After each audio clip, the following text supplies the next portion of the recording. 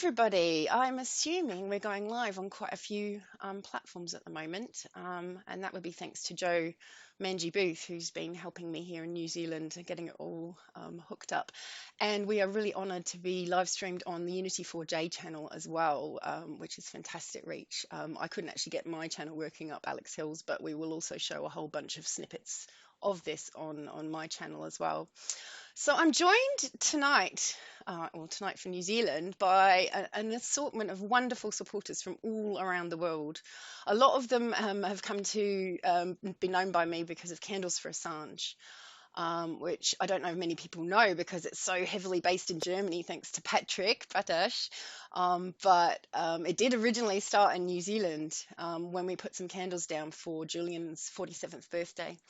And so right now, I'm pretty excited that we've got so many people getting on board here on New Zealand online protest. I've never done one before, so you're going to have to bear with me a little bit. I will introduce some of the other people that are going to be joining with us, and I'm hoping to be reading out a statement from NICKY HAGER, who I contacted earlier tonight, and he's not real keen on Zoom, but he is really keen to give us a statement. So hopefully that will pop up on my email while we're doing this. But without further ado, I really want to start with Commander X because he is actually the first Anon to get asylum. And he's got the first person to get asylum at all, political asylum, and he's in Mexico right now. And he's busy tweeting out to his many followers, and hopefully we can get them on board and helping us with these virtual protests for the moment, but hopefully with a view to getting back on the street and also getting really vocal with our local MPs and our local media headquarters, NGOs, that sort of thing. And so now, if I can, I'll hand it over to you, please, Commander X. Hand it over. Wait a minute. No. Hi, everybody. Welcome. I didn't get it out to my followers yet. What I need the social media people to do, either Unity4J or you guys tweet it out with my Twitter handle. Like say, hey, Commander X is on right now, and then I'll go retweet it. And we'll get like more peeps. But hi, everybody. Sort of a surprise drop-in visit to. What is this anyway? Is this the Unity4J vigil? Like, is this what eventually evolved into, or I'm confused what I'm even. So what you've got here is says Alex is from Candles4Assange, who is part of Unity4J. I'm one of the technical leads behind Unity4J, and so I've enabled Alex to share out this New Zealand flavour of the march, the virtual march around the world. So all of you fine people are essentially virtually marching. Many of us are locked down through COVID-19 or other means, so we can't march the streets, but we're all here live in support of Julian Assange, and it's a year since he was ripped out of the embassy and stuck into where he is currently. So that's essentially the background to why we're here. Well, good. Anyway, I'm glad to be here. I don't have any particular statement. My statement is always the same: free Julian Assange. So I think we need to do what we need to do to get that done. I think we're being a bit optimistic to start discussing things like street protests right now. That's my personal opinion. If anybody's asking it, I think you should stay at home for now. And that's just the way I think it's going to be for a minute. And we only got about a minute until Julian makes the real meat of this trial is going to be in May, right? So it's right around the corner. Literally, we're right around the corner. I remember the last time I came on this I think it's this particular show, I mentioned, and it's really strange, my advice was that online protest was more or less should wrap up and we should all hit the street. And this was pre-corona, literally just pre-corona, when I appeared, and everybody was really gung-ho to do that. Well, we have a problem.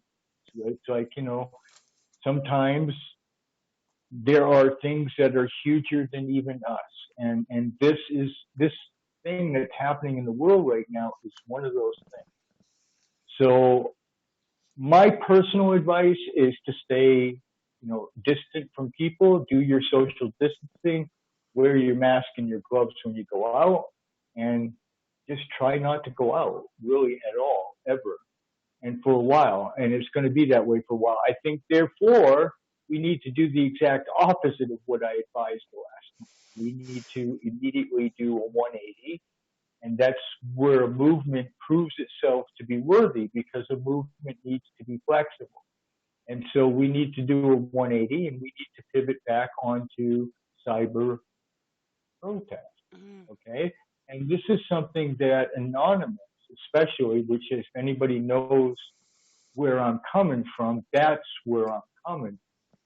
Okay, that's my perspective. And there's all sorts of, it doesn't have to be transgressive protest either. You can do Twitter storms, you can do legitimate email campaigns where you don't spam, you just send a single well-written message to people in power. All of these things take time to organize, they take time to post on websites, they take time to push them out. And now you have all kinds of time, because if you're doing what I believe personally is the right thing, then you're in your home and you've got all sorts of time, right? So I think that we just have to accept this reality, because I know for a fact that if we were to ask Julian, would he want a single person, a single individual that can even contract this disease for the sake of protesting his liberty, he would say no. This is my personal experience with Julian, which he would say no. I know that he wants to be safe, and I know that he wants all of us. So we have to pivot to cyber protest, and I think that should be your topic on these sorts of live streams. You should focus on that heavy. And organize that and make that happen. We've got all sorts of time, and I think we have too an interesting opportunity, if you will, because we have a lot of new young people that have come into the idea of cyber activism in general sort of sideways. They've come in through this Free Julian movement, and so now all of a sudden they find themselves in the world of the cyberpunk. They find themselves in the world of information activism. And so I think that there's a lot that you could stand to learn from times when cyber activism was also the only way to go, or one of the major ways to go. It's pretty easy to gather in the streets from a tactical point of view. It's a little bit more difficult. It's much more powerful and much more effective, I think you'll find, cyber activism. But it's also much more difficult. There's a learning curve. It requires that you actually do it. So it requires you put down the video game controller or the endless Netflix season after season of television that you're gorging on, and get online and actually roll up your sleeves, and you'll get a feel for what cyber activists like myself, if you're wondering what it's like to be Commander X, well, that's the shit that I do every day, no matter what.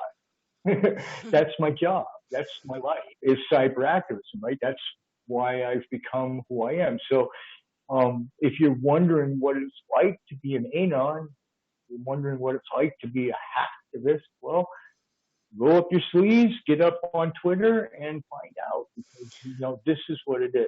And how are you finding things like the algorithm bubble? Because what concerns me about having to be forced into this purely online, which I fully agree with you. Right now, we are definitely in a position where we have to make sure everyone is safe, but I feel like, how do we get in a position where we're not so preaching to the converted? Because that's my experience of social media, is just pure frustration, because you're only really talking to a select group of people.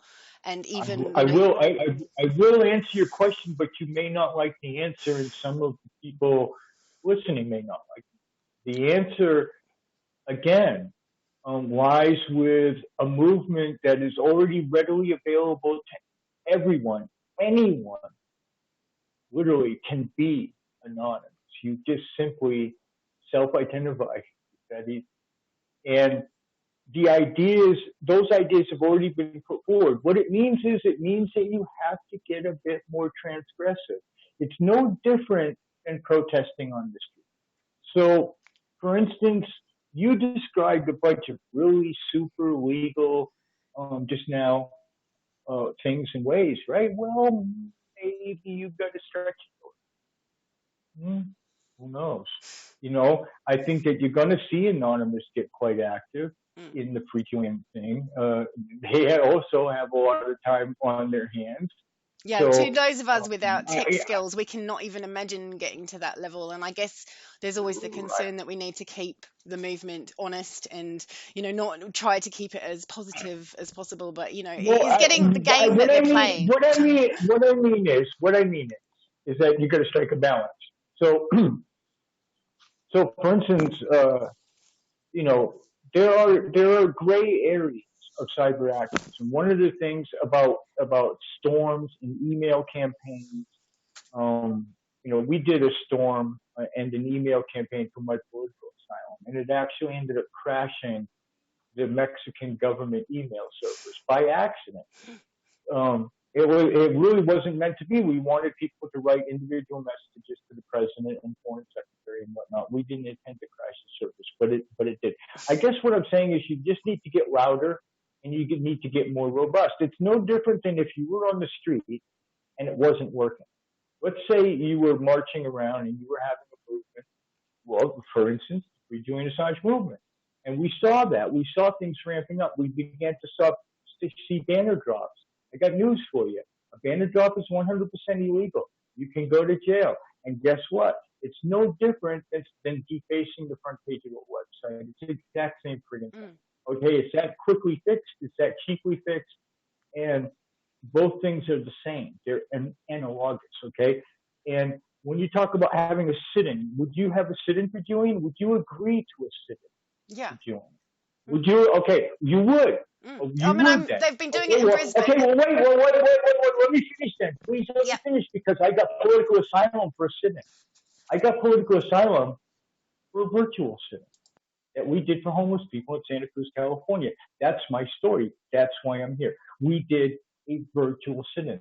So before dissing or worrying about pushing the boundaries of transgressive cyber protest, understand that, first of all, some of this stuff really, the Mexican government is saying, that cyber protest, even transgressive protest, in my case, is a legitimate form of protest. What I'm saying is we just need to be open-minded and we need to get louder. We need to get bolder. Definitely, if you are in the camp, like of never ever doing anything that's illegal, fine. But guess what? Take a step back when you see the rest of us, like say, for instance, Anonymous stepping up and doing something else. And understand that, like, I remember Keith McHenry from Food Not Bombs when we defended him, when Anonymous did cyber attacks in Orlando, Florida, to defend him. He's a friend of mine, actually. And he said, Food Not Bombs neither condemns nor do they condone the attacks that Anonymous has done on their behalf. And that's a perfect way to stand when your allies decide that maybe we're going to take it a little further. All I'm saying is if we're going to do cyber protest, we've got to be open-minded, we've got to think outside the box, and we've got to be really fucking loud. I mean, loud to the point where, in some countries, some of the things are going to be illegal. Guess what? DDoS is not illegal in Mexico. You know what I mean? I just don't have anybody to defend Julian to attack here. So, I'm definitely not in disagreement with that action going on. Just I guess I'm one of those people that would be clueless and also very public social media profile. I've got no Anon stuff going on. I'm just saying there's all sorts of ways to help out. I think just the one thing is to pay attention, do it, put some hours in. Cyber activism, whether it's a pure white or pure black, either way, either side of the hat, you need to spend a lot of hours doing it. You've got a lot of hours to spend. So hi, Oh, hello. Can you just mute up there for a second, and so that we don't, because otherwise you jump into the video. But thanks, Fiona. Thank you so much, Commander X. And do you have to go now, or have you still got enough battery to be with us and join discussion for longer? I think I'm fine. I should be fine for a bit longer. Yeah, I'm done with my rant. I think we should just basically focus on the cyber aspects. All projects are good. But spend a lot of time on it, folks, because we've got a lot of time to spend, and that's all we've got left. So we've got to make it count. So form an army up. Yeah. And today, and earlier at the Sydney, Ian Rose can also speak to this. We got hacked, we got attacked, and we had to shut it down. But one of the discussions that's that a good was thing. had. It just means you're making waves. That's a good thing.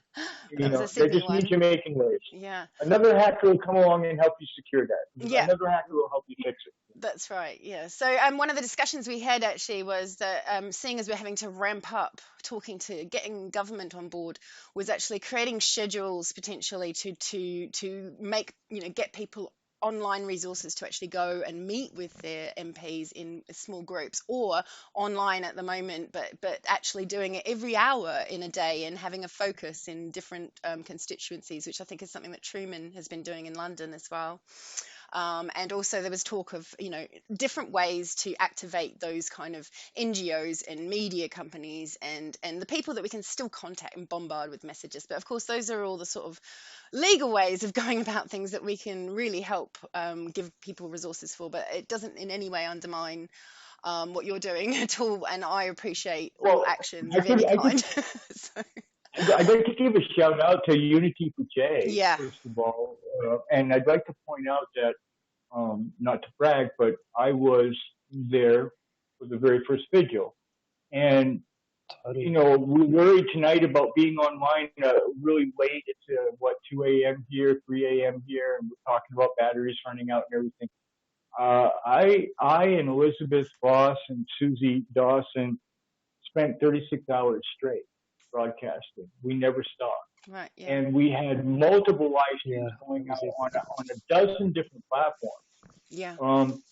And that went on, at least weekly, and they were at least 24 hours long. And that is, something that I will probably never forget. I was really amazed that it went on as long as it did, but I think that perhaps somebody needs to consider bringing something that strong back. That was strong medicine back then. Well, it's long and it's really fucking hard to organize. Action for Assange have been doing it ever since Unity4J stopped doing the live vigil. So have you ever come across Action for Assange? I think that we need to go along with these and just keep rotating, keep the guests. I'm willing to pitch in. I can recharge as many battery packs as I have to. But I think the streams really help to center people. And what will happen is you'll talk through a bunch of stuff, maybe the first couple of streams, but then also spend some time focusing on actual strategic plans and maneuvers, things that everybody can agree on that's going on, that you're organizing to get people plugged in, because people can watch a stream and also participate in a Twitter storm. People can listen to a stream and also send out emails. My friend who used to do a show in Free Radio Santa Cruz on the First radio, and he used to begin every show by telling people to get out a pad of paper and a pencil, because this isn't entertainment, this is activist radio. Yeah. And so you need to dedicate a part of the streams to telling people that this is the part of the stream where we're going to tell you a bunch of shit you can actually go out right now, this second, and go do. And you will find in activism, cyber activism, from my point of view especially, that there are two different kind of people. There are the people who have the time and the means and the privilege to run around and set stuff up, and like to do that and enjoy doing that. I'm one of those. Yeah. And then there are we would really appreciate your help with that. And the reason those people are important is because most of the people are not those kind of people. They are people want to come along and be given a list of stuff to go do. Okay. We just want to be told, how do I be useful? Can I just break, because I think Paddock is just going live at the moment, or at least yes, and I think he wants to just slightly unmute. I'm going to unmute you now and see if I don't know how. Good evening. This is Paddock Radio. My name is Josh Johnson. We're live to air from Waiheke Island in New Zealand. We're actually on a Zoom call right now, a Zoom webinar chat with the Candles4Assange team, and we've been talking with teams from around the world. We just heard from Commander X, who is actually, we're going out live on our channels right now. Now, unfortunately, I'm not able to use any headphones, so I can't take any questions right now, but I'll just tell you what we're doing from our end. Every single time we go live to air, we are talking about Assange. We fully support free and independent media. Now, what this means is that we want to make sure that people are able to get their messages out no matter where they are. If you've never heard of Paddock Radio before, basically what we do is I am a 100% solar-powered radio station that travels all the way up and down New Zealand, from festival gigs and outdoor gigs. Give me a thumbs up if my audio is coming through all right. Are you guys picking it up? Yeah, nice. Thank you very much. Okay, so basically, I heard Commander X talking about hacktivism, and I am very, very into this because one of our main problems is getting audio and video feeds out to the internet. Now, at the moment, we're streaming we're using a restream service, restream.io. We stream out to our YouTube channel, our Facebook page. We're streaming to our Twitter account, which is Periscope. And we're also streaming on our very own website, paddockradio.net. And we're trying to do reports every week about what's actually going on with lockdown, and especially with the Zooms that have been coming up around the country lately, trying to touch base on things that people necessarily feel about the openness of the internet and the way that it's changed so far, and the way that we can support people for getting more online and getting more of their opinions out there without having it squashed by large media. And what I'm really finding is that there's a lot of ways that you can do this that are fully open source as well. I've seen Jitsi Meet has been bandied around a couple of times. I know Zoom's working quite well. We have got a connection at the moment with all of the Candles4Assange crew online. And personally, I really heavily support this because I believe that journalism is something that it's not just something that big news channels do, okay? And it's not something that if you've been to university for 3 years and you've got a job and a hat and a camera and you're getting paid X amount to do something. I believe that information exchange is one of the most important catalysts for the way that human society has moved as a whole in recent memory, and certainly since, ever since the Library of Alexandria burned down.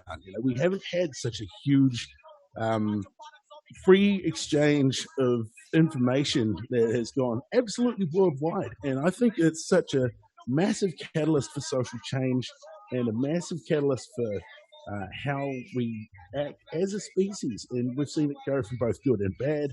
We've also seen how people have been using social medias as an emotional contagion. A paper just came out by Princeton University that's on our website at the moment, talking about how people see X amount of negative words in their social feeds or media feeds that can go into newspaper headlines and Twitter feeds, Reddit feeds. All of those sorts of things count as something like this. So one of the main ways that you can combat that is by making sure that you positive flooding, we call it. So here at the station, we try and pack a whole bunch of things into a couple of days and try and flood news feeds as much as we can with not just one message, but overwhelming changes in it. To number one, it'll change a little bit of the way the Facebook algorithm filters things. But number two, we call it, it's almost like the shotgun approach. You would get this in media and marketing, where if you throw 20 balls at somebody, they're probably likely to catch one. But if you throw them one at a time, then they're more likely to catch a larger amount of these. And that's one of the strategies that we're trying to adopt here at Paddock Radio, is where if we are going to be talking about issues and trying to improve the digital lives and digital communication lives of people, not just our followers, but maybe you can go out and tell other people, hey, this is what we learned. This is how I figured out. If you're feeling really horrible, maybe stop watching so much horrible television or reading so many horrible articles about things. And the main way that you can get that is by having an independent media, or having an option for an independent media, which is growing less and less as we've been watching, since the 1950s. Now, I'm not sure how we would change this, but I'm really interested in the discussion about it. I think currently what we've just been doing has been trying to flood as many online channels with positive and original content as well. So we try and talk to people that are not necessarily on every cover or not every magazine, but get an original report from somewhere on the ground, from people like you guys who are sitting at home with your cameras on and talking about what our experiences are. I find this really, really important part of the discussion. And I'd like to thank you very much for being a part of it. And thanks for letting me on the Zoom channel as well. I'm going to shut my audio down so I could take some questions, possibly. See if it works. It might just make a big squeaky noise. Okay. Does anyone want to ask any questions? And is anyone really eager to be next because they have to go or anything like that? I'll have a look through the people that are actually on my screen here right now and see if anyone. What about you, Nat? Are you keen to have a chat? Are you keen to chat now? Would you like to talk to Paddock or ask any questions of Paddock or anyone else? No. No? Just, I want to say hello to Commander. How are you? I think it's Commander muted, unmute. Nice, okay. Hi, Nat. How are you? Fine, how are you? Thank you for setting this up, Nat. I know, it's my pleasure. Thank you for inviting me. Pleasure. Well, you sent the right person. I'll do anything for Nat. So. Yeah, I'd like to say a big shout out to Commander X as well. Thanks for your support, and I really support everything you're doing as well. Yeah, totally. Well, I like everything he had to say. I mean, I don't know if he can hear me. It's a shame. I'm not sure, but if he can hear me, then what I would say to him is, I think you're absolutely on the right track. And here's what I have to say about independent media. I got involved in independent media a long time ago. Right around 2000. I should tell you, you're actually on air at the moment. Okay, well, thank you. I'll make sure not to use any curse words. You can say whatever you want. I will try not to drop any F-bombs, but I'd like to say that I worked closely with Amy Goodman back in the early 2000s. She's a real pioneer, I think, more than any of us in the independent media movement. And I'd like to say that what I believe is that people who dig media, people like yourself who dig doing it and dig producing. I do. I produced a little bit of video and radio myself. I've even done some gaming streaming. So I can tell you that streaming is quite popular in all sorts of areas you wouldn't even imagine. It's a very good way to get people to pay attention to things and to get connected. And I would like to encourage people to not have this dichotomy in your mind of mainstream media versus you. You don't have to necessarily be all campy. You can download OBS Studio and produce a very professional, very nice, very even commercially viable stream and collect shit tons of donations, which you absolutely deserve, because then you can get better cameras and better microphones and just take off with it. Don't be afraid to be pro. I guess is what I'm saying. Don't be afraid to believe that you can be pro. Well, because you can put out a nice product that is just don't think of it like, oh my God, mainstream media, how do I ever be a TV show or a radio thing that could ever compare to that? fuck that. You're your own media now, and they have so much technology that at the point and click of a button, you can do a TV station on your lap. That is super. Commander X, can I put someone else on, and just because Patrick is someone who has really run with this movement, and also really I've seen posts from him on Facebook from 2010. He really has been on Chelsea Manning and Julian Assange from the very beginning. And I was kind of bewildered when my little birthday celebration that I was then trying to push further afterwards became basically Candles for Assange with the regular protests. So if I can, and I'm very happy to come back to people who want to talk more, but I really want to hear from Patrick Bratasch. Can I unmute you now, Patrick, and bring you into the conversation?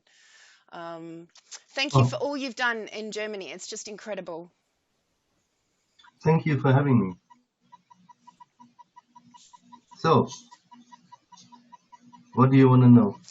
Oh, talk to us. Tell us your thoughts, where you started, I guess, and also what you see as the way forward. I mean, you can talk about the solo vigils that you've been doing, which is sort of like a We Are Millions, Candles for Assange style. And anything to say? Don't forget anything to say. Yeah. I was just thinking. About where can you hear me? Is this quality is good? Yeah. Okay. I was thinking about where I've been last year at this time, and I can really have a good. I can really good remember what was going on 1 year ago, because I was checking out the Rappley stream in front of the embassy, because if you remember, some days before, it was not clear if he was if somebody wants to get him out of the embassy or not. So I was really spending hours in front of my screen and just watching this roughly RT live stream in front of the embassy without any words for hours. And I think it was a Wednesday, 11th of April last year, and I was not paying attention at this time when they got him out. So somebody called me and said, "No, they got him."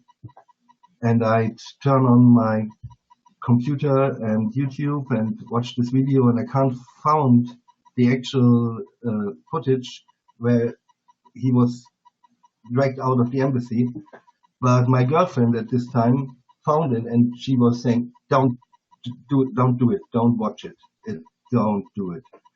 And I found it then, and I was looking at these terrible 30 seconds when they drag him out, and this was such a impressive and heavy experience for me to see him coming out of the embassy looking like this, and I need really some days to realize what's really going on. So these are my thoughts today, because this activates so many people all over the world, I think, because I'm doing this since 2010, I think, fighting for justice for Mr. Assange and Chelsea Manning. And there are not so many people join me. But the last year, so many people came and start fighting for Mr. Assange, got known of what's going on. And these are my thoughts today, Alex.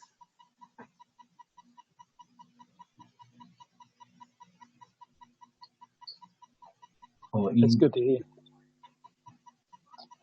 So it's good to hear.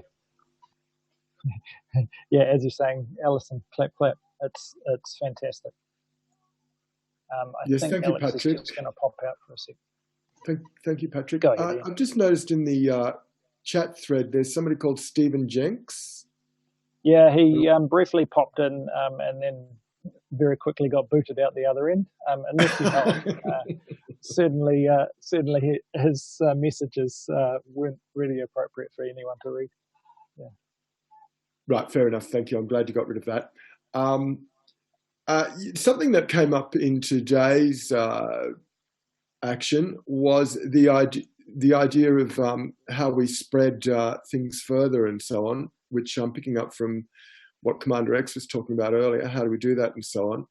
I think one of the things to do is to actually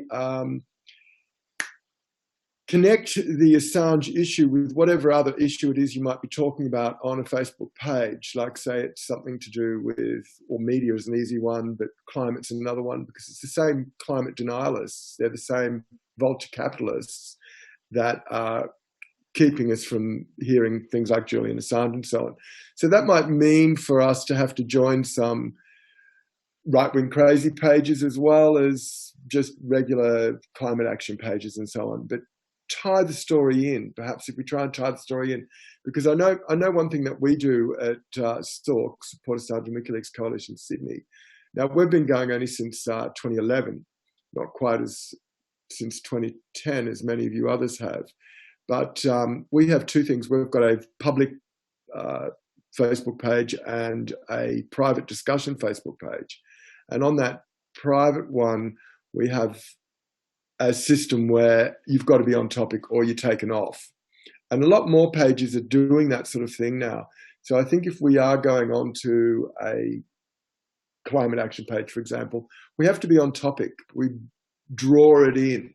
So we're posting up an Assange article, but we're talking about why this is relevant to the greater movement. So I just wanted to put that out there to you all, and all the best.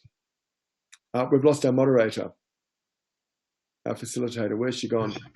That's all right. Some people have needs. She's just popped off, but no worries. Is there anyone else who would like to have a chat about, well, their experiences in supporting Julian Assange and what it means to be unable to protest many others? I don't know, but after this, because I was not really finished, I saw Alex vigil every year and join in at his birthday, and from this time on, I started weekly vigils, and I was really alone at the first day, but I doubled up every week. So the second year we were 2 or 4, and then we become very quickly, anytime, more than 30 people until now. And when we're able to go outside, we continue these rituals, of course. I would like to ask the question: isn't it more effective to come together, all the different countries, cities, and make actions parallel, so we can all more get this is more effective, I think. You know, there are rituals in Australia and in Germany and all these but it's not at the same time. It's not the same name. It's not the same direction. I think we can be more effective if we bundle up and make the same at the same time and act like one. Yeah, so definitely that was one of the ideas behind the Unity for J movement. There was so many sort of little pockets of people who were doing their own little bit, and the idea that we could all come together as one, and we could unite.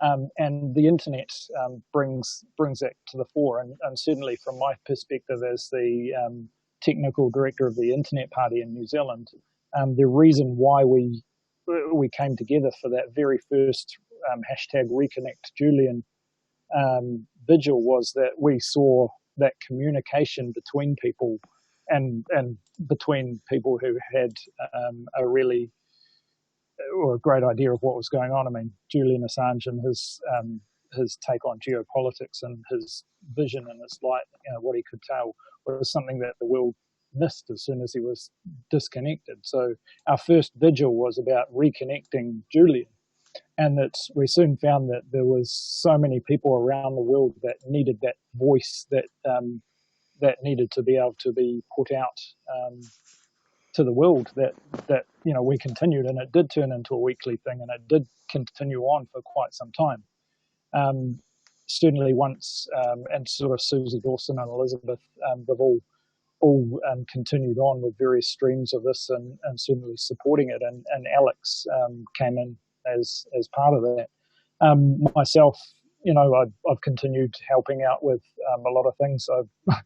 I still look back to the days when we started this Unity for J Discord server, and overnight there was hundreds and hundreds of people that just jumped in to say hello, and they wanted to help, they wanted to do something. So I totally agree with you, Patrick. The internet is a great enabler of people to collaborate and communicate, and I think this is evidence of it. There's people from all around the world gathered to support Assange and in this time. It's incredible. Great. Thanks, Joe, for taking that for a little while. And I think I've sorted out the screen now, so it looks a little bit more beautifully laid out. So we have a whole bunch of other people in the stream here, and I'm looking up on my screen. I'm just wondering who else would like to have a little chat at this point. We've got Sally. Have we got Sally there? Yeah, Sally's there. Can I unmute you, miss? Please talk away, Sally. Are you going to do anything for us? I can't hear anything from you. You're going to have to talk.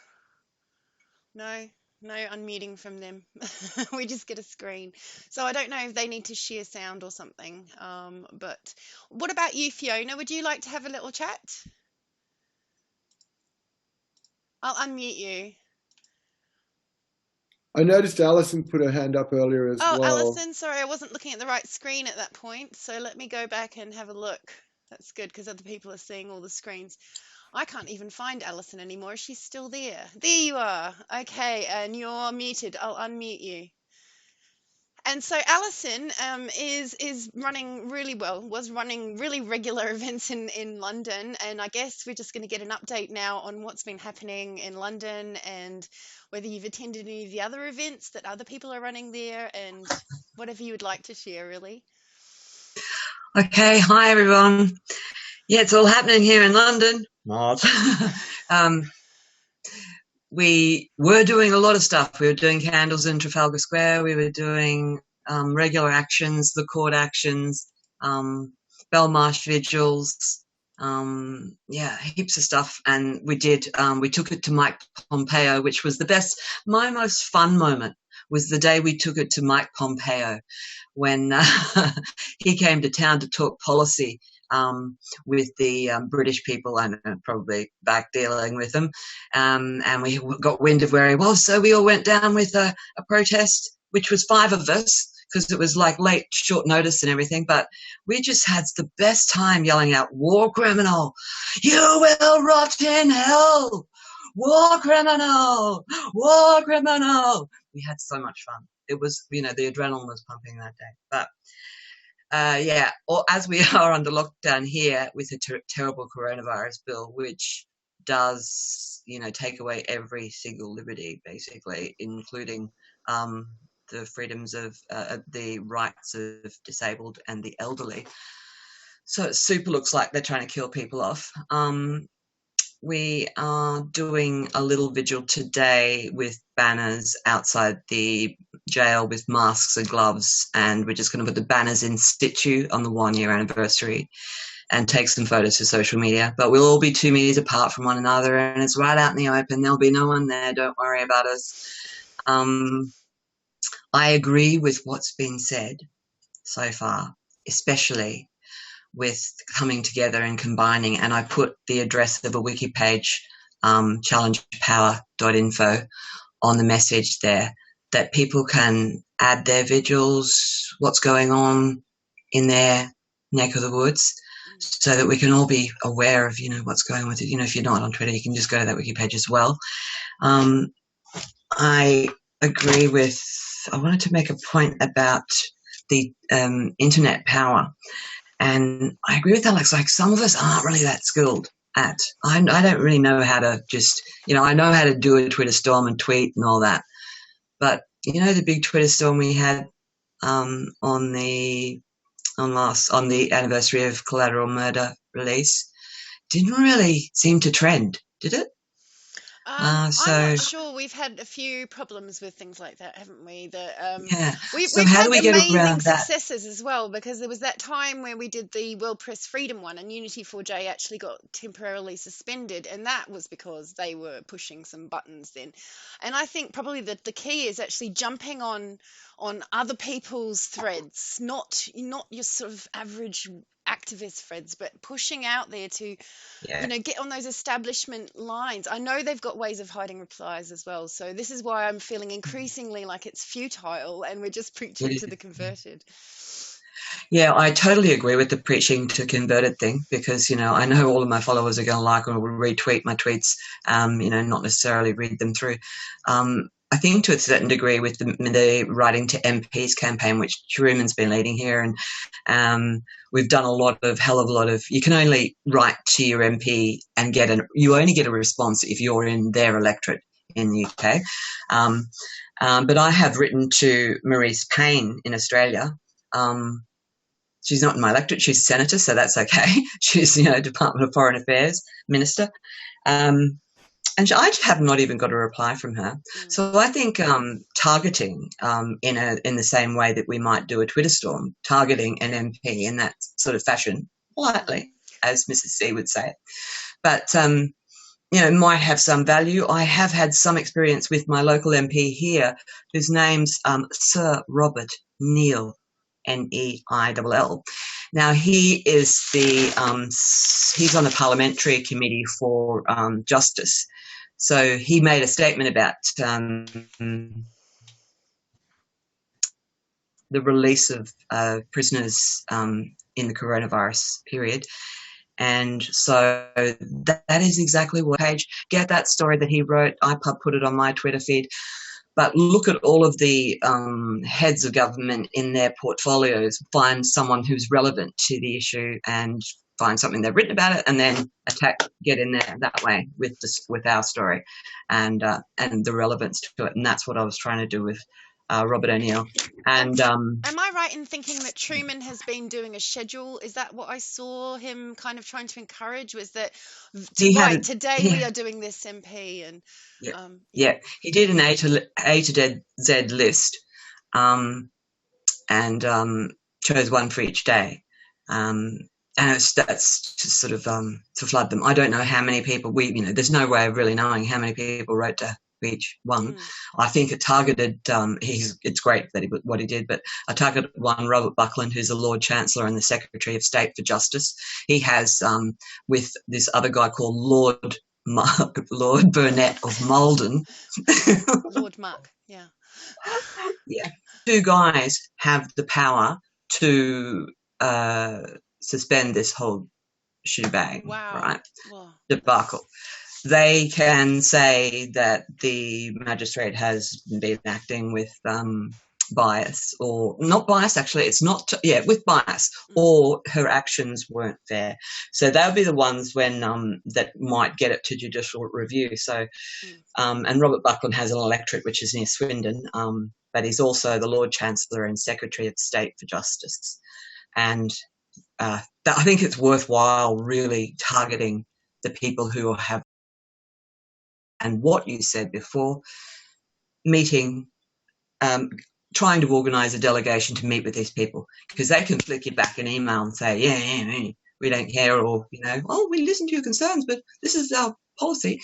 But we are people. We are good people. We can have our own committee groups that can go and meet them, like the lobbyists that buy the government do. I think we should act in that way as well. And if we can't do it in person, because I can understand that people will be discouraging groups of people going to the It's the perfect time to do it. it's actually a great time to connect with your own Virtually. people in your own neighbourhood and try and find a bunch of people that can go to your local MP as well. But then, Yeah. you know, that will connect you with a group of local people to do your local actions, which I think is really important as well. I mean, sounds farcical. You'll think I'm an idiot for saying this, but okay, we can't actually go out in the street at the moment, but the MPs of Great Britain have been given £10,000 to buy their own laptops so they can do all their work from home. You know, the Australian Parliament shut down for 5 months, so they're doing all their work from home as well. So if they can have a little virtual parliament, we can have a little virtual meeting with them. So instead of actually having a delegation, we could do something like this with them, yeah? And we should lobby for that. But so for that, we do need sort of like a loose, you know, like a leader committee kind of, you know, arrangement so that it looks like, you know, what they want. I think the other thing we could do is, rather than sending out, you know, the Australian Assange campaign, I probably got it round the wrong way, but they had the auto emails that were fantastic because it kind of indicated to you who the people were in your life that you should be focusing on because of where you are. Yeah. And I've done it for being British. I've done it for being Australian because I grew up in Australia, and I've done it for being a New Zealander as well. So what I noticed was that the NHS ones, for instance, they just said, we're not dealing with any complaints at the moment when the whole system is just shut down, so you're not going to get anywhere. And if you send us form letters, we disregard them. We just take the first one, or we take every 10 or something, you know, we totally disregard them. We don't answer back. And so what I thought was a toolkit that where you could have cut and paste this, cut and paste that, cut and paste this, easy peasy, here you go, you formed your letter of what you wanted to say, and just give people a toolkit that keeps mixing it up in a random way that makes every email different. Yeah. Something like that. That would be ideal to put on challengepower.info, the wiki page that we have, you know, a tool to put on there. And if people could promote that and ask people to use that resource and add to it, it's easy. Just go on there and, you know, jump in because it's a wiki page. Yeah. The targeted, I think volume's a good thing with MPs. Because you know, there's another one. So they've got some random idea. You know, they're not going to reply to them, but they've been volumized. So that's a good thing. But also the targeting to the key people who have the power to influence this. And I really think a virtual delegation, would be a good idea if we can try and organise one of those. Because there is so much evidence about COVID around, and the words of Sir Bob O'Neill, who is the state parliament, who on the parliamentary committee for justice. He was the one that put out the email about prisoners being the press release about prisoners being released, and he had said he had a duty of care and a responsibility to prisoners. So we take that point, we say yes, we do. So we want to talk to you about it, and we want to meet with you in a virtual meeting, and then he can go and take it to his next parliamentary meeting of that group that he is the head of. For the Parliament in the UK.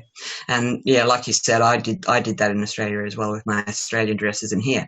And I think Ian's point about the environmental groups, the other groups that we can lock in, you know, sort of leak into with our message are great because, you know, I came from this, which says Stop Adani. And I don't know if anyone knows Stop Adani. I thought it was like everyone knows Stop Adani, but not many people do over here. Actually, no one I met did, I don't think, except a few Australians. But, you know, that's Julian's message, you know, like if you're an environmental group, if you're in a animal rights, welfare, you know, humanitarian group, then this is the fight that you should be in because it's you know, he didn't say it's the apex, but I always say it's the apex issue. All of the freedoms, all of the rights, all of everything of the whole world.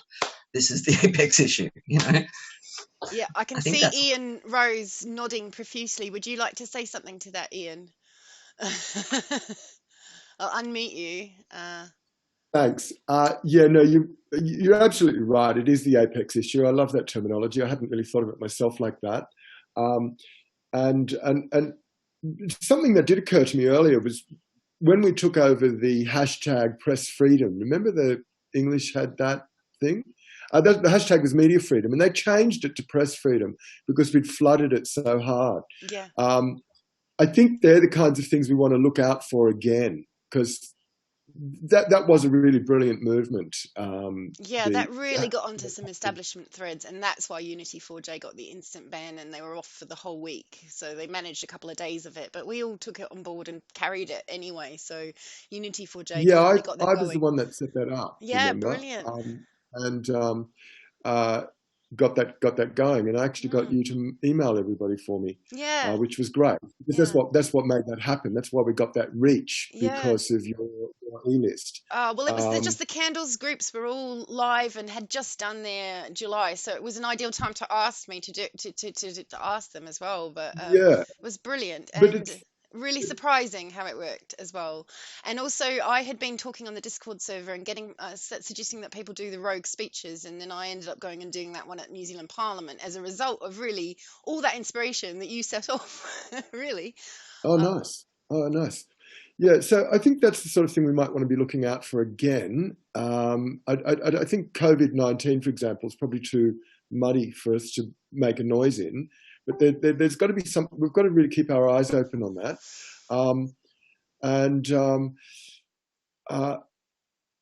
I've really got nothing else to say. I suppose I could have given you a bit of background on the movement that I've been part of. I'm based in Sydney, in the city here, and our community group, Support Assange and WikiLeaks Coalition, has been going since 2011. And we've been on quite a wave of different campaigns through that time. I was reminded of the Ban the Blockade. Well, I think actually it was from 2013 when PayPal and MasterCard and all those people blocked donations to WikiLeaks, and that was quite a arduous time. But we've really gone through a lot of phases here in Australia as to interest in Assange and how it's sort of gone up and down and up and down. And for example, when he was first arrested last year, we had a snap action down at the UK embassy, and we got a whole new bunch of people on board with that. And we marched in the streets without our Schedule 1 approval, and we had a really good stringer from RT for that, and he actually videoed what a small bunch of people were doing to make it look like a really large bunch of people doing something, which was good. But it is our behind-the-scenes work that's going to matter. And for all of this time, it has been very much our behind-the-scenes work that has made those differences. And I think the idea of us writing unique emails to all of those key MPs, and I would like to be in touch with you, Alison, if that's possible, to get some of those names of those people in the UK you were talking about. I'll write to Alex, and Alex can put us in touch if that's okay. Yeah, actually, any links and things that are going on in the chat, I can't really access chat without showing it to everyone, which is a bit dangerous given what was going on before. So I can't really respond to chat. But Joe, if you could make sure that sort of the details that people wanted to share with this live on stream could be posted out somewhere, and then I can retweet it when we stop this or later. Other people totally, yeah. I've been collecting up links and using my powers as restream magic to share them out. So all the YouTubers and the Facebookers and the Periscopers and what else, D-Livers and all the other people in theory are getting the links to wikis and bits and pieces. So do post them in the chat, and I'll. I'd like to say something real quick. Just before you do, I'd just like to make my apologies for having to go early. I'm in a very freezing environment here, and I have to go and get warm and eat and all that sort of thing. So I'm really sorry to leave early, but thank you so much for inviting me. Thank you. Lovely to meet you all too. Thank you so much for coming and joining us. It's great to have you. You've got so much experience, way more than certainly the New Zealand crew. So. Oh no, don't say that. All the best. Thank you, Ian. Bye-bye. So, Alison, I really want to thank you for all the amazing, the work that you've been doing, whether it was on the behalf of Candles4Assange or not. It's been great to see all the action going on. What I was going to ask you as well, one of my burning questions was, is Truman still planning the car thing on the 2nd of May? Was that still going to go ahead? Do you know? Yes. As as of today, yeah, that's as far as I know. Right. It'll depend on what you can do, because you know you can't, you're not supposed to drive either. No. You know, if it's not an essential thing. So, you know, we might change tomorrow. What's today? It's Saturday. Monday is the day that there was the proviso. You know, maybe we'd get out of lockdown, but the motions they've been making, you know, they have been making is that no, you'll have to stay in for a little while longer. So, you know, as everyone says, you know, this whole trial should have been aborted at that prelim hearing last week, but they're still, you know, pretending that, you know, everything might be right by May 18. I hear so that they were taking it to appeal, and it's actually going to go to a different judge. Am I right in that? Does anyone know any facts about that?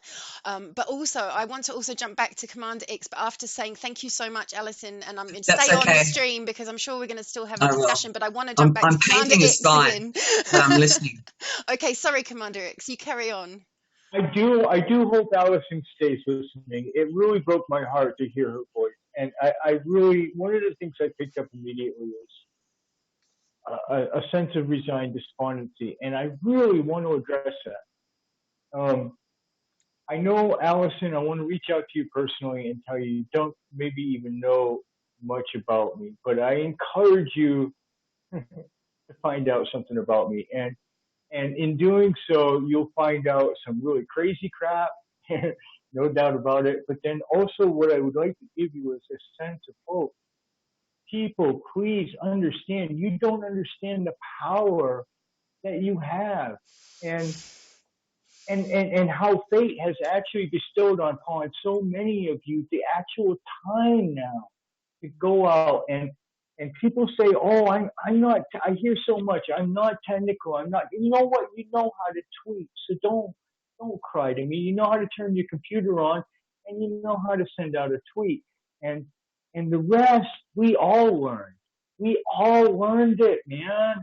Do you think that I started in 2010, this all-knowing Anon hacktivist who like could reach out and just touch dictators and they fall like candles, you know? No, you know, we spent, you know, decades really, but cyberpunks, but then years really learning how to do this. But the power that you have with the internet, it was Twitter that ran dictators out of office in the Arab Spring. Twitter, man, and these politicians, they are so vain now.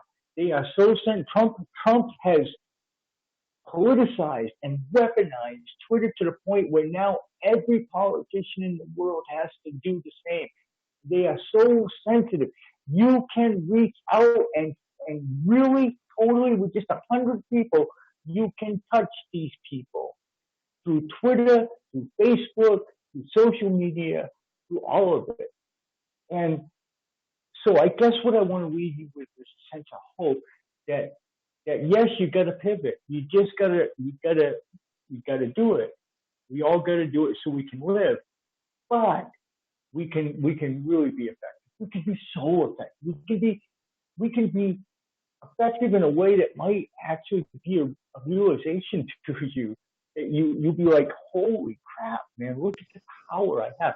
Because that's the story of Anonymous. If you go watch We Are Legion, the incredible famous documentary that they did about us and what we did, all of it is the idea of hope, the idea that you are empowered by this little device in front of you, this computer and an internet connection is all you need to change the world. It's all you need. You can change the course of human history with your laptop. And so just believe and know that even though you've been left with this as a last resort, you've been left with what I personally have spent my whole career telling people is the most powerful weapon. In Dark Ops, my second book, I make the point of saying that we stopped an army.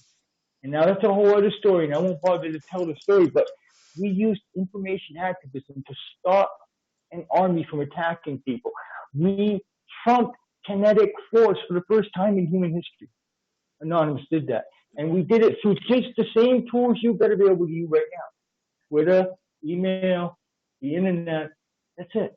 That's all. And you don't think that the algorithm has crippled that to some extent because it's just getting so toxic? I mean, no, really because I see my bros. If you go to my Twitter account and look at some of the activists I follow, follow them, you'll find that most of us spend our whole life figuring out how to undo those friggin' algorithms. So we're still effective. Anonymous is still out there doing his thing. You go follow a bunch of Anon accounts and you'll see them advocating and using these techniques to good effect on a half a dozen different causes on any given day. And apply not necessarily the techniques and the strategies, but the hope, just to understand people that you have such a powerful tool. So don't be despondent, be productive. You know what I mean? Make every moment online count. Get online, get into IRC channels, get into, and the other thing I think that I'll just leave you with, because I'm probably going to lose batteries. I notice every time that I come on, especially lately, at the beginning, back when Ian was describing those first vigils that we did for Julian's connectivity, we were all a little closer maybe, and there wasn't, but I noticed the difference when I come on, guys. I'm a hacker. I get it. Okay. I'm the big, scary black hat. Okay. But just the little guys, just be open to everything, because it's the black hat hacktivists who have mastered also the other stuff, like the social media. You talk about how to beat the algorithms. It's the black hat hacktivists that are out there that can also help you with that stuff. Yeah, well, we will definitely be coming to you for help. Let's all not worry so much about what color hat we wear or what we're all doing, because trust me, the cyberpunks are on the front line of it. The hackers are on the front line of this. Because whether you all like it or not, Julian's one of ours. That's a fact. Julian's one of ours, man. Okay, so we're bringing it home one way or another. But so don't worry so much about being so scared of hackers anymore, because the ones that are on your side are really useful. I don't think anyone's scared of hackers at all. I think we're just scared of being the people to, like we love it when Anon come and do their stuff. We love it. But, don't get me wrong. I mean, I guess one of the things Unity4J taught me was being careful on the funding and careful on what you promote, no matter how happy you are about it. And that's all we ask. Just don't hate us for it. Don't diss us for it. And also, retweeting something doesn't break any laws. So just be prepared for all of that, because Anonymous is going to do what it feels it has to do. Like I said, it's kept its peace until now. We're going to see how this plays out. If you want to know, and I'll leave you with this, folks, I like to stay positive. So two things. One, just to rehash again, to Allison, to all of you, understand the power you have. And it is incredible. A keyboard multiplies an activist by 1,000. It turns you into 1,000 compared to 15 or 20 years ago. So you have incredible power. And second of all, I would like to leave you on an upbeat note as far as my legal prognosis. I still feel, and I don't feel this means we should let up. And it's tough to give these prognoses, because either way I say it, if I say he's doomed, then I make everybody panic. I really think that we're going to win. And I think we can all come together right now and be a part of history. I think that's why, more than any reason, we should do this, because when our children and our grandchildren ask us, where were you? You know what I mean? They ask me now, my little nephews, and nieces, where were you when Mandela was in prison? I was in the fucking street fighting apartheid and getting arrested by the FBI at the age of 18. So, so you want it. This is the moment that you put your name in the history of WikiLeaks and in the history of this resistance. So, I just keep hope. I think we're going to do this. I think we're going to beat it. But I think that we need to pivot, and we need to accept that, and we need to embrace the power Well, of the internet, because if we can help you in any way, if we can help it in any way. What more majestic way to win, guys? Okay, listen. What more majestic way to win? Think about this. This is glorious, okay, guys? Because when we win this, having had to pivot from the streets to a completely online campaign, I mean, isn't that what this is all about? Isn't Julian and WikiLeaks a creature of this incredible new virtual existence called the internet, this world that we live in, right? Pure information. I mean, I think in a way, it's sort of beautiful. What a beautiful way for us to beat this, that we had to turn to the power of the very thing that we're defending. In order to actually have to pick up the virtual sword in order to defend Julian and WikiLeaks. So I think it's a great thing. I'm willing to come back, share more of my expertise anytime. You all know how to reach me. Yeah, well, like I said, if there's anything we can do to help share stuff that you're doing, please just let us know. And if there's any kind of campaigns that we can come on board, I don't know how we help Anon, but we would definitely. I mean, how does someone come and help? You really don't. You really don't. I mean, for those, you remember that you've got a lot of listeners who aren't you. So, but if you are out there and you're interested, you just become anonymous. There's no club, there's no ID card, and then start reaching out on Twitter to various accounts. You'll find your way. Okay. There's nobody that indoctrinates somebody into anonymous. Activism is not for everybody. It's an acquired taste. I'm not here to try to recruit. But what I am here to do is to lessen friction between all factions, including conservatives, libertarians, liberals, white hats, black hats. I think that everybody's going to come together in their own way with this. Let's not worry about, I'm a street anarchist. A lot of my code comes from the street. I don't worry about what my brother's doing as long as my brother's standing in line.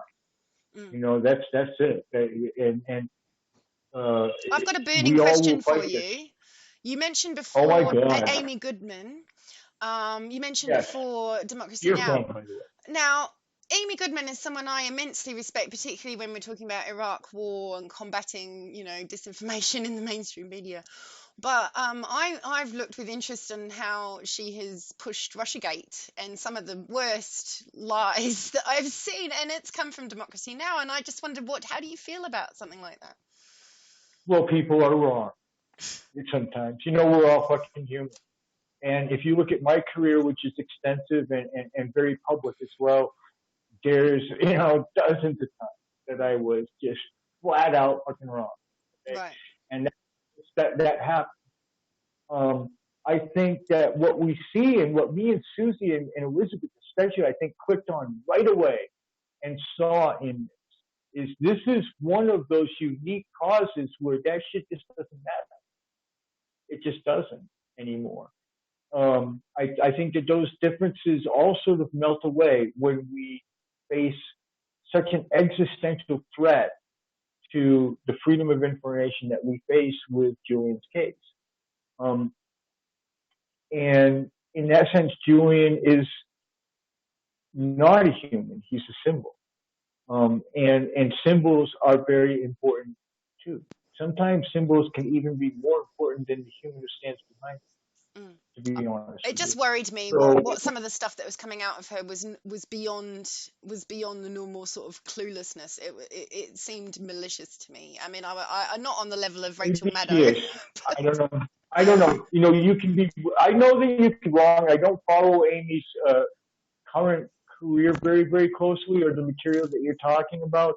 The last I dealt with her was during the Art stuff when I appeared on Democracy Now! and whatnot. It was quite a show, and me and Amy had quite an emotional discussion before the show. Amy's a friend, but like I said, my friends can be wrong, and people I know can be wrong, and I can be wrong. This is the problem with name tags. This is the problem with worshiping heroes. That sometimes can I just say thank you so much for spending, staying up really super late and coming and talking to us. Many blessings to everybody. Blessings to Nat for helping to get me here. Yeah. Allison, keep your chin keep your chin up. You're on the front line there in London. You're in an incredible historic place from Anonymous' point of view. Actually, Trafalgar Square is quite almost a shrine, a religious shrine for us. So yeah, stay strong, and you'll find a way to be powerful if you just believe in the power of this information and your laptop and learn and use your lockdown time wise, so you'll be surprised. And everybody else there, just out there, get busy, and we'll get this done. We'll be successful. Brilliant. Thank you so much, Commander X. Okay, so I was about to just talk to Fiona, and I really, really want to talk to Fiona because, and I couldn't get hold of Sally. I did try, but it didn't sound like any sound was coming from there when I unmuted her. So Fiona. Fiona's been running events since, I think, probably since almost I got involved in Wellington from day one, because she was one of the people that was responding to my mails even when I had no platform at all. So Fiona immediately got on board, and I just want to thank you so much because what you've done in Auckland is far surpasses what I've managed on the ground in Wellington. I know I'm doing a lot of things in the background, but I haven't done a great job on the Wellington protests, and not like I would like to, and I'm really proud of what you've achieved in Auckland. And I'm hoping Charlene has got the invitation too. Is she I think she's listening in. Yes. Great. Okay, I'll make sure that maybe Joe, if you can make sure that Charlene is up on the video, maybe she could share her video with us as well. And also please chat and let Joe know if anyone else wants to come and talk, and if you're having to go, or if we can help you with a tech problem or anything like that. So Fiona, over to you. Okay, well, I got on board actively in 2018. I had written a few blogs about the three special truth guys. That's Julian Assange, Manning, and I'm having mental blanks here. You know the one I mean. Snowden.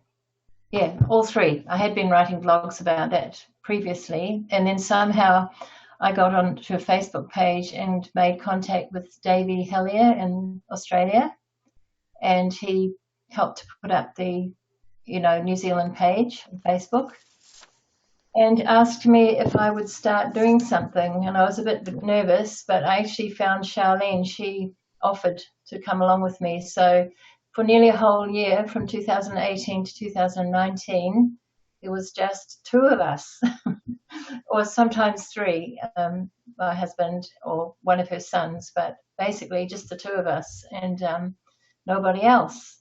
But we went all over the place. We hung signs over the motorway and got toots and waves. We went outside the Herald newspaper, outside TV3, outside the US Embassy, UK Embassy, made a noise, stuck up posters, took videos, and I made a lot of flyers with information, because every second person we met hadn't even heard of Julian Assange at that stage because of the silence of the media.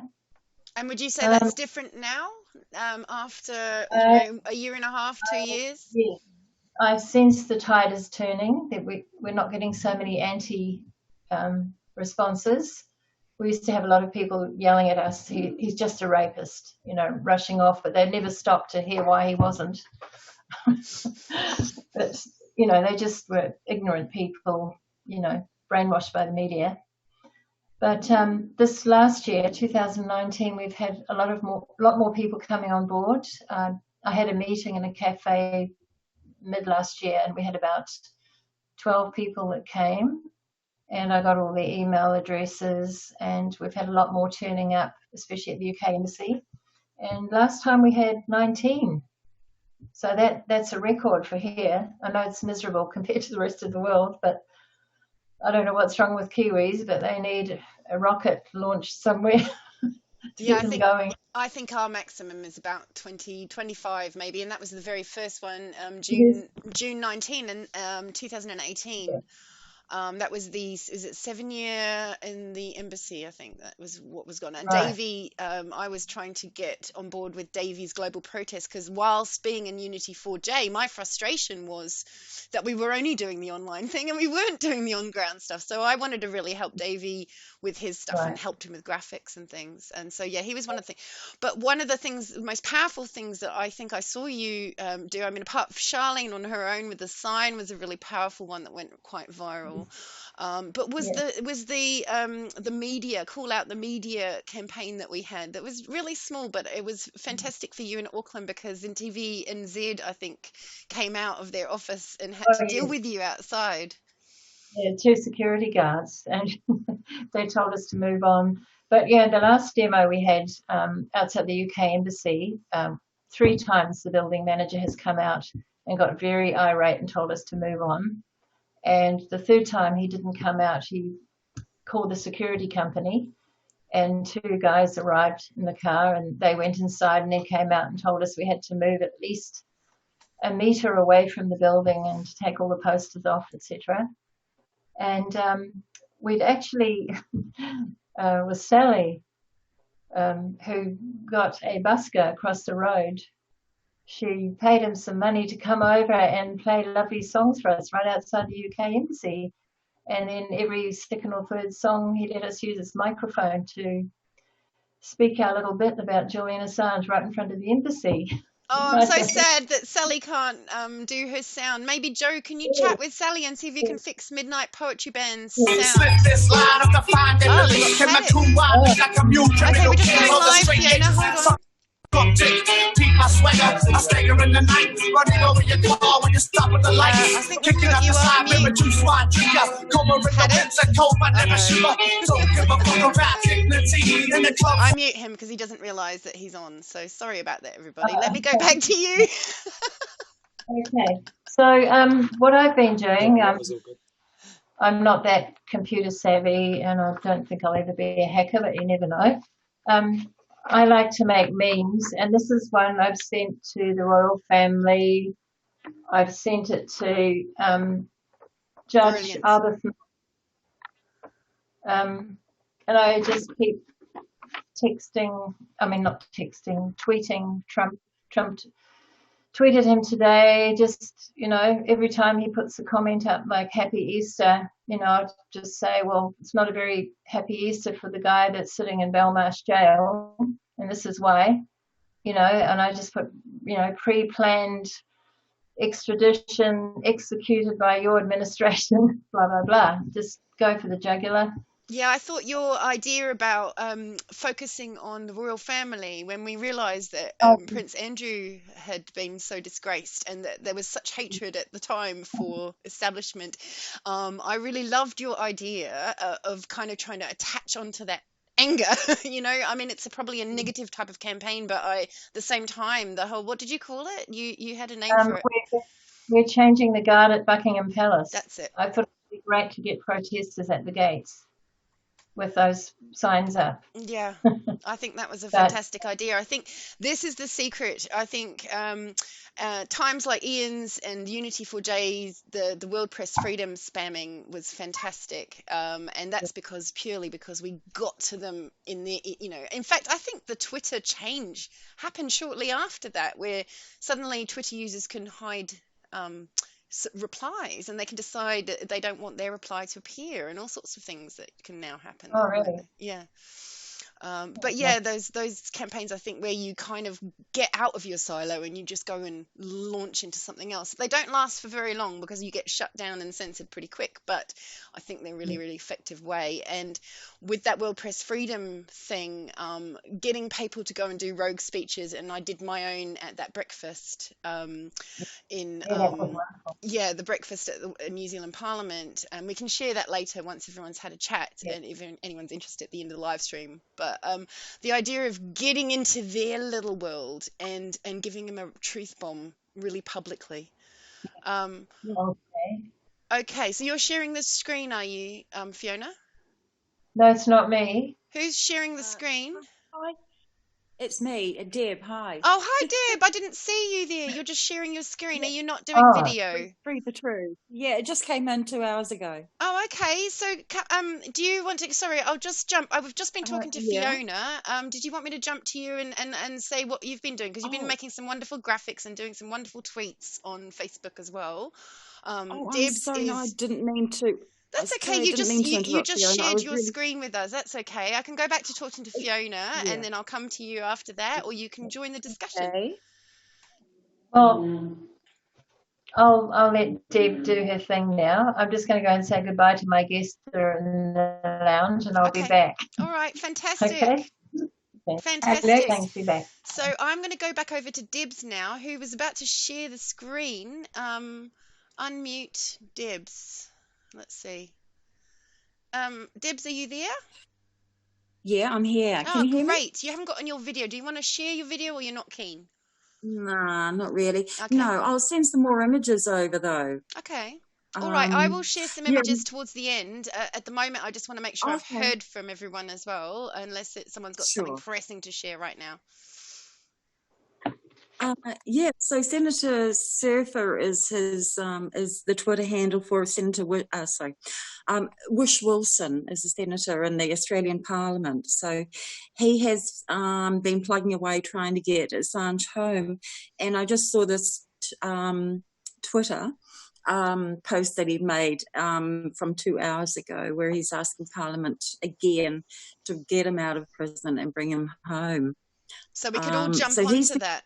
If you share in the chat, you can share the link to that, and we can all jump onto that and promote it. Yeah. What do I do? Do I use Whiteboard, or how do I get that link on? No, just go to chats. If you click your screen, you should find a chat button in the middle. If you don't, you can go to participants, and then from there you can select. Like, you could just send it to me if you wanted to. Oh, okay. Right. I'll try and get there. Okay. We've got a wonderful visual going on at Midnight Poetry Cafe. I'm kind of really tempted to do that. And I'm wondering, Paddock, you came on live temporarily, and then I wondered if you wanted to be on as well. Like, you feel free. There's my Midnight Poetry Band. Hey. On now. I'm not sure if you can hear me, Alex, so I tried to set it up so we should be able to hear each other. Can you hear me at all? I can just hear someone talking. It was very quiet. Okay, but I turned my up quite a bit. Probably going to need to be a fair bit louder though. How about that? Is that okay? Yeah, a fair bit louder compared to the rest of the levels, and I've got nothing from Midnight Poetry Band. Channel D, channel way up, push the gain up. This is Paddock Radio. We're live to air. I think we should be quite a bit louder now because we got quite a lot of gain going through our system. Is that sounding better there, Alex? Yes, and I've also got a message here from Nat who'd like to speak because she's been waiting up a long time, and I went to her earlier, but only briefly. So, are you doing something right now, Paddock? Is there something you want to? Just quickly, I thought I'd drop in and say I was listening to what Commander X was saying before about how getting the message out is the most important part, and I strongly agree with that. Yeah. How if you're doing as much media as you can get out, it doesn't really matter if. Because we were wondering, we had the same thing with the Ihi Mātau protest as well, where they were worrying, does it matter if we've got these sorts of, we've got support from all over the place, but a lot of Destiny Church turned up and that sort of thing. I'm not sure, but maybe we should tell people, because we've got people from outside of New Zealand, maybe we should explain to them what Ihi Mātau is and what it's about. And I know Sally can't speak right now, so maybe you can give an overview. That's why I wanted to drop into the voice and say that Midnight Poetry was saying that they fixed their microphone, I think. So Midnight Poetry, you guys there? They're unmuted, but still not hearing anything from them.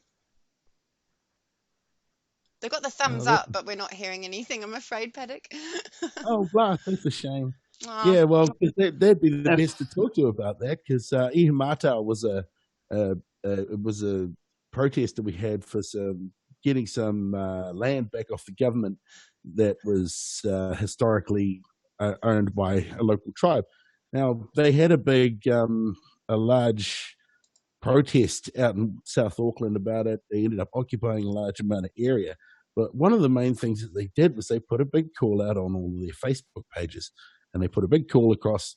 It went quite viral, and lots of people were saying, "Oh yeah, it's really good." They had people coming in from all over the country. Suddenly, they had thousands of people on site.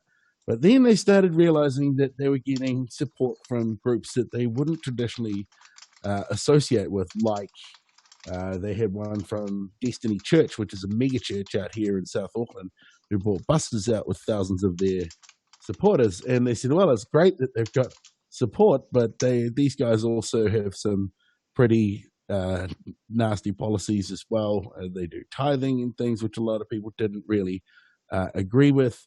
Another main thing that they did was they ended up having gang members showing up as well. So I think the local Black Power was there, and the local mongrel mob was there, and they were all there shoulder to shoulder, and sort of people weren't sure how it was going to go, but it was quite respectful towards the end of the day. And I said, when I was looking at it, I was saying, this is really interesting how what would you do if, Westboro Baptist Church suddenly started saying they want to support the cause? Are you going to let them do it because you want your cause to be supported, or do you want to, are you going to pick and choose and realistically make your playing field smaller? That was one of the things certainly that came up quite a bit with Unity for J. We essentially put the hard line down that you needed to leave your political, your whatever it was at the door, and we were there solely for the purpose of Julian Assange. And we got a lot of criticism for allowing right-wing people into Unity for J and the similarly socialists and everyone said, well, why are you letting those people in? Well, we're letting them in because they've agreed, like everyone else, to leave their chip on their shoulder at the door and focus just on uniting for Julian. And I think that's where, if you can unite over a common cause and leave a lot of that baggage out the door, then certainly things work a bit better. Unity in our diversity. We've got so many different ways of looking at things and so much diversity. But if we can find that little bit of unity, and Julian is a fantastic cause to unify behind, because as people have said, he brings together so many of those key issues, those hot topics, and those things that our entire lives and liberties depend on.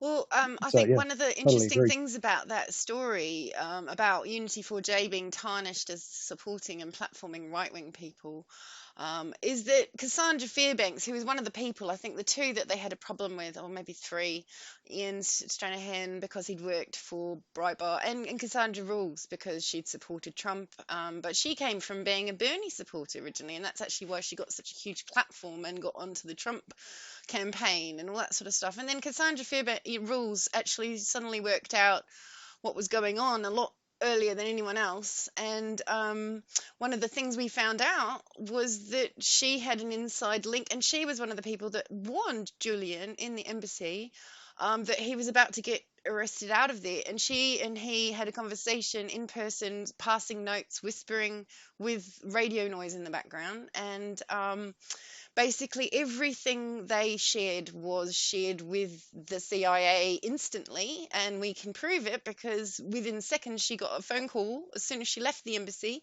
saying, what have you done? And she tweeted out just something from ABC, and she made some connections and managed to push the story out, and so they were horrified. But what she has recently released, and I've put it on my channel as a video as well, was that this is entirely proving that the CIA was spying on Julian, and that Trump made that order himself and with Ecuador through Grinnell. And all of that is public information. It was even published on ABC, but she had connected the dots, and they were horrified, and they threatened her, and they threatened her children. And so she went public with it, and it was a relief, really, because all those days that she was smeared, and yet look at her. She's been one of the hardcore supporters. I don't know if people saw her outside the embassy in Ecuador, embassy in London, but she was actually interviewing the surveillance team in their cars, knocking on their windows, even when they were pretending not to be related to it, and they were standing on the pavement having a fag. She managed to get some live stream of those very people that pulled Julian out of the embassy. And that's one of the things that's crucified the Q story a little bit. It's kind of shown that Q has kind of been disinforming people about, Trump will get a pardon for Julian, and it's all going to be fine. Just sit back and trust the plan. And that's one of the things that Cassandra Fairbanks's recent revelations, basically whistleblowing, has shown. Don't you think, Joe?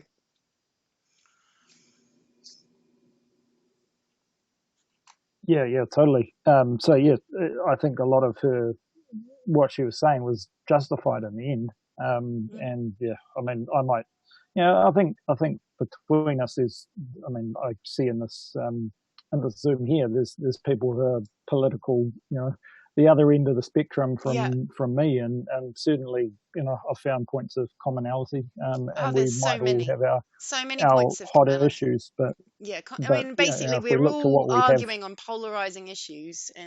But right now, Joe, if I can, unless someone else is really, really urgent, can I go over to Nat, because Nat's been waiting patiently, and I tried to get her to talk before, but there you are, Nat. Why don't you chat? You're already unmuted. Thank you. Well, I wanted to thank you before for letting me put Mexico in the map of this cause.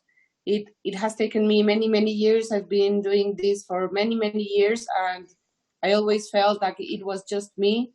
There's not a lot of people here who know who Assange is. The fact that the Mexican president talked about him a couple of months ago helped a lot. But still we are lacking a lot of support from Mexicans. So it has been really, really important for me to have you putting Mexico in the map. Oh, well, it's a pleasure. Sorry, I'm very shy. It's a pleasure, and it's the least I can do. I haven't not done a whole lot of this stuff other than just listing other people's events, and I'm fully relying on all these people on coming through, and you've been amazing. Mexico has really punched above its weight. I feel like New Zealand has punched above its weight as well here. Maybe not in the government or the media here, but certainly in the activist community and in some indie journalists, people like Ed. Now, sorry, Nat, can I just do a sound check for the Midnight Poetry Band? Otherwise, they're going to have to. Midnight Poetry Band, you're unmuted already. Are you now live? So they're not coming up because they're not screening. I just got asked to do it again, but I don't think it's working. So I'll go back to Nat. Nat, you carry on. Sorry. No, just maybe do you have questions or something I can start talking about? Yeah, well, so I was wondering what the lockdown is like there, what the sort of mode of that is, and how you feel protests may be affected in the past, because you've had a little bit of success there, and I've seen things in the media, and I've seen that your president supports Julian, has specifically made a statement. That's right, isn't it? Yes, so he made a statement. So it was very important because many people who don't know who Assange is started finding out about this. So it was very important. But on the other side, sorry, I'm not very fan of the president. He only mentioned him once, and he didn't mention Chelsea, or he hasn't been following this situation. I know Assange's mom thanked him in Twitter and everything, and it was it put us Mexicans in the map for a few days. But I would love him to keep mentioning him and talking about the importance of the case. But I think it was just it was a glimpse of hope that I feel just disappeared. And how's the lockdown and the situation with protesting? Do you feel like you can go out on a solo protest and not have problems, or is it just frowned upon and you end up causing grief?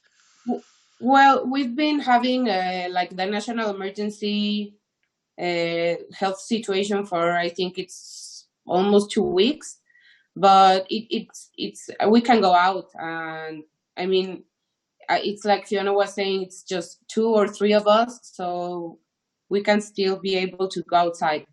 and protest in the streets. Great. Okay, well, that's good to hear. And I mean, I was delighted to see that the president did support, but I understand, it's a pretty similar situation I have with Jacinda, because in New Zealand, we've done very well. We've got one death, and there's even questions of if it was even really 100% a corona thing, or not just being infected with corona. So we're doing really well. We're up to 4 deaths now. Because of Jacinda. We're up there to was what? 2 more today. There was 2 more today. There was 2 more deaths so that's today. Old news. That's bad news. All over 70s. Right. Okay.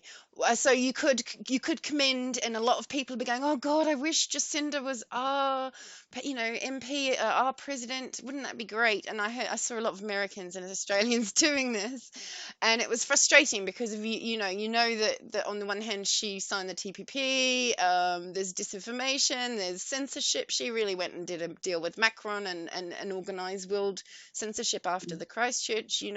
There's supporting war. There's been a little bit in the environment and plastic that's been improving here, and in general I think she's a compassionate leader in some ways. She donated money to the Clinton Foundation and has pictures hugging Hillary, which seems incredible if you were knowledgeable. I guess this was after she'd lost the election as well, and so we might have complaints with the National Party having donated 14 million of our tax to a criminal cabal, but we also have the problem of our new other party government doing exactly the same thing, even though Hillary had lost. So it's amazing contradiction. It's sort of cognitive dissonance in a way, isn't it?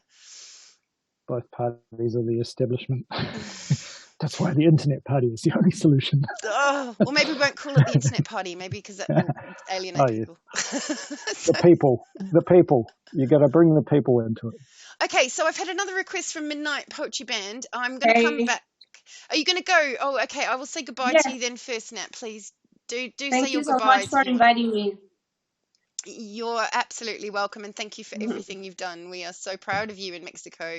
And I do think that one of the things that did attract people was the fact that I was making those Candles for Assange maps, and I was putting icons in my paint application on Word, because I couldn't be bothered to come up here to this office where I could get Photoshop, and so I'd just be doing these crappy little very crude graphics. But the thing is, everybody wanted their flag to appear on it, and I noticed people who weren't even intending to do a protest, they were trying to get me to put a flag on it, and they were happy that they were going to see some support there, even if it was just sort of virtual and they weren't even going to turn up with the candle. But I think that was one of the keys. What you've done is amazing.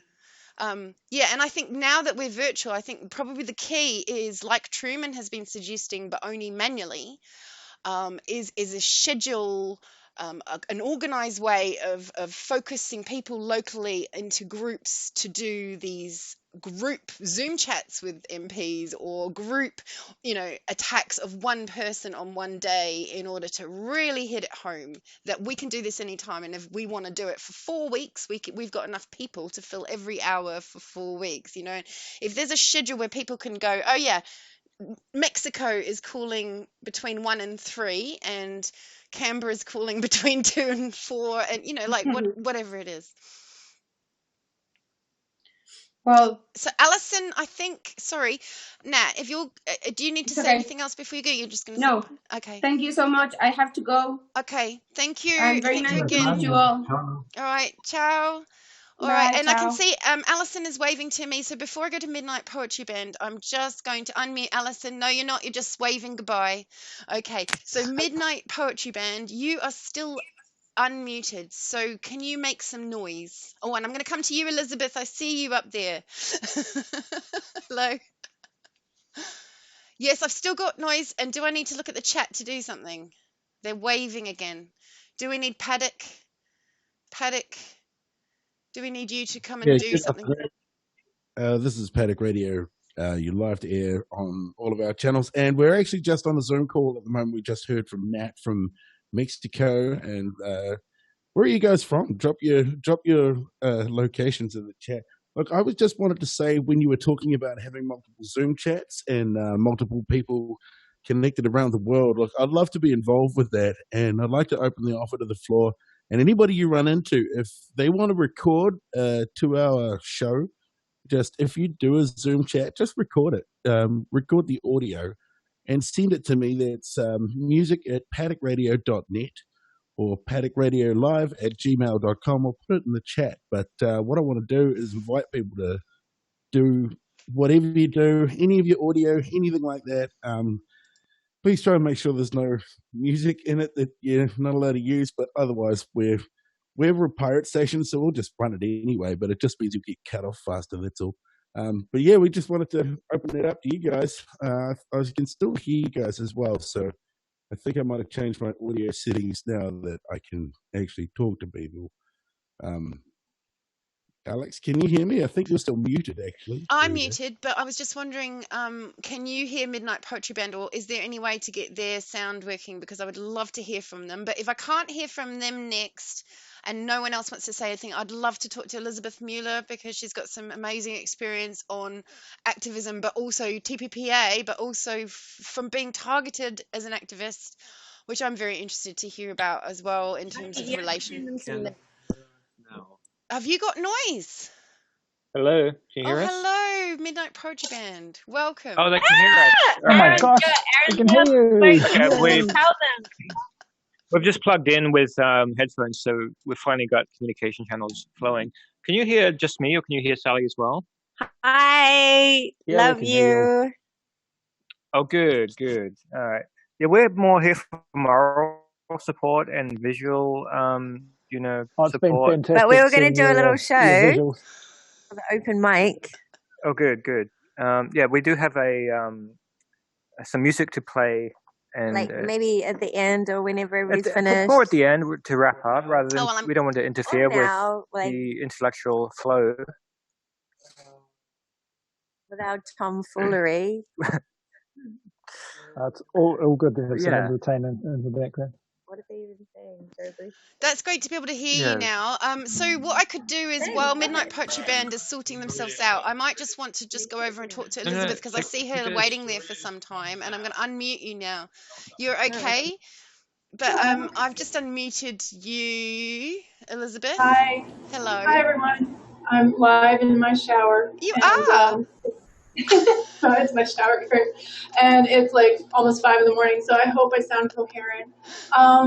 Yeah, I don't even know what to talk about. I was throwing up some ideas in the live stream chat, and so I thought I'd just reiterate them. Some of you have heard me talk about these things like numerous times, so I don't want to be repetitive. But so for those of you who don't know me, I led a group of about 15,000 to stop TPP in USA, and turned out I was one of the largest, if not the largest, independent group in the USA, which I sort of found out the hard way after I was being targeted. So I don't even know where to begin, but the 3 things that I wanted to share that were really effective when I was organizing against the TPP, and they weren't all my ideas, there were other groups that worked on these things, but one is, well, I'm not tech savvy. I need someone who's tech savvy to possibly develop a tool. And the tool is to send letters to the editor. And what it is you just put in your zip code or whatever it is over in the UK, and it will go to all the local newspapers, especially the medium-sized newspapers, because we know the large ones are probably not going to print any kind of letter to the editor for Julian Assange, but maybe they will. So if anyone out there is really good at creating, I don't know what to call it, like a tech tool, we had a group that did that. And you know, it involves like pollinating databases, which is way over my head. But anyway, if you can do that, that would be great. The other thing is I'm very interested in this, and I would love a lesson on how to do live projections on the sides of buildings, because wouldn't that be cool to just drive around in your car and like have this moving billboard and redirect them to our live streams and redirect them to our web pages, to our other actions, and get them to also wake up their neighbors and have like music and bullhorns and be like, everyone, coronavirus, wake up, like, you know, free Julian Assange, and just go to like apartment buildings and start doing like a huge information campaign on the sides of buildings. I thought that would be really cool, because you guys are already doing that in London anyway. Let's just take it to the next level. And that's one idea. And then the other thing was, what was my other idea? Well, I already have something on Facebook. Of course, Facebook since then has been like gutted since the Stop TPP call team was like alive and well. But I do have a free Julian Assange call team on Facebook. I think it's on Twitter. I just created a page, and already I noticed that Twitter has taken some of the things down. I think it took down maybe even all of the numbers in the US. Actually, I had the numbers in the US, UK, and Australia for how to call your reps on both of these pages.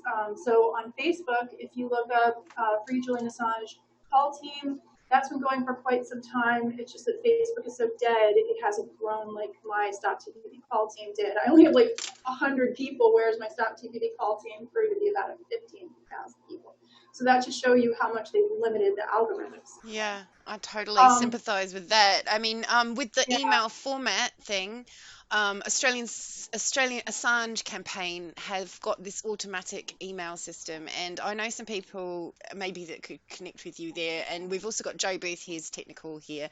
What I was doing previously was, well, he's running the live stream at the moment as well, but what I was trying to do on a website at one point was I had all these theoretical protest locations, and I had a database populating maps, and each time you clicked on an icon in your local area, I could have added an organizer to that icon or a date or whatever and put it out there. But unfortunately, Google stopped supporting this on Fusion Tables, and I haven't been able to do it in such a way. The problem is that if you are a person that's not making profit and you have 20,000 people visiting a map, and you're starting to pay on a basis of users, you can't do that anymore. So I too had to take down all my maps that were this wealth of information. In there was senators' numbers, in there was social media contacts, Twitter accounts, everything of all of them as a database, and Fusion Tables just went offline. And I couldn't do it anymore. So that was really, really frustrating, that one. And what I was saying before, I don't know if you missed it, but that there's been some feedback that the same letter each time doesn't necessarily work. It's good because of bulk, but what might be better is a kit of parts situation where you can copy and paste a few different good phrases in any order you like, or something like that. Yeah, I missed that part, but actually, just so you know, we had sort of like a pre-written one for people that just didn't want to bother, and then you could edit. So you're right, that is very important, just not to have a canned letter. Absolutely. Yeah. I'm trying to think if there's some other question that I had for you guys. The projection one, regarding the projection. Now I've forgotten the name and I've been trying to search it, but there is an organization on Twitter, Pixel Art, or Pixel is something subversive and protesty, but they are fully able to, if you can do the fundraising to get the high powered projector, because obviously it needs a really, really high powered one. Everyone can do it with a small home projector, but to get those ones that Melbourne and maybe London did, Don't Extradite Assange campaign would be good people to see who got them to do it. But I have a feeling Pixel Art or Pixel something on Facebook, if you search Assange and Pixel the word, you might find it. But I have seen them before, and they do that at massive scale. Okay, I didn't know how expensive it was. I was trying to read articles, and some of them said you could do it on a really tight budget, but you guys probably have already seen I'm struggling, so I don't know if it'll be in my budget. Yeah. But I'm trying to see if there was anything else I was going to add to. I'm sorry, I should have written things down. I feel like the social isolation has like made me forget how to speak. I'm struggling. I'm like start using sign language. But yeah, I don't know if there's anything else that I was going to say. I think the most important thing is just to keep on widening the circle. Oh, I know another thing. One of the things I used to do is stay up really late at night, and I would go to all of the mainstream outlets like CNN, ABC, whatever. And I would just, now you'd have to use like a different account, like probably a alternative account that you are willing to sacrifice if it gets banned. But I was able to use my own account, and I would get like 50 people per night to come over to my page and join my group. And I would just sit there like relentlessly and play music all night and be like, all right. And I would do like about 100 comments. I would give myself like a goal, like, okay, 100 comments per night. And they would always be like, they made a rule that you have to comment, like say it's CNN and they put up an article about coronavirus or something like that. You have to have your comment have to do with whatever they posted about coronavirus. So then you just say things like, coronavirus. Well, that's really interesting. Did you know that Julian Assange is actually a political prisoner?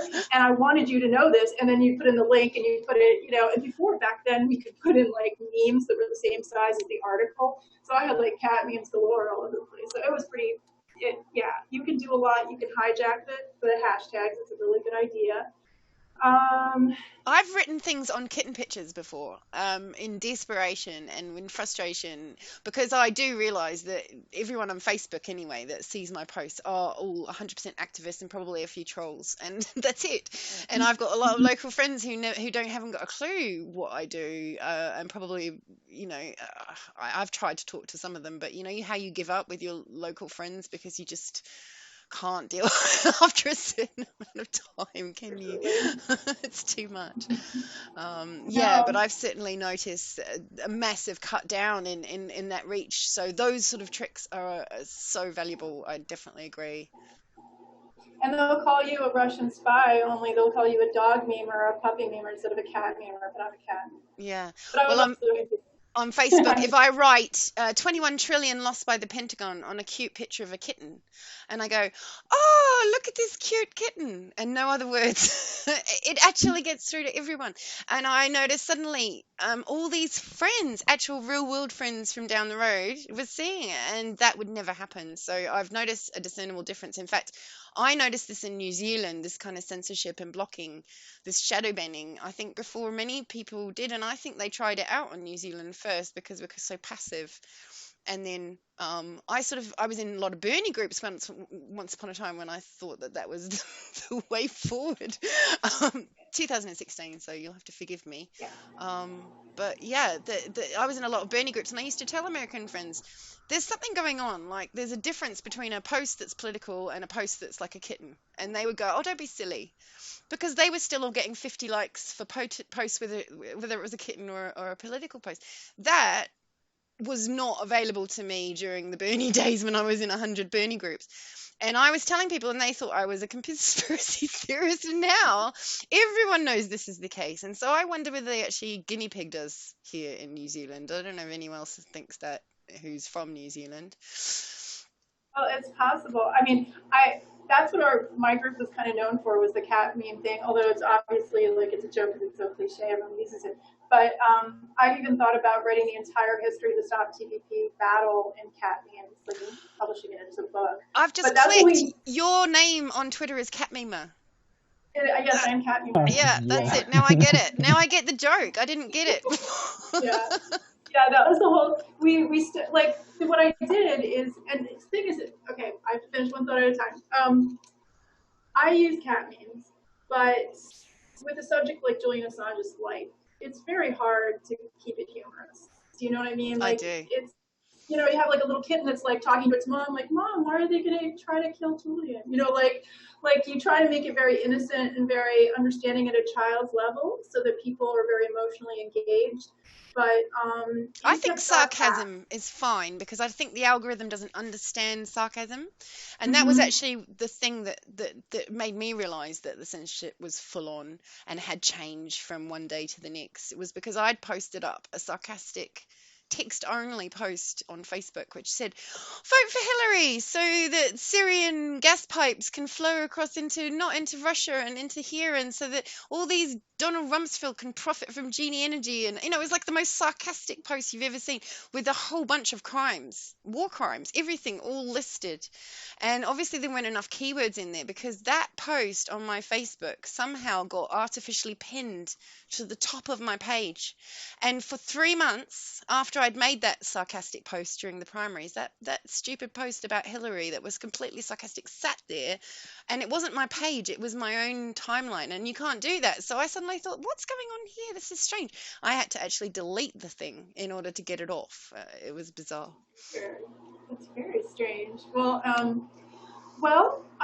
other than that, I mean, if anyone else wants to talk, you're welcome to. The only other thing I was going to, there's something else that keeps running through my head and running back out. Chat to us and we'll bring you back later, and I'll go back to the Midnight Poetry Band in a bit and see if they are ready to do their thing, unless someone else is waving to me profusely somewhere, or if Joe knows of someone in chat that needs to be heard. I saw that David David's on the chat. Outsider. Let's see if I can. Yeah, a few of our YouTube regulars have popped Unity into the crew. Zoom for better quality. Hey, one thing I did want to mention, it was sort of probably applies more to me as a tech person. I do tech for fun, right? So my day job is physical on the ground, and hence I've got a enforced holiday for 4 weeks, which is where a lot of this sort of stuff ends up being a lot easier to do. I've got the time, and so certainly I do remember the challenge that Elizabeth gave to us, Kat Mema, to build that letter to the editor tool, and certainly it's within technical capabilities of me, myself, and I, and it's just usually a matter of time amongst family. My darling gives me a look across the link, but certainly there's a bit more time now that we're all on lockdown and forced to stay home, and our only tools of communication are the ones that are fairly native to me. Well, Joe, I'd like to give a big thank you to your wife, who's allowed me to sit here and troubleshoot fake streaming to the internet all day to try and do this properly. Totally. So I'm really sorry to her for screwing up your day. Is that all you wanted to say, Joe? No, that's fine. No, that's all I wanted to say. Okay. So we have obviously Fiona. We've just spoken to Elizabeth Mueller. We've got Paddy on live on radio, and if he ever wants to come back in, I guess chat or something like that, and I can see that. How about Midnight Poetry Band? Are you guys ready? I'm going to unmute you then. I want to hear what's going on in this imagery here. Let's hear you. All right, can you hear us? Yep. All right. We have a song to play. Let me see if it works. But just explain that we're going to lip sync it. Don't tell them. We're gonna have music and performance if technology is willing. We don't have plugs. So let us know if this music is coming through. Do you hear music? Okay, good. All right. I'm handing it over to these guys to you can. Just no, we didn't actually hear music. So yeah, if you've got a video or something on your screen, you can go share. Okay, so you're not hearing music. If you click share in Zoom, then your computer sound. If you want to try that, you can share the sound. No, it's slightly a separate issue. No, we have sorry, technical difficulties, guys. I can play your video and you guys can respond in the background on the sound. How about that? And only the Zoom people will hear it. Shall I play your video? We put a link in. Yeah, did you get the YouTube link? Tell them about our last protest when you came with us, Aaron. Did you get our YouTube link? That's the song we're trying to play. Don't worry, just tell them about our last protest when you came on. Okay, I'm going to try and do it. Here's the technology. Right. Is this working? Can people see a screen? She's playing the... yeah, we can see your desktop. That's the wrong song. Okay, that's the wrong one. She's playing the YouTube video. Okay. Am I not meant to play this one? But there's nothing. Okay, cool. Visual. All right. Can you see our visual? Can you see us? Yeah, we can see. She's sharing the screen. Oh no, that's so boring. Oh. No, should we not do it? No, we can see you. Well, at least I can. Well, only the Zoom people will be able to hear. Can you hear you talking on top of it? Yeah. Can't make you bigger. Damn. We just see your desktop. Don't you have the little split thing? Do you have the split thing? Do I have a split? I don't know. You can move the split over, and I don't know. I don't think it's working, and I think I'm going to stop that because I'm not sure it's going to actually work. It's in the background now. Can people hear it? When you get to trick yourself into ignoring the carnage. No, not working. So far away. Oh, now I might need to close it down because it's playing in the background. Was that the YouTube that you'd shared? Yeah, I just went to the YouTube link. Is that what they're trying to show? I don't know. I can share it if need be. But. Yeah. Okay. Well, I'll go back to this screen here now because that's not so good. It's just looking at. I don't know how to make it so that we can see you and hear that. And I think the problem with Zoom is that it packets up sound so that music is impossible. Because I would have done violin and everything if I could. So, but okay. they're obviously playing something in the background there. Yeah. Is it still? It's not muted, but it's not working now. So. Fiona, I want to come back to you because I don't think I've fully finished talking to you. Oh, look, there's something going on there. We've now got... It's pretty psychedelic. It is very psychedelic to see you guys, It's Midnight awesome. Poetry Band, even if we can't hear what's going on, and we can kind of imagine it. And I know that Sally is singing right now. And Sally is fabulous. Sally is the unofficial tour guide of the Pussy Riot when they came to New Zealand, and that's how we got in touch. I've actually got a fantastic photograph of Sally in a WikiLeaks t-shirt with Timothy, my musical buddy, and Maria from Pussy Riot, which is one of the most fun photos, and it's right in front of New Zealand Parliament, so that's kind of cool. And these guys, actually, if you look up the Auckland, we can go to some sharing screens later and do some stuff on Facebook. If we want to look at videos, we can certainly do that. That is so gorgeous. Fiona, what do you think? You know these guys well too, don't you? Because you're in Auckland, so you can probably fill us in on what's going on in the music department there. Yeah, well, they haven't really played on the street for us yet. Oh, I saw something. Was that someone else playing? That was a busker that we enlisted from across the road, and we paid him some money to come and sing outside the UK embassy. Brilliant. Which he did. And then he let us use his microphone to talk. Oh, that's fantastic. And tell the story of the truth of Julian Assange. Nice. So, anyway, I don't really know what else to say, except I feel like this whole thing is just basically a huge war on truth. Many areas and different levels right across the globe.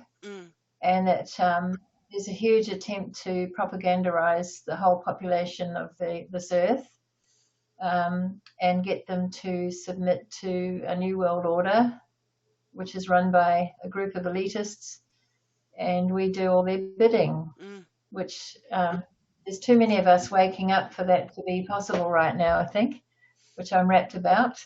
I think sometimes my conspiracy is that they're using this virus right now is because it has got to that point. It's got to that point where the dissent was bubbling so much, that we are there. That as real as this is, I'm not saying it's not real, but I do feel that it's being jumped upon and amplified to the level that we've never seen.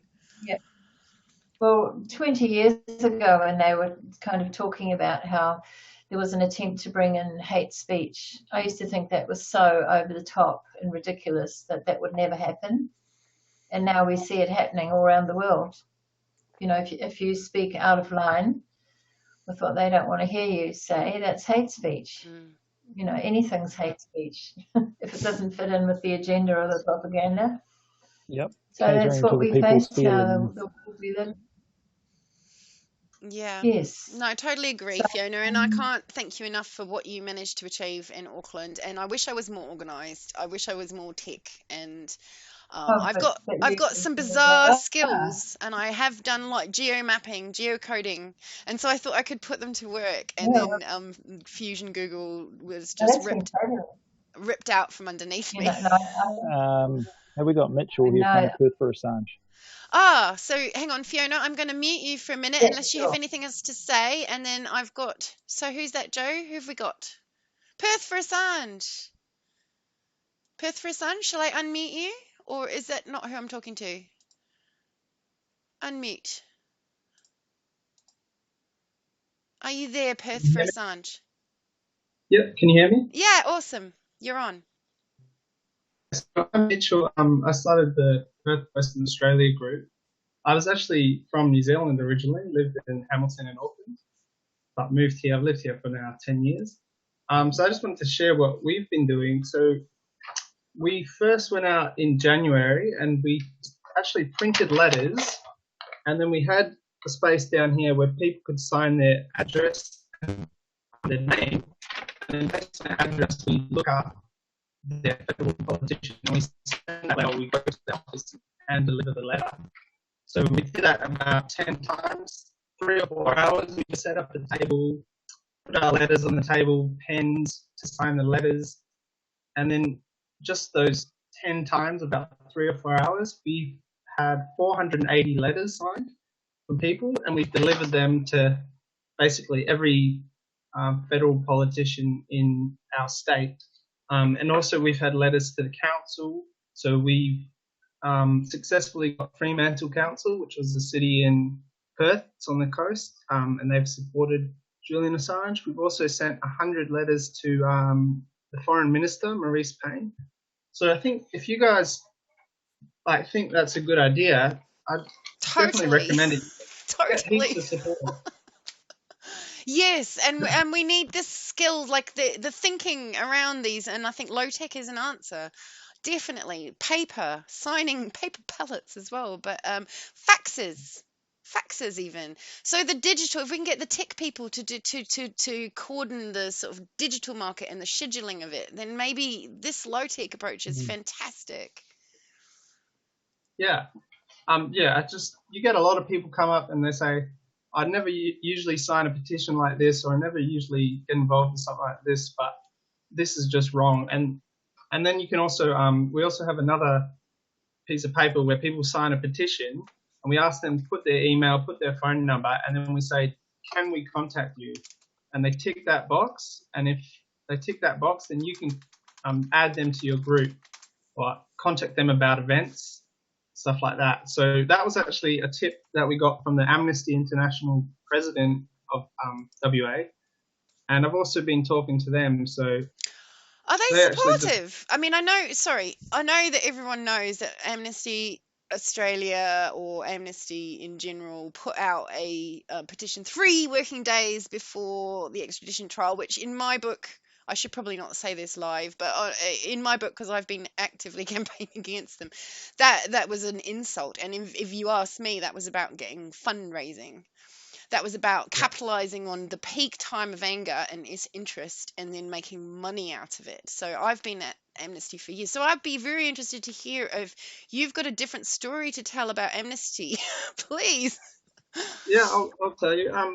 So I think it was late last year, I called the Amnesty president of WA, which is the state where Perth is, and she agreed to have a meeting. And I went with another person that I met on Facebook through my group, and we just talked to her about the whole situation.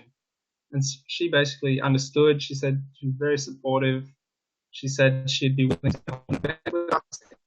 I've spoken to the union as well, so the union that you probably have an Amnesty group. Just talked to the organisers of that, and they were also agreed to have the petition and the letters out at their tables. Actually,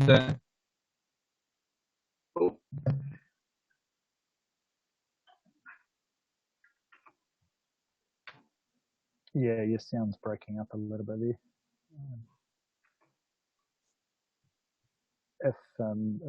If it's easier, maybe turn off the video. If it's struggling to work, but yeah, we can hear you. It's just a bit choppy. Yep. Can you hear me? Yep, that's better. Go like that.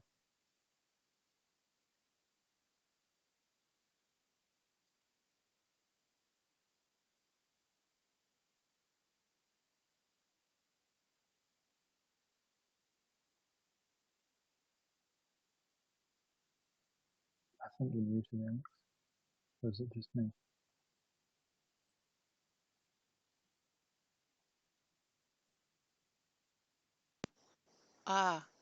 Whoops. There we are.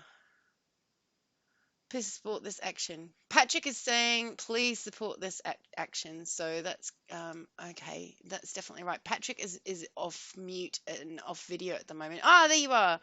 I lost Perth, and I thought maybe you could come back on for me, Patrick, and talk to us, because you obviously like that idea that you just heard from Perth, and I wanna go back to him, because that. I mean, I know people have been saying this before, but the actual idea of physically getting their signature is brilliant, and I don't know why we haven't done that here. I was not paying attention to Perth. I'm sorry. Oh, that's okay. I just was jumping on because we lost Perth, and Perth were just talking about how they were printing out quality letters that basically most people can't disagree with. And getting people to physically sign paper copies and having a whole bunch of them, and they've managed to send off about 400 letters to MPs by physically getting addresses. So hopefully we'll get him back soon. I don't know what happened, but he seemed to cut out. He must have left the meeting accidentally. So I just thought I'd jump to you because you were there. Yes, no problem. So we started this campaign here with these pictures, with the statement for Mr. Assange. Behind bars. You have to take part, Alex?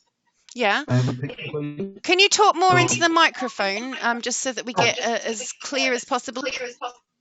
Okay. Can you hear me good? Is this okay? I can't. Oh, okay. Yeah. So we started this campaign, I think, 2 weeks ago, and now we have 60 people sending us. I think this is a quite good result for starting this for the first 2 weeks. So everybody clicking on this link and looking at this little video, I would appreciate it if you can support this action. Yeah. And I can't hear you, Alex. No, she's talking with a muted microphone yet again. Sorry about that, Patrick. Yes, okay, great. So we are definitely going to support that campaign, and I think we should all learn something potentially from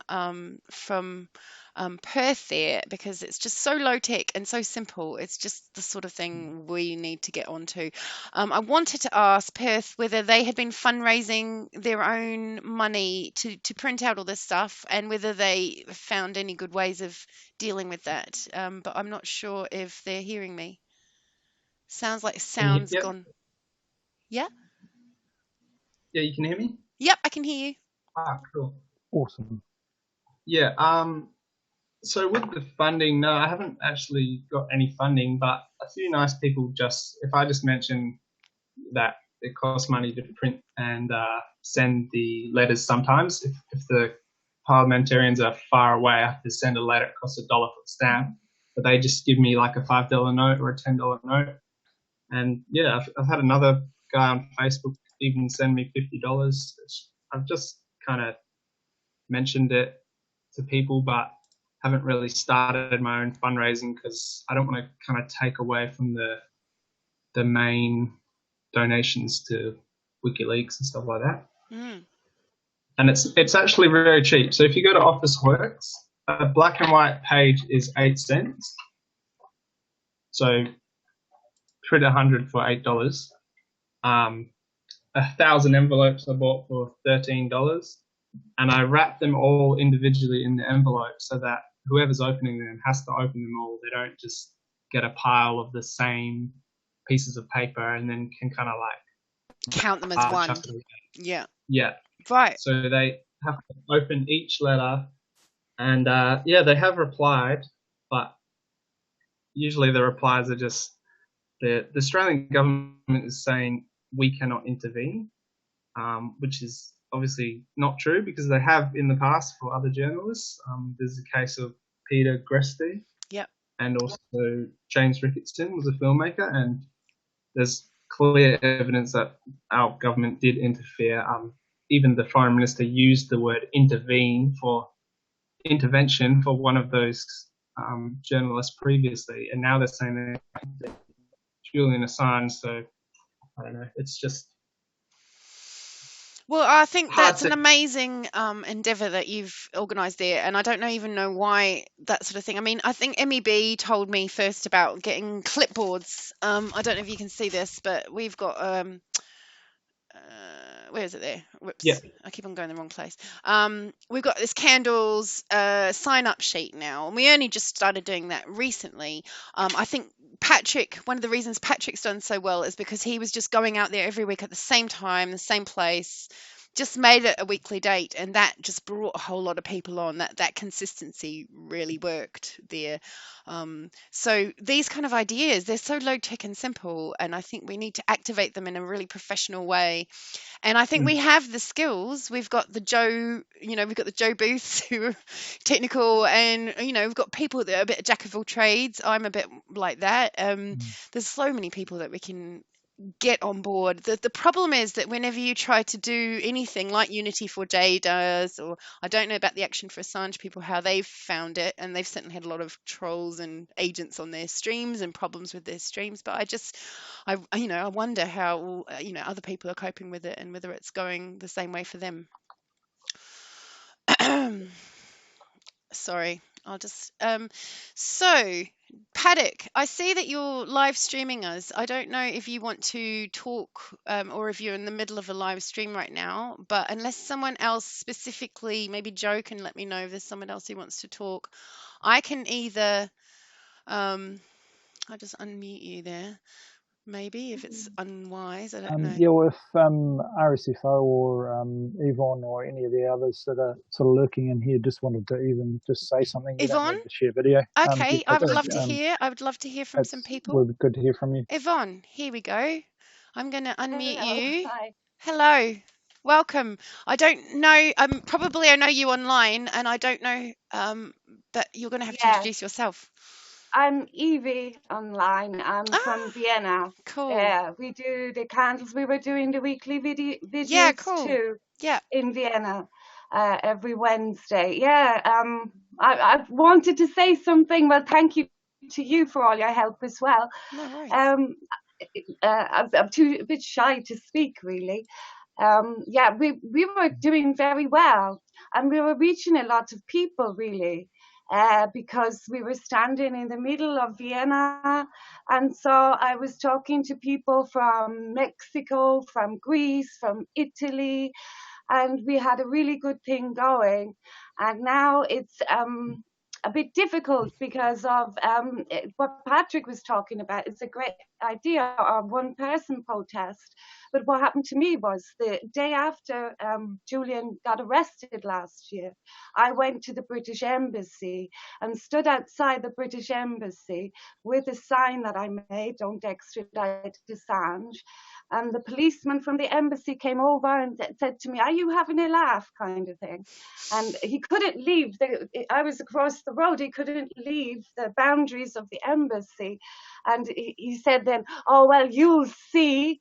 You'll see." And I thought, what is going on here? And I thought, that's so funny. And then all of a sudden, a police car turned up and I was escorted away and all my details were taken. So having a solo protest is quite difficult, though.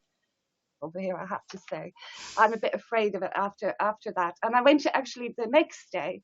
I made this T-shirt. And went. Is that your sign behind you, Yvonne? Is that your sign? That's the one. Yeah. Okay. Yeah, that's the one that we hang up. Yeah, the one in the background. It started off as I'll go the other way. The one in the background, it started off as a Free Julian sign, and then it became a Free Julian Assange sign because we worried that not enough people knew who Julian was, which just surprised me. Yeah, it's amazing actually that very many people don't know. And then the people who do know generally do support, are for his release or something. Yeah, I don't know what I was going to say now. Yeah, solo protests. And the other thing I wanted to kind of mention was that I can't remember now because the days have all gone into one another, but we were actually in Parliament in Austria. And the Austrian Parliament stood up. I mean, in the speech, I was trying to look for it to actually get the wording. I can't remember what the actual wording was, but they all stood up in support. It was whistleblowers and Assange. They kind of tend to over here put him into the whistleblower thing. But I think they're doing that because of the European law. There's a new law for whistleblowers, so they're trying for protection for whistleblowers, so they're trying to kind of push them into this bracket. I think that's what's going on.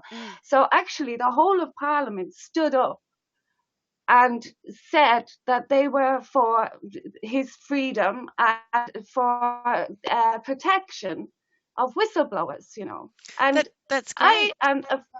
Yeah, but I didn't see it anywhere. No paper report. I was the only person and the woman from the Green Party who actually said anything about it. I think amazed we're me. always surprised by these things because, like I keep on saying, we're in these kind of crazy silos. And my only feeling of comfort from that, because it does increasingly frustrate me because I feel like I've been dealing with it, but my only comfort from that is that they are too in their own silo by definition, and their silo is shrinking and ours isn't. And yeah, I understand where you're coming from. You feel like no one, like, how can no one know this? I'm always amazed, and I always start talking at 100 miles an hour, and then people have to, especially like if I go on local radio, people have to go, wow, that's a crazy allegation. Where have you got the facts? And they start to sort of pull you back down and sort of freak out. But it's so surprising to them, and I'm amazed that they don't have any of this news because I'm in this bubble of Julian and anti-war and free press, and so I don't have a clue that these people haven't got a clue. And that's why, you know, you see that the establishment is more and more out of touch, and that's why the political parties are so out of touch. They're being advised based on a smaller and smaller and smaller audience. You know, you can see it, and so I think we can be encouraged by that. I mean, in general, though, I was listening yesterday to a podcast where they were talking about how people, how do you say, like their ideas or beliefs in this day and age that we're getting so fractioned. Like a group of people believe this thing, like the coronavirus is from China, or it's from the USA, or it's from Russia, or it's this, or it's that, and that their beliefs are being, like, we're all being kind of sectioned off into different. Yeah, there's so many things to divide us. That we do need things to unite us.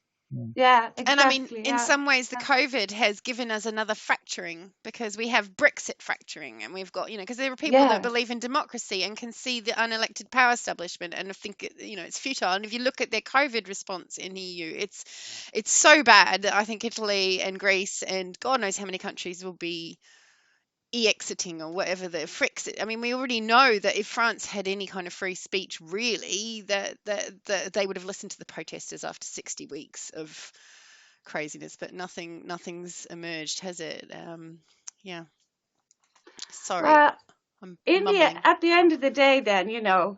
Sorry, but I go back to the Parliament thing. So we're like, yes, hooray! Like as if we'd had this huge victory, and then nobody's even talking about it. So then I was like, okay, so what's next then? And it's like, oh, well, it goes to the EU. Well, yeah, good. So what use is the EU? What use is the... I don't mean this like as a bad thing to Neil Smelter, not at all. But what? I'm sorry, I'm just frustrated. What use is it, you know? Obviously it must have some... I'm feeling a bit frustrated about it all, you know. We're just jumping around the Parliament to say, yeah, and then, oh, well. I think we're all frustrated, and I'm most disappointed in normal people.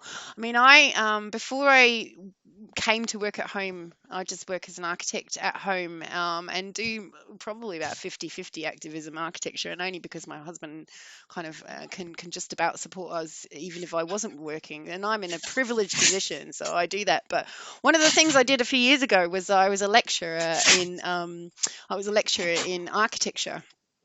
And I'm also a signatory of the 9/11 Architects and Engineers for Truth.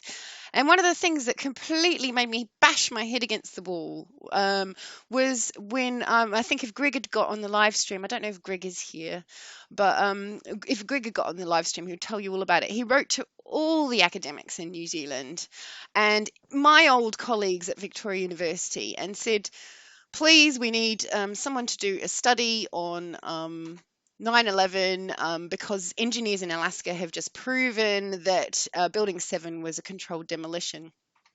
And none of them responded, not even slightly. Even people I know won't respond about Assange. They won't respond about anything that challenges them. And it made me question the whole academic scene that I was in. I started to think, well, what are these people doing if they're not commenting on free press, if they're not commenting on journalism, and they're not commenting on 3 buildings dropping down at freefall from fire, which has never happened, and the institutions won't even look at it. That is, for me, speaks such volumes, and it really, really pissed me off in terms of my previous academic career, and so much so that I have one paper that I managed to write during my academic career, and it's in Taylor and Francis, and I've recently found out that Taylor and Francis are fully responsible for blocking a British company blocked an American university from revealing that the 2017 chemical attack in Syria was fake. So the similar thing happened in April of the previous year to the OPCW that we all know about, which is a recent WikiLeaks release that shows that the chemical weapons watchdog in the UN is corrupted to the point of, the whistleblowers. Thank God there are so many people willing to come out, engineers, people on the ground, everyone there just said, no, this report is a fictitious system, and that's what prompted Trump to bomb Syria. So really, if we can break through these ridiculous lies, it would be a good start. And I can understand why you can feel frustrated. I certainly am with my friends, academics, journalists in New Zealand, politicians. I mean, I've already been banned from my MP, and it wasn't my MP that banned me. He wants to meet with me. It's the gatekeeper at his desk that won't let me through. So, I understand so much. And Ilvia, I must say, I love your work and thank you so much for what you've achieved. Many of us are just one person or a very small group of people battling away in our local area and doing what we can. Yeah, I thank you all as well, Unity for Jay, and you as well, Alex. We've chatted before, and Patrick. And thanks for doing this. And just what you were talking about there, it reminded me of this gaslighting, actually. Yeah. What you were talking about. And that's so, that is frustrating. And I'm frustrated. How must he feel now after a year in prison? It's disgusting what's going on. And isn't it interesting how we were all saying this is not about Julian Assange, this is all of our rights, he was just in the way of them, as I think Ian maybe mentioned before. It is so true now for everyone who's suffering from a little bit of confinement in their own homes with everything they need around them, and the ability to go out at least to get supermarket shopping if you're not a kid.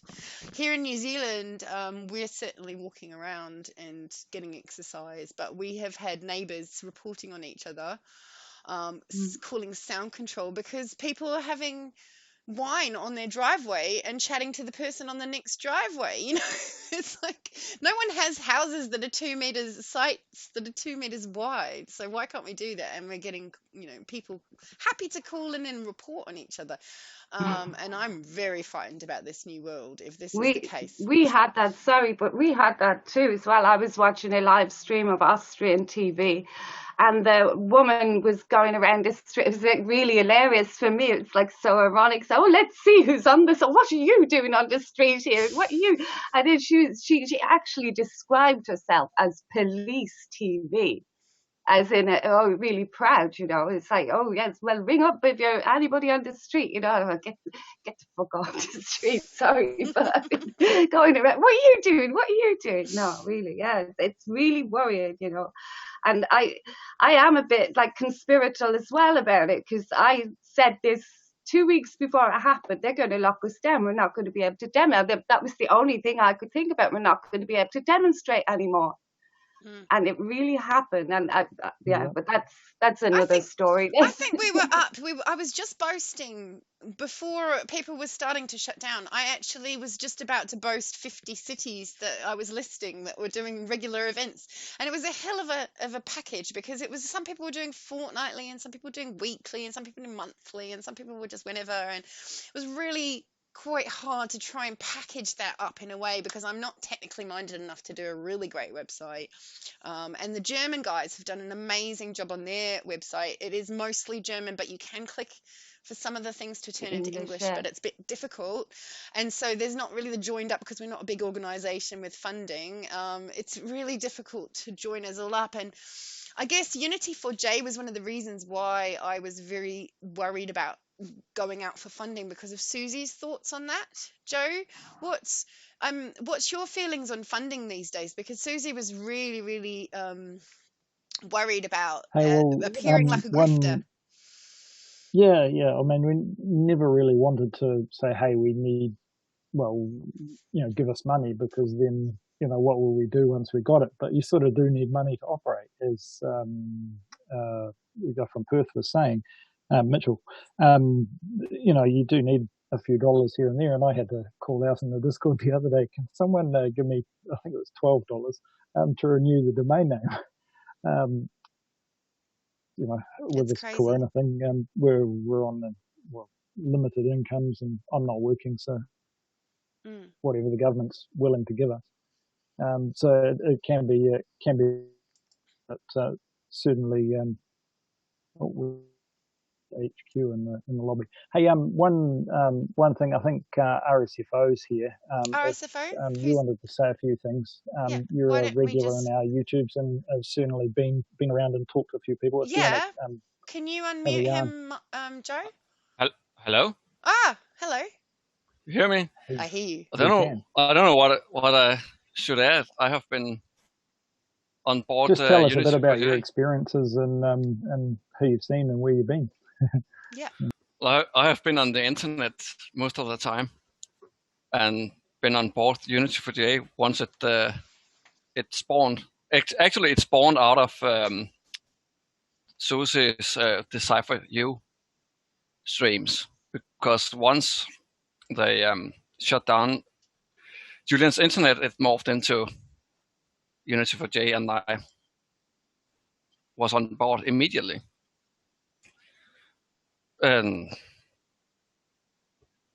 I don't know, what should I add? I went to London more than a month ago, so I thought someone should. I think they needed as many people on the streets as possible for that. So did you say that you met an Alex and you thought it was me in London? I mean, I am from London, but I haven't been there since May last year. I probably just conflated you. I met a lot of people. Yeah. I certainly met Joe Lauria from Continuous, and Patrick Henningsen, and Taylor Hudak, and then quite a few more people. Patrick Bratasch from German Candles4Assange, because he is like fundamental. And I also want to give a big, there's going to be loads of people I forget because they're not on this live stream, but I did invite Issy as well, who's the other person in Germany who's doing amazing work, and the FreeAssange German group is just going really strongly, so that's wonderful. And where are you from originally?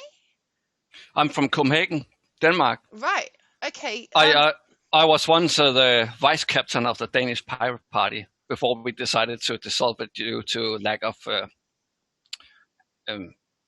activity.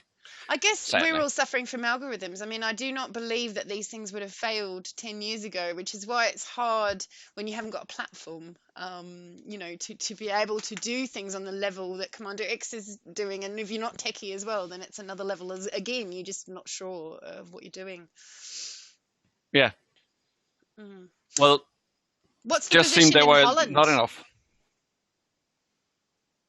What's the position in the Netherlands at the moment? I know there's a couple of protesters there too. Yeah, I don't know much about it. Right.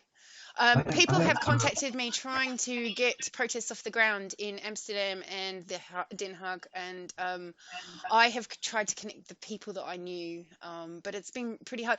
Do you have ways of connecting people? Like, I would love if there were advocates for each country, and they were well adverse to who the activists were and where they were based, so that you could say, oh, you should meet up with this person. Maybe you guys can do something together, especially in this age where we might be needing to look at constituencies and going to MPs on Zoom meetings, which means that we have to organise to the point of having only people working together that are in that constituency. And I mean, there will be peaks and places where there are a lot more supporters, and I think because New York's been doing it weekly for so long, they're doing really well, and Mexico is doing really well, Germany's obviously doing great, and London, I've been so proud of what I've seen at London. There's so many groups. Well, I would have liked that I had the abilities that Cadmeme have, but I don't know if I'm a very good activist, but I have been dragged on board, and then I have taken action when people have said, now we are doing live streams, etc. So I'm not very good at any streets, right? Sadly, yeah, that's not my strength. I'm not very good at that either, and we've all got different strengths. So I think we need to connect with people who can work together and do those things, because everyone's got different skills. Sure. Yeah, totally. I mean, I'm primarily, I mean, I've got a family to look after, and I primarily interact with the world through the internet. So I find it's great that there's people out in the streets. But when lockdown came along, and we had to stay in our houses, it's certainly it works well for me. Yeah. Hey, there's a couple of people in the waiting room, maybe Oha and well, if you can flick them up the I'm top, not sure if so either of them want to say hi. Yeah, I'm totally happy to people to say hi. I'm totally happy to share things. I was thinking I might share my speech as well. I could share my 2-minute speech that was on in Wellington Parliament. If everyone here wants to hear my rant. If anyone, like Midnight Poetry Band have gone now, but maybe I can share their music. Sorry, this is Paddock Radio signing in. Can I just make a request? If you are going to have a chat, oh my God, can you just introduce yourself where you are? Because we're actually live to air right now. I'm just going to go to someone there that I recognise is Timothy. Unmute, Timothy. That is Timothy. Come here. Oh my God, so this is my musical buddy who lives around the corner that I can't see, and I haven't felt right about arranging secret meetings. Timothy! It would be great if we could do some music live on Zoom. Hey, so going back to what Paddock Radio was saying, we're live on his channel. If we all just do a go round and just say where we're from, that would be awesome. Okay, we could do a round. Wellington in New Zealand. Okay, so I am from New Zealand and hosting this with Joe Booth at the moment. We are ex-Unity, Unity4J people, but also FreeAssange New Zealand and Candles4Assange people. Paddock is on at the moment, but maybe if we go around. Timothy, do you want to say hello and tell them who you are? Oh, hi. I'm Timothy. I'm in Wellington. So you are my musical buddy, and he is the mastermind behind all the lyrics and the music, and I just really just riff along with it with my violin and then promote it. So we're a duo. Awesome musician. Good jams. Good jams with you. We can share some of that stuff at the end if you want. I'll leave it running. So is there anything you want to say, Timothy? Oh, actually, I'm just listening for the time being. Okay, I'll leave you to it. Good to see you all. Patrick and Joe, nice to see you. Yeah. Okay, cool. All right, then. If you're not talking now, I'll mute you. But if you want to just chat and let us know. Okay. So, Joe, you were saying someone was... I thought that was who I was surprised with in the chat. But who are we talking to? We've got Mitchell back again. I don't know if we've got a better security. Are you on? Yeah, can you hear me? Yeah. Yeah, I just want to say about maybe you feel like a bit hesitant to go out onto the streets. I definitely was. I just started it by making a Facebook event, and only 3 people came, and that was in November. And after that, I was pretty disheartened, like didn't do things for another probably 2 months. But when I did, more people came, and it was about 6 people the second time, just through Facebook and Twitter. And eventually it just built up just pretty quickly, and we had a rally and 40 people came. And that was just from Facebook and Twitter. And was that yeah, Candles in July? Because I saw a massive group of people in Perth, and I put you guys in my video because it was such beautiful footage with the policemen coming down the mall. Yeah. I had to have that in there. It was great.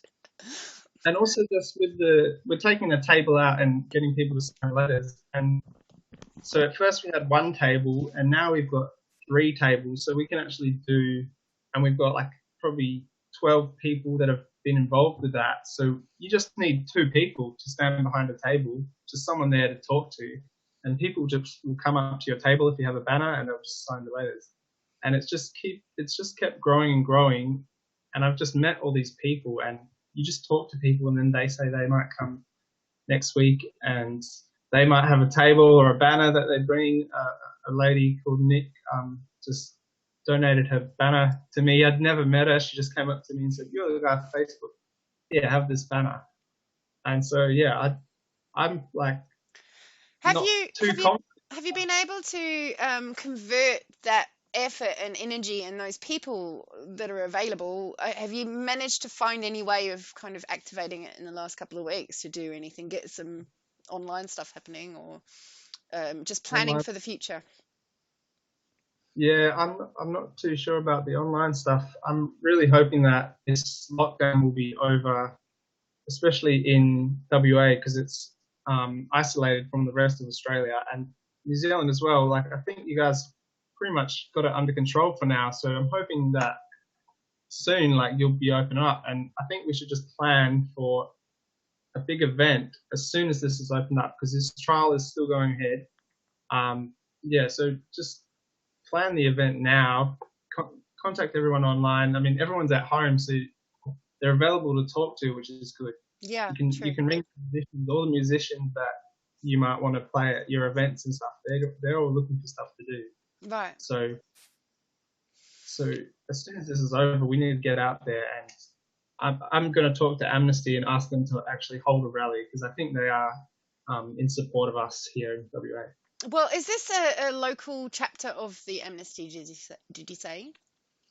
Yeah, Amnesty West Australia. Right. Yeah, because I think the ones that I focused on were probably the international ones. And what happened when I focused on Amnesty, 2 things happened. Once was when I was outreach. Susie asked me to do some outreach, and I wasn't really sure about what I was doing, and I was a bit like a bull in a china shop. But one of the first things that other supporters were trying to encourage me to do was contact Amnesty, and that's why I kind of got so involved, actually, in pissing them off. But what happened was that I wrote an email to Amnesty Australia, and their media person called back and emailed straight back with this amazing bullet point list of their support for Julian. And there were a few disclaimers in there, but it was essentially a supportive statement, which, considering that their website was showing a smear about Sweden from 2012 up until 3 days before our trial in February, sorry. It was just amazing. And so we got this response from this media person. It turned out to be a single person and their feelings on it, and they were knowledgeable, and so they instantly gave their feeling back, or some kind of unofficial message came out of Amnesty. And luckily we got it published really quickly, and WikiLeaks posted it to their timeline just before they managed to retract it and say, oh, this was just one person acting in an office giving her opinion, and it's not what Amnesty think. And so that was an interesting thing, but it certainly ruffled their feathers, and they didn't act then. And the reason we were on to them then was because Chelsea Manning was being banned, and Amnesty Australia was doing quite a lot for Chelsea, and so from New Zealand, that was hosting her live streams because she couldn't go to Australia. we started putting on the attack on Amnesty. And so that was an interesting response. And the other one was MEB and I were discussing a Shamnesty protest around about, December, I think it was. And so we had literally just sorted out a logo that said Shamnesty, and she was going to do London, and I was going to try and get people to do offices, or at least ring them everywhere. And before that protest even came about, they put out their positive statement, and everyone was asked to shut up and put those memes away from what's going. Hello, Paddy, are you on? Hello. Maybe you should go full screen. I can't hear you. Yeah, sorry about that. I'm actually muting through my desk, so I'll just change my. I couldn't resist the picture-in-picture opportunity there. Sorry. It's an infinite fractal of supporters. See, there's so many of us. Okay, sorry. Where was I? I'm back here. Sorry, I talking distracted to you, you. Mitchell. There you go. Sorry about that. It's a bit choppy. Yeah, we were, I guess, pretty annoyed at Amnesty as well, just the lack of kind of action. But I think you've just got to put that behind you. Like, now that they're on board, he's on the website. He was on the front page of the Australian website for a few weeks. Yeah, I think you can really go to they have these groups called local action groups, who are basically groups of activists, I guess. And if you look up your local action group, you can go to those meetings and actually just ask them to act on this. Just make it about human rights, make it about health, freedom of speech. Don't need to go into other stuff that they might not be interested in, but they will support you, I think. Okay. Well, I would like to think that's true, and it's not just about money and how many people they could get 3 days before the extradition trial with the minimum amount of actual effect. That's what it certainly seemed like to me. But I will give them maybe the international secretariat who is the person that makes the decision. So effectively, that's the CEO, whoever's the top of Amnesty, decides what their campaigns are, and that was their complaint, that they would like to act, but they can't because the international secretariat effectively is telling them what they can and cannot. And for whatever reason, 3 days before the trial, that was lifted. And I'd be very curious as to why that was lifted and when and then. They probably had a heads up on your action impending on Shamnesty. I'd love to think that. Decided that was the best route. Yeah. I don't think we were going to be a huge protest, but I think we were having quite a draw online because it was going out with the candles and Emmy's stuff and Julian Assange Defence Committee in London. So a lot of people were seeing it potentially. They told me that they looked at my previous Facebook and Twitter posts before they wanted to talk and meet with me. So if you posted anything bad about them, they might not want to talk to you. I think that I'd be already banned. I have a feeling I actually don't think they like me very much, personally. I have the board member of Amnesty in New Zealand's number, and I was ringing her up in Myanmar and stuff, and I think she's had enough. And I was polite, but I can be a bit bull in a china shop. I'm not the politest person because it just, you do feel like you're smacking your head against the wall sometimes, and you can't help but lash out. And I wish I could be Tulsi Gabbard and just, even though the topic that you're talking about is atrocious and disgusting, and not that I'm approving of what she's done now, but actually, the way that she is able to calmly statesman-like quality. Yeah, absolutely. Yeah. And I wish I could channel that, but I am not that person. So I am better used in the sarcastic bitch slap to full in a china shop option. Not so good for being diplomatic, possibly. Have you seen the video where Donald Trump says about WikiLeaks that he thinks there should be the death penalty? Yeah, I have seen that. Yeah. Okay. Yeah, and also I've seen the video where he said, "We love WikiLeaks," and I've seen Cassandra Rules video, which is actually the most telling, and I would 100% recommend people.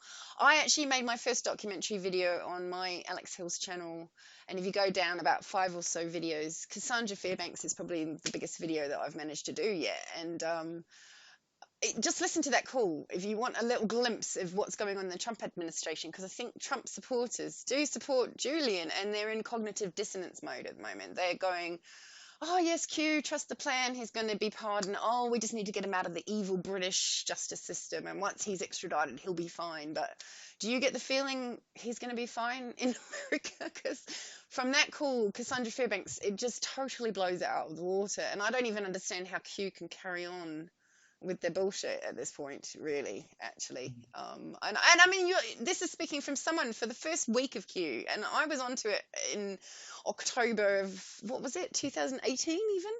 I was onto it then, and I was sucked in. I thought, God, if this is real, this is fantastic. Wouldn't it be great if Trump really was cleaning up the deep state? Wouldn't that be lovely?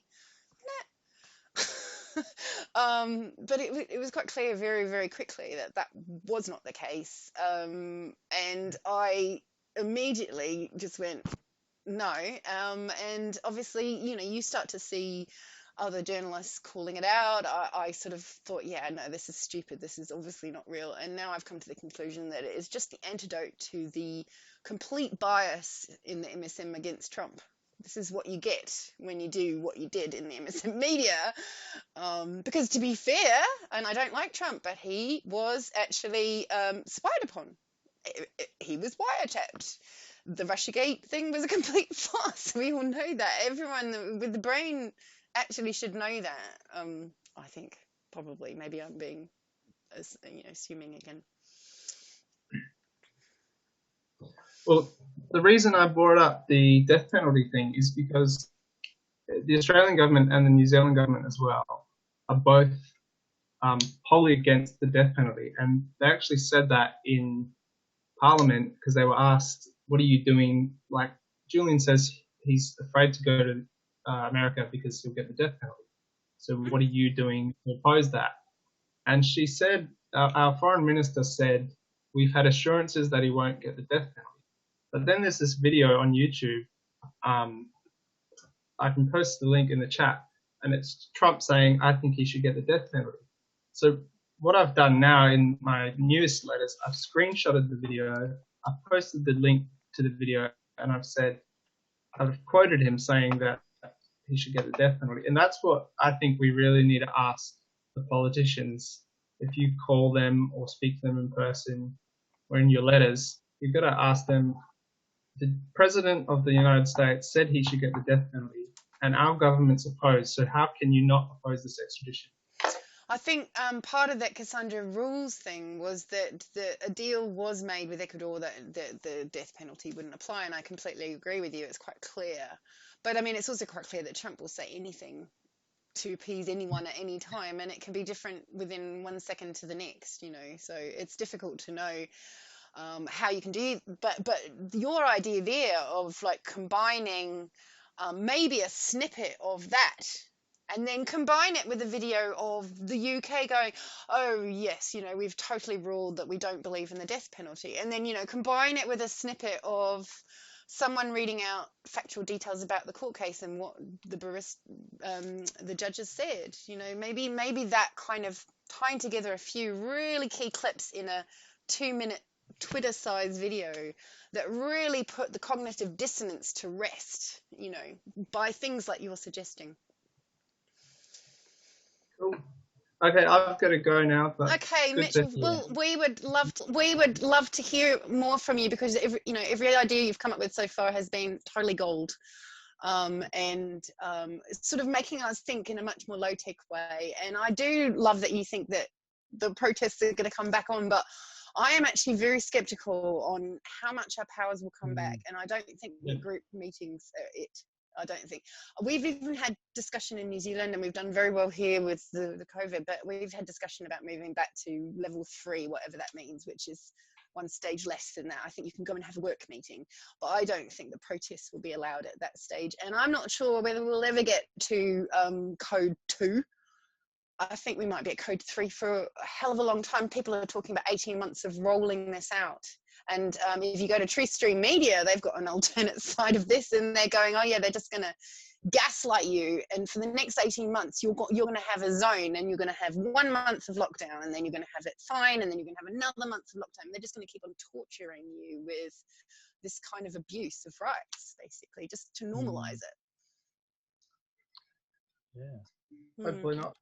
I think Elizabeth wanted to have a word before she left as well, but who's that? Fantastic for you, Liz. Liz, okay, come on, unmute. Liz, are you unmuting yourself? I'm unmuted. Great. Sorry, it's like I've been up all night, 6 a.m., so I'm starting to like fade and get really loopy. So I tried to write a few notes. Those were really great. I really appreciated though listening to everybody, and thanks to everyone for just speaking about it. I've learned so much tonight. So, are you in your bathroom because you're trying to keep quiet for the house? Yes, I'm somebody else is sleeping in the room, but I come in here anyway because it's lit up. But I'll try not to do my live streaming in here. But yeah, what was I going to say? I just realized, you know, it is so important to do, going back to the idea of storybooking, what happened to Julian Assange. I think so. It really spoke to me, or reminded me how we are all so educated about this topic, and we've been sort of working with these with the story for so many years that we forget, how do you break it down to somebody that has no idea who Julian Assange is, or where do you even start? So I know that there are a couple flyers that are already circulating by Bean, who put them out, and they're excellent. But one thing I started doing is collecting all of the WikiLeaks documents that have Julian Assange listed in them, and telling his story through leaks. Wow. And I wanted to present it today, but too much is going on, and so I'm set back. But anyway. Well, why don't we make a move now to have a May 18th one for New Zealand? Paddy, will you be going live on May 18 by any chance? Are you free to talk? Oh, he's in the middle of something, so we can't This talk to him. time next week, because the same time next week. We could do the same time next week. I mean, if people want... May 18th. A week and a month away. Yeah. Yeah, no, well, I was thinking of a big one. If we could do something like we've done here, I mean, Sydney got attacked today, but now we know how that cannot happen. Can we do bigger ones of these? Available May 18th. Great. The Static Radio here. Great. Okay, are you live at the moment, or are you just between tracks? Yeah, no, we're full live. We're taking you guys and all of your chats live as well. Oh, so right. we've been covering this whole thing for the last 2 hours. Oh, you're amazing. I've just been popping in and out because making sure that your vocals aren't going to feed back, because your vocals are actually live at the moment as well. So we've been covering absolutely everything that's been covered here on the channel. And it's huge. Thank you to everybody who's joined us from around the world. Thank you, Paddy. This is really quite amazing and totally unprecedented. All of the audio is going live on our YouTube channel, so that's youtube.com/Paddock Radio. It's also live on our Twitch channel, twitch.com/Paddock Radio. It's live on our Facebook feed, which is facebook.com/Paddy Paddock. And we're also live on our own audio-only website, which is paddock.radio.net. We play music 24/7. That's all original content that's been sent in from people around the world. We're totally no ads and no not-for-profit. We're run underneath the Burning Man principles, actually. So we connect to the Burning Man International Radio Network every Sunday, 2 p.m. New Zealand time, which is 5 p.m. West Coast, and I think it's about 7 p.m. on the East Coast in America there. We broadcast live around the world to all of the Burning Man satellite radio stations. Are you part of Kiwi Burn? Yeah, yes, but I'm not.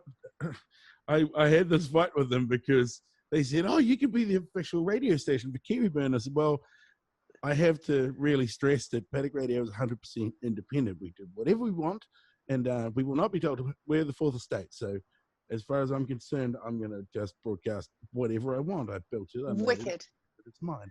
Paddy, can I introduce you to my mate Timothy, who's my musical buddy, if he's going to talk again? I don't know. Are you in a car? Are you in a car, Timothy? Yeah. I reckon that's like a limo. I reckon he's in a limo.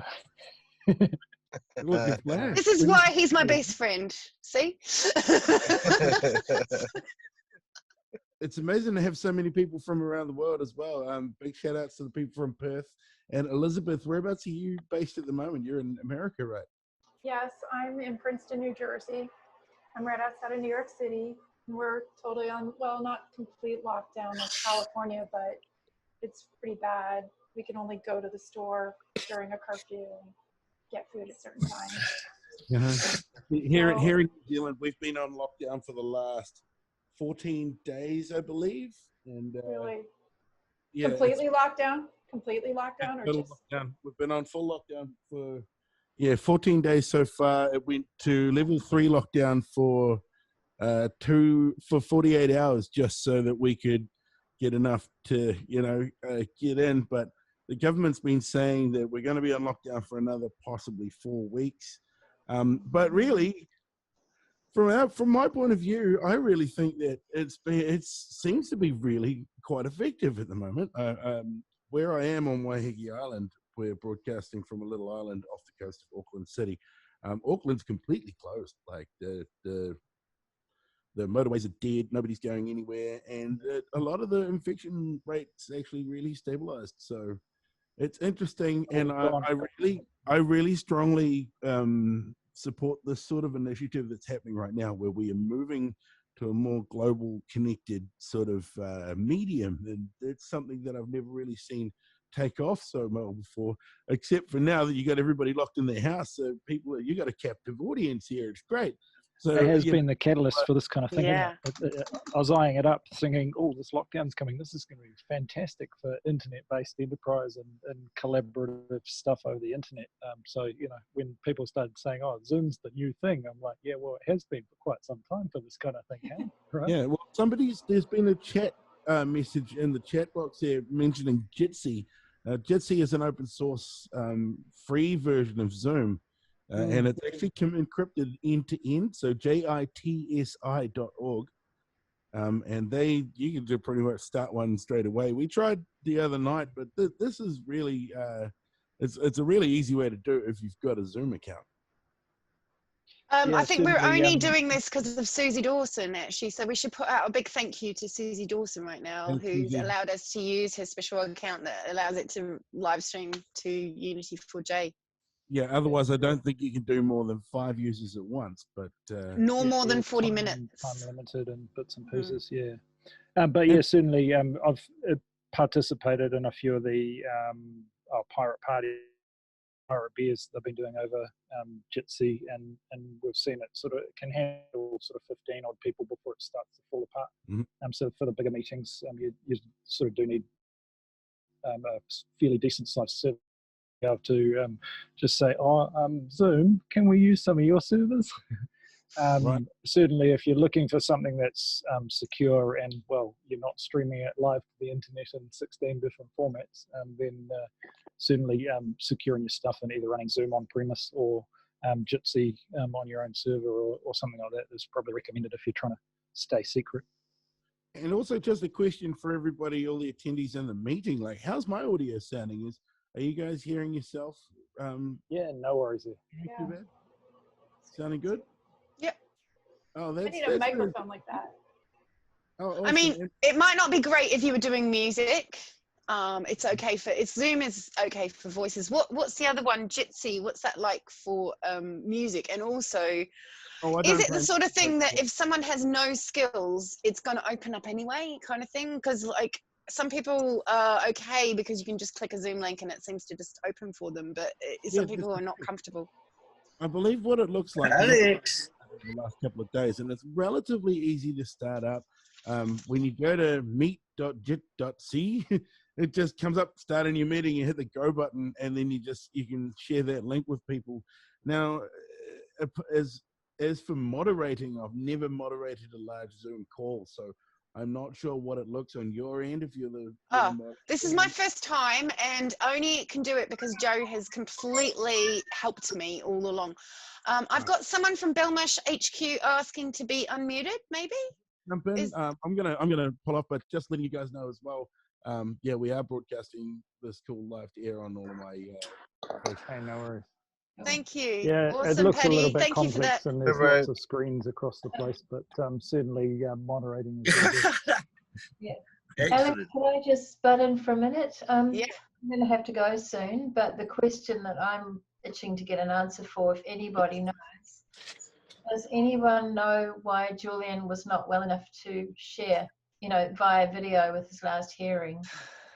Any news on that? And then I'll let Elma HQ talk. I don't know if I can answer that one. The person that has done the interview that I can most rely on and direct you to is the Consulting News one by Deepa Driver. Now, she's really open on Twitter. She's organising the Free the Truth conference today, though, so she'll probably be insane. However, it would be great to have some clarification because she's the one that overheard it. And so all she heard was a rumor, and as far as I know, we don't have any other information. Yeah. We need to know, don't we? And when I say she heard a rumor, sorry, she overheard the court people talking about it. So it's more than a rumor, but it's not something that is being reported by other journalists in there. It's just something that she overheard. Okay. And so she went on video to explain about that. But I think we're going to have some other people unpick it because at the moment, no one's allowed to visit Julian. And I was hoping to get Vivian Westwood's son on to talk because he was one of the last people to see it. And I think that he will be speaking at Action for Assange. Okay. I think he wanted a bit of a bigger audience in New Zealand, potentially. We've done quite well, I'm pretty sure. But yeah. Oh, well, is it Belmarsh HQ? Yeah, so I've got hand waving, but I don't know what to do about it. And I can't hear them. Belmarsh HQ. You can't hear me? Can you hear me? Is that you, Dave? It's me. Oh, you're not sharing the video today? No, I don't know. I'm pressing. It's gone red. You have to click. Yeah. I can't start video because the host has disabled it.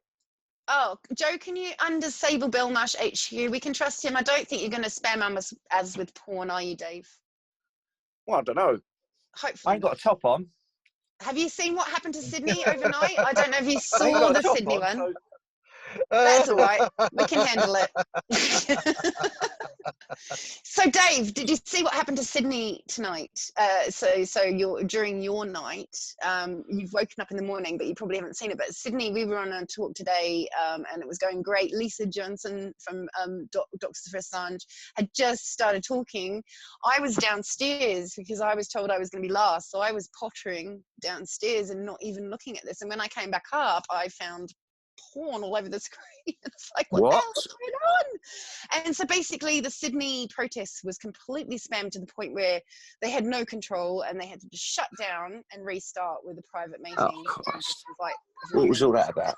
Who's done that? It's pretty shocking. It's obviously not just normal people.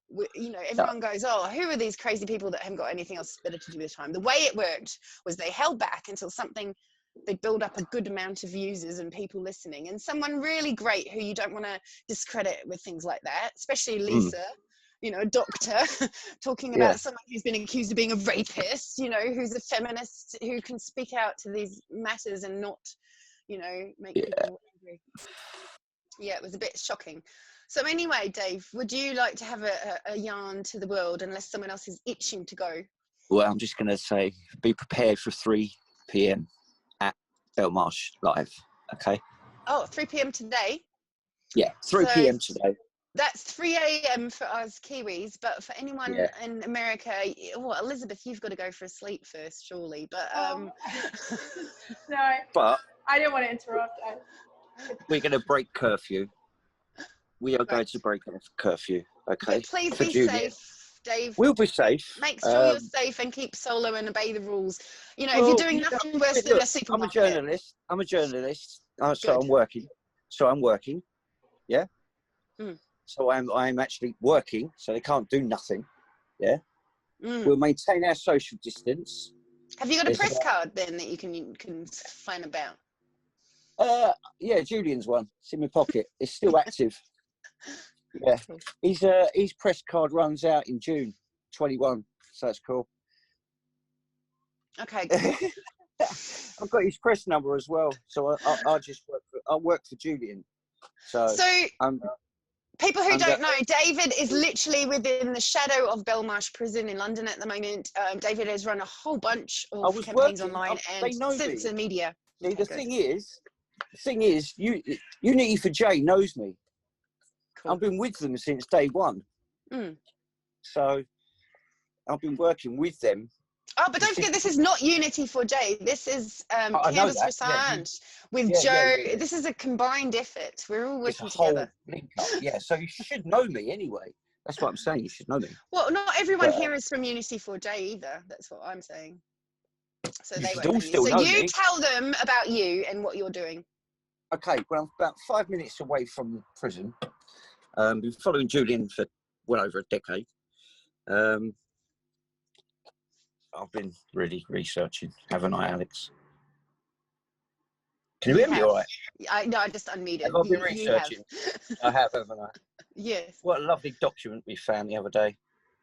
Did you tell everybody about that document? No, you tell them. Someone's put in a civil legal action in the US to take down every single corporation you can think of that exists right now, and they put it through on the 20th of February. I'll send you the. I didn't send you it, did I? You told me about it. You sorry, I have to unmute myself. Sorry, you told me about it. Yeah, but I'm like, wow. So do you think this case has much hope? I mean, won't they throw it out like everything else? It'll have to go to Supreme Court or some stupid thing, right? Have we lost Belmarsh HQ? His audio seems to have dropped. His audio's gone. Okay, well, hopefully we'll get him back in a minute. So Fiona, were you just signing off? Sorry, and you're still here. I'm going to unmute you. Yes, I was just putting something in chat to say goodbye. Thank you, everybody. It's been very informative. I've taken notes of where you all come from and getting a handle on what you're all doing, and keep up the good work and we'll win this fight. It's a war on truth and it's raging. We have to win.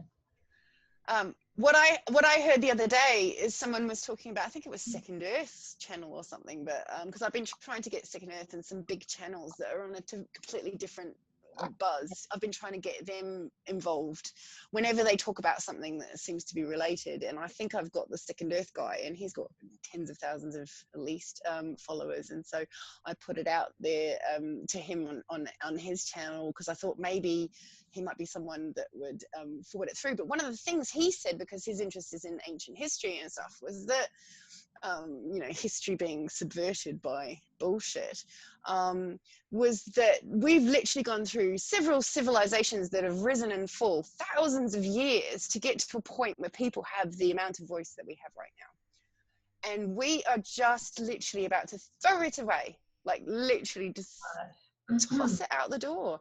And the UK justice system is making a fool of itself. It's actually not just gaslighting people, because anyone who's intelligent enough to look at it is so appalled that no one can take anything seriously that comes out of the UK anymore. I'm appalled. I want to burn my passports. I don't know about you, but I've got 3. I feel like burning 2 of them at least, if not all 3, because we can't travel anyway. What's the point?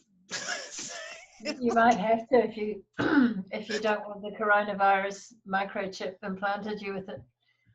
Yeah, well, I was hoping to get there for May because my dad turned 90 in March, and I was trying to get my head around the amount of money to get over there, and I just didn't quite manage to get it together, and I haven't really felt great about fundraising, and so I haven't got there yet. Okay, I was going to go see my dad, and I can't do that now. And if that is what is the result of this new world, is that we literally can't travel without having Bill Gates' vaccine, because I've had all my vaccines, but I'm not touching that one. Sorry. And my kids have had all of theirs, but I'm not having Amy having the HPV one because it's about big pharma. If there's any vaccines about big pharma, I'm not interested in 9 billion people, 6 billion people having them done forcibly. And yet online you see people cheering for this right now, cheering for this reduce rights. It's crazy. Well, the video I watched on it said it's a brand new type of vaccine that actually uses DNA and RNA that combines with your DNA and changes your DNA. So it's a brand new type of vaccine. It sounds like a Frankenstein one to me. It sounds like something that they could upload new RNA to, or some stupid thing, like it feels like that kind of dystopian future that we just don't know about technology. And I don't want to get too conspiracy theory, but I have no doubt that this is being used right now, and we could so much make it work the other way, because it has exposed globalism, it's exposed neoliberalism, it's exposed EU for being a farce, and unelected power establishments that don't care about the other countries. They're not really acting as one. Therefore, all they've done is made the small countries powerless. I think it's all being exposed so badly at the moment. It might even have been why they shut it down, because it was the perfect situation. Exactly. Yeah. Well, time will tell, but keep on fighting, everyone. Stand for the truth. Within the rules, as much as possible. I will be breaking the rules in 2 years' time, I promise you. In 18 months' time, I will be breaking the rules fully. But right now, we do it within the rules, and even if they're a little bit on the grey area, I'm pretty cool with that. Yeah. The coronavirus is going around Belmarsh prison. Yeah, 2 people have already got it, apparently. Has anybody died there? 1. Oh. Yeah, and what's interesting is Julian was in solitary, and that's the only report we got. We heard about him being moved to a more public wing, in that he could at least spend his 1 hour he gets out of his cell a day with other people, and that was the desire. Now, it's not the desire, and we hear reports that he is now in a crowded yard because there's no staff, and the prison is almost dysfunctional at this point. So really feeling safe about Julian Assange being in there. And if Epstein was killed in prison in America without COVID, and here we have COVID coming in, I wouldn't put it past them to inject COVID into him. I honestly wouldn't. Well, lots of prayers. I'm going to go now, so say goodbye. Thank you, Fiona, and thank you for everything you do. You're amazing. Same to you. You're amazing. Keep it up. Bye, everybody. Any words of wisdom from you, Timothy? I always say goodbye to Fiona. Catch you later, Fiona. No words of wisdom from me. It's a shame we can't do a jam across the Zoom. That would be so great. Or maybe we could do a driveway jam one day live. Yeah. Social distance, a physical distancing jam. Let's everyone start using the term physical distancing, not social distancing. Let's get away from this moving apart from our social people, and now let's talk about moving apart from physical only. So anyone else want to come in, or does anyone want me to play any videos or anything in particular that they'd like to say? Actually, what's happening? So what's actually happening with Julian Assange and his court case? Like, have they got his court case then booked for a time during this lockdown period? Yeah, they've totally ignored the lockdown. They're going ahead with the case. They've ignored all appeals to. How many other cases are going ahead during the lockdown? Maybe we should research in that. Free the Truth, do you want to be unmuted? I'll unmute you, Free the Truth. You butt in if you want. Yeah, sure. Hey, one thing that has concerned me, is with the trial, and it's a legal thing. And when Julian was out of the embassy, and then he was presented in front of the judge, and she called him a narcissist, but also she said that they wouldn't give him bail because he was a flight risk and he might abscond, and because of his prior record. But he never skipped bail, and he never absconded. He went into asylum, as was his legal right, as a political refugee. So I'm surprised that the lawyers haven't come onto that first bit, that what the hell is he doing even asking for bail? But they gave a quasi answer in response. And Joe, you put this the best way, because I think you're onto the terminology better, Joe. But didn't you? How did you describe it? That they left it that basically because his case isn't a real case, they are essentially saying because his case is not real and because there's no reason why we have him in there. There's no reason we why don't we have can a reason to either. hold him, so we can't legally get rid of him either because we can't. Do you even hear something this? along those lines. This is not rationality. This is not justice. This is not any normal sane person. Do you think these lawyers don't have a clue how crazy, batshit crazy this sounds? Do you really think they haven't got a clue? Because I know that they know what they're doing and they don't give a shit.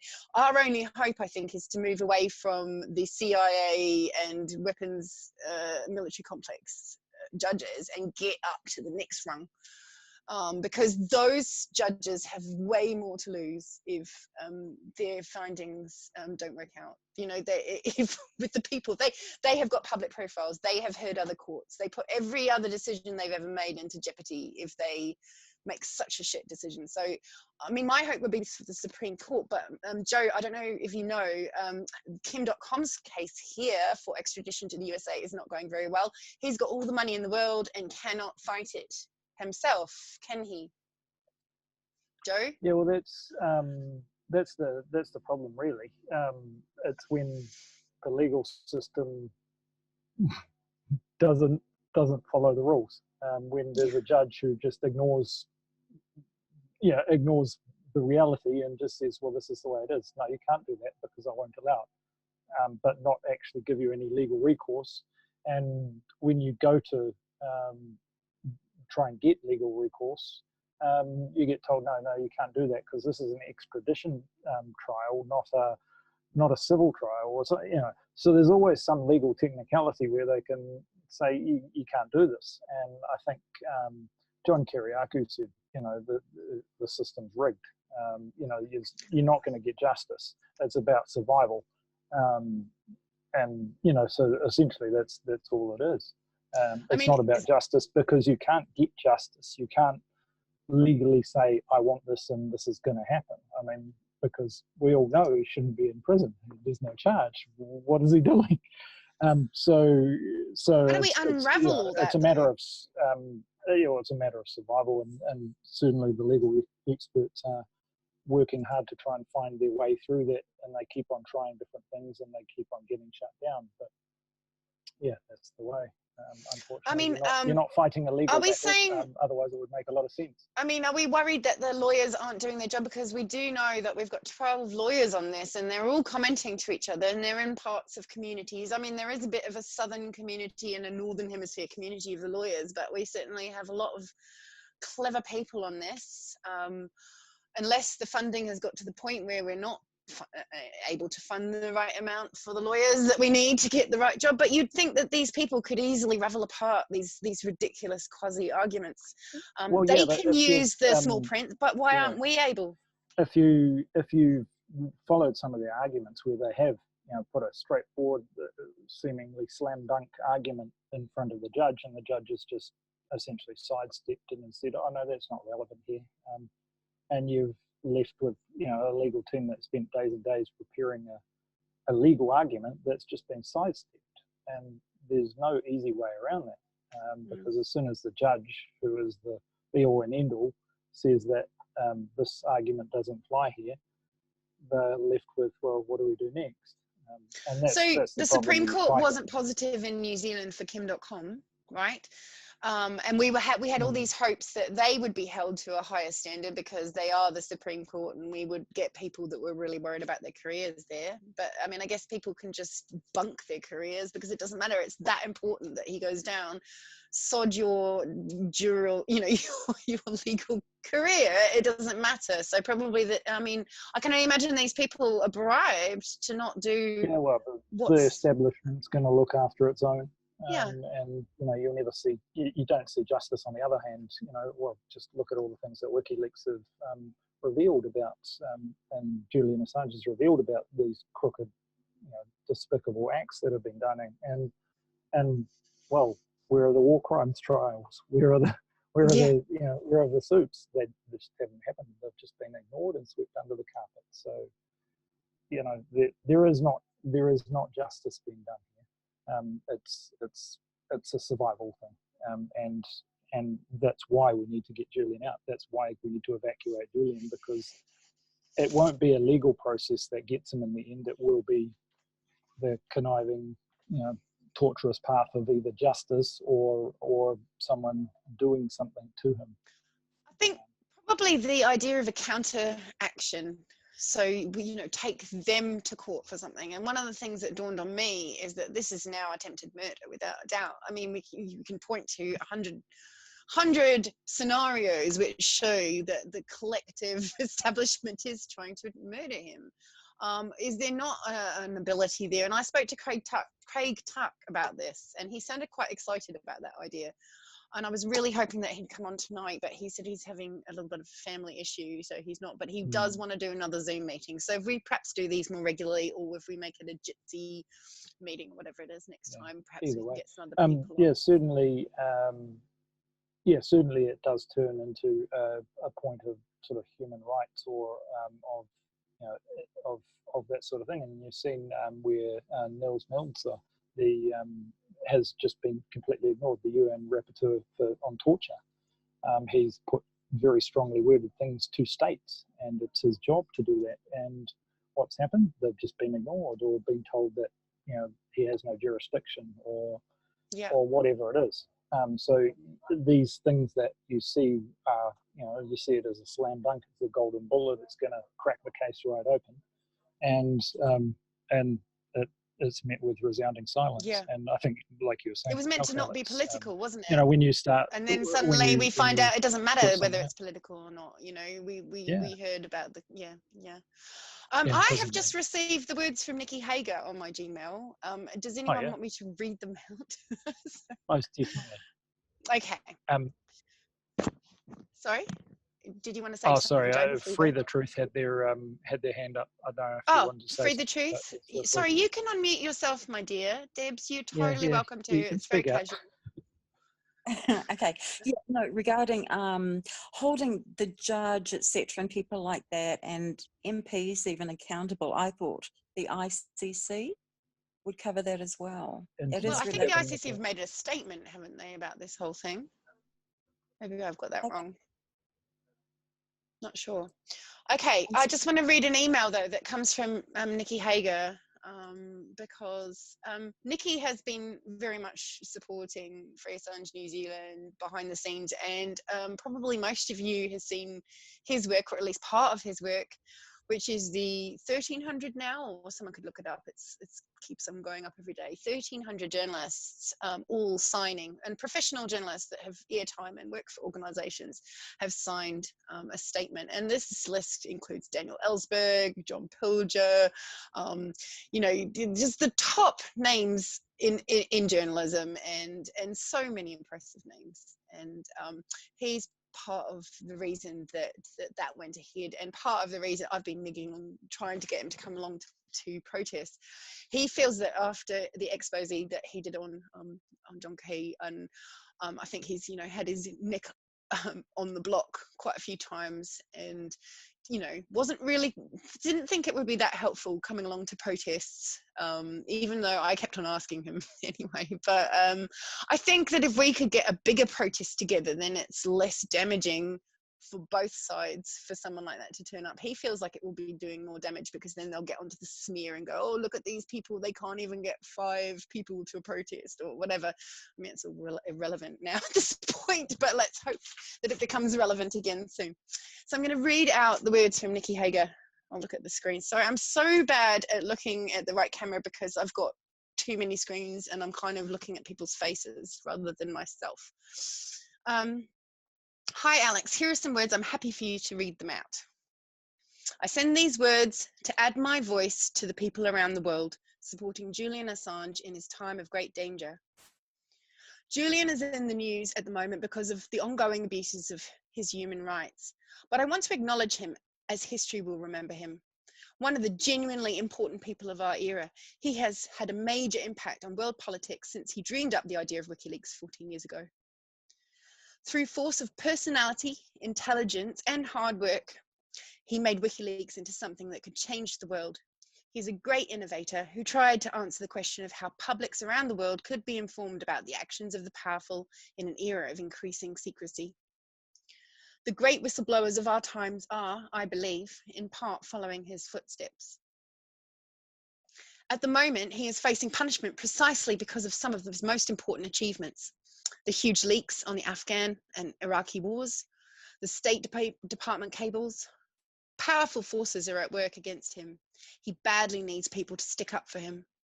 Part of the retaliation against him has been blackening his name, but Mandela was once denigrated as a terrorist. Daniel Ellsberg of the Pentagon Papers had his personal life attacked, but history remembers them well, and I believe the same will be the case with Julian. I look forward to the day when his is a much respected elder invited to speak at a human rights conference, but for now, he is under attack and he needs and greatly deserves our support. Nicky Hager, investigative journalist, New Zealand.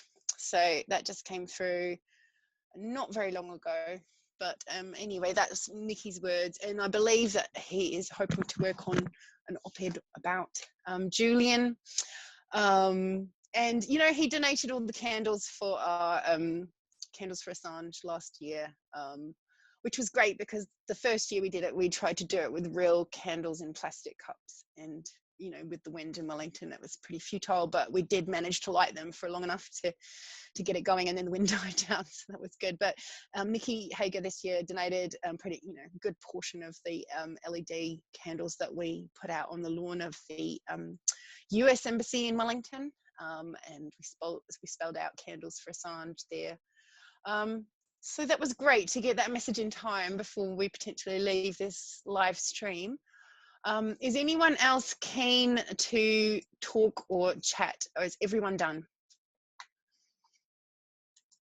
Even Joe is done. Look at that. What about you, Timothy? It seems so weird. You're just around the corner, and here I am talking to you on Zoom. I know, isn't it funny? Should we try a jam just for fun? Nah, not on this thing. Yeah, but we should do it another day. Yeah. Okay. I'll come and I'm calling it May 18, unless we can actually do it on the ground. Then I think it's going to be May 18, another virtual, but a big one. I think we should do one in every city. All right. Well, here I'm going to go. I'll catch you later. I've got work. My dear. Thank you. Right, later. Welcome. Patrick. Bye. Bye, Timothy. Patrick, would you like to end? I think you can officially end our live stream because Joe Booth's gone offline. Maybe he had to go to bed. I should officially end the live stream. I am still here. I'm just. Oh. Okay. So I hope we can have a live stream like this very soon again. Faced, more topic based. What can we do? What should we change? Because I don't know if you know, here in Germany I have super heavy problems to keep the group in once. You know, it's falling apart. Yes, People, this is the problem everywhere. Everyone is having everywhere. this, and there's 2 protests in every city. And often I think it's people whispering in one ear and whispering in another ear and getting people to argue who are both genuine supporters, quite often arguing with each other. But I think that there's whispering going on that causes them to do that. And I've seen it so many times. It's either people like taking over the platform or trying to commandeer it for their own cause or a political party or whatever. Usually it's something to do with their own desires or problems that causes that, in my opinion. At this moment, I've no possibility to change the website. You know, I can't. You know, I had a guy who is running this website for me, and he got sick, didn't he? Sorry.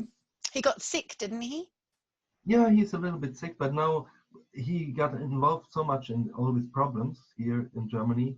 So I received an email, and I don't know how to handle this because I can't work probably. So you're finding it difficult to work because people are spreading disinformation? Oh, 80% of my energy I have to spend on what's going on in the group and all these arguing and problems. And normally I can have 100% working on Mr. Assange and not only 20. Well, maybe your problem is trying to control it too much and be in charge too much. No, it's not about control or in charge.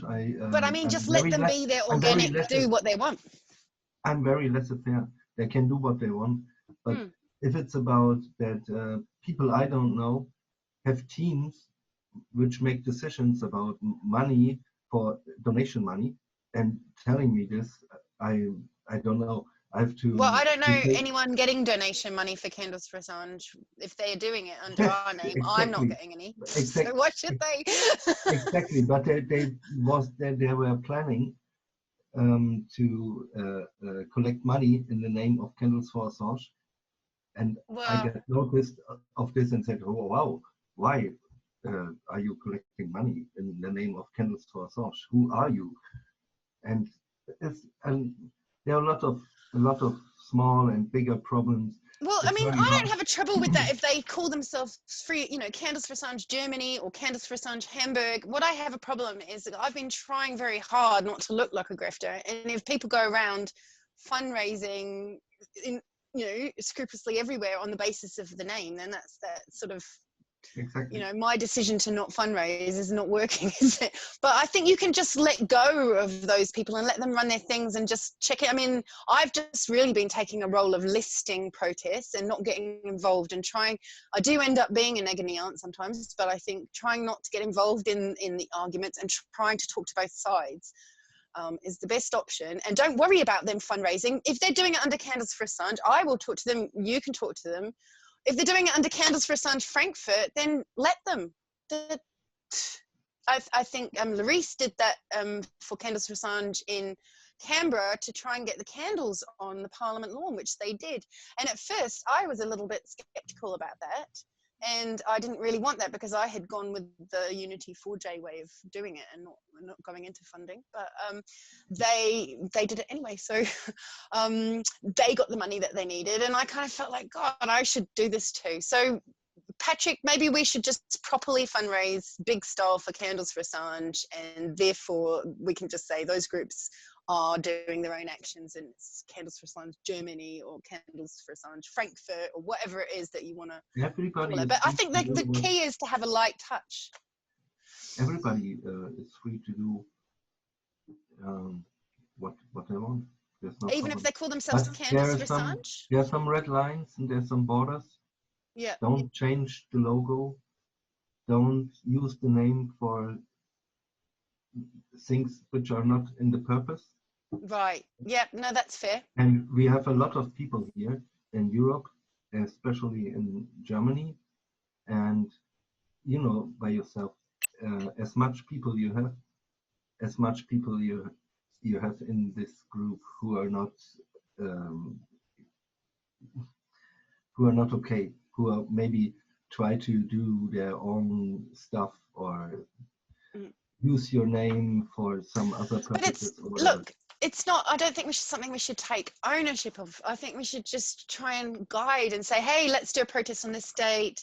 If we want to fundraise, let's take initiative to do that, but don't get angry at other people doing it. I think go with it and just have a light touch and don't, because the problem with all these groups is that it comes down to egos. It comes down to ego against ego. And I think the thing is just to enjoy the success of listing these things and take a sort of little bit of a backseat in terms of not trying to control them, not trying to say what they can and cannot do. And if they use your logo and they use it for incorrect different thing, then say, of course, pull them up on it. If they fund and call themselves Candles for Assange and not specifically like Candles for Assange Chicago, there's a group, there's many groups around the world, and if they're fundraising, I don't give a shit, actually. Whatever needs to happen in order for them to do their thing. I think the key is to have a light touch. If we're doing what we're doing, which is basically listing and instigating as many protests as we can.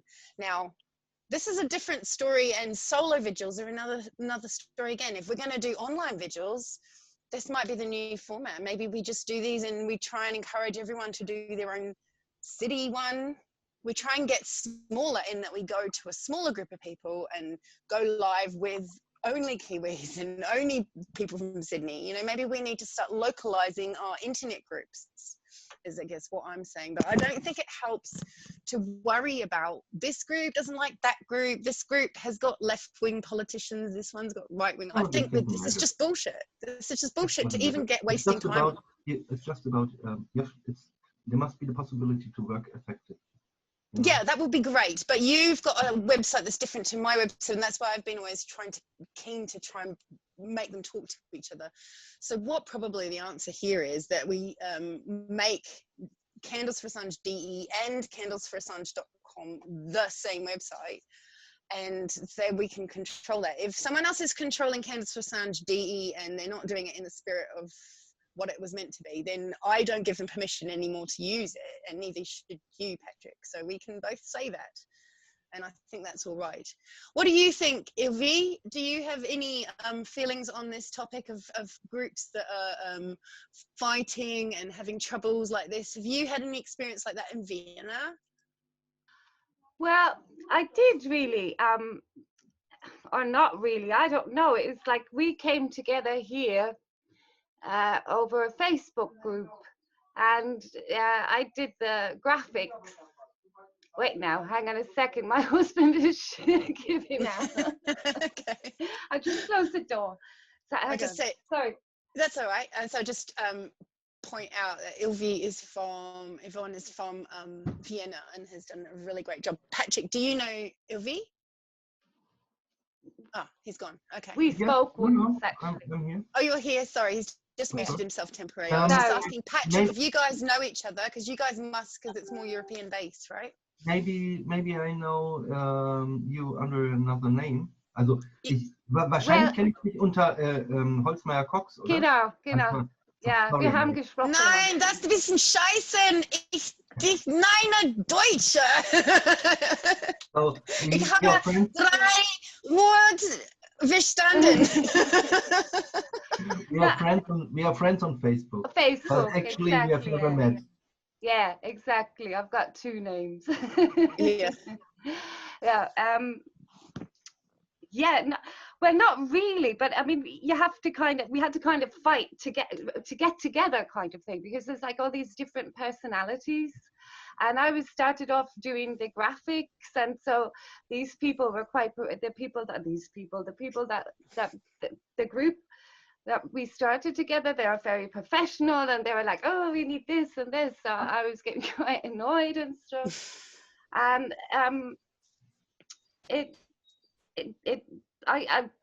it made me about my own ego. It made me question my own ego, actually. And it's sometimes, well, why am I doing this? And am I doing this now for me, or am I doing this for the cause, you know? And so I found it actually quite an awakening experience in that respect. And I had to like kind of, well, yeah, bow down to these people. It sounds a bit weird, but you know, I didn't even meet them. I hadn't even met them. And they were on the phone going, yeah, do this. And I had to really, yeah, think about it and do what they said, basically, you know. And I think, like, of course, people are going to fight and stuff. That's going to be, but I try to, you tell them they can go and make their own graphics. That's what probably I would tell them, to take their graphics and stick them up their butt. Excuse me. But you know, like when someone's doing graphics on MS Paint in between tweets and Facebook posts and trying to organise people coming out to the thing and also fighting 3 MPs, the last thing they need is people going, oh, I don't like that letter.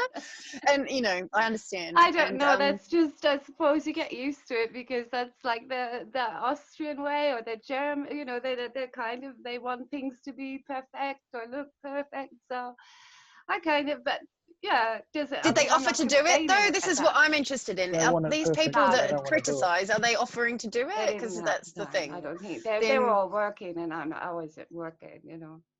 But I mean, it did annoy me and stuff. But I just, it did make me think about that. yeah, it's not worth it, you know, to fight, like, because the cause is bigger than me or my ego or how I feel, or it's bigger than that, you know.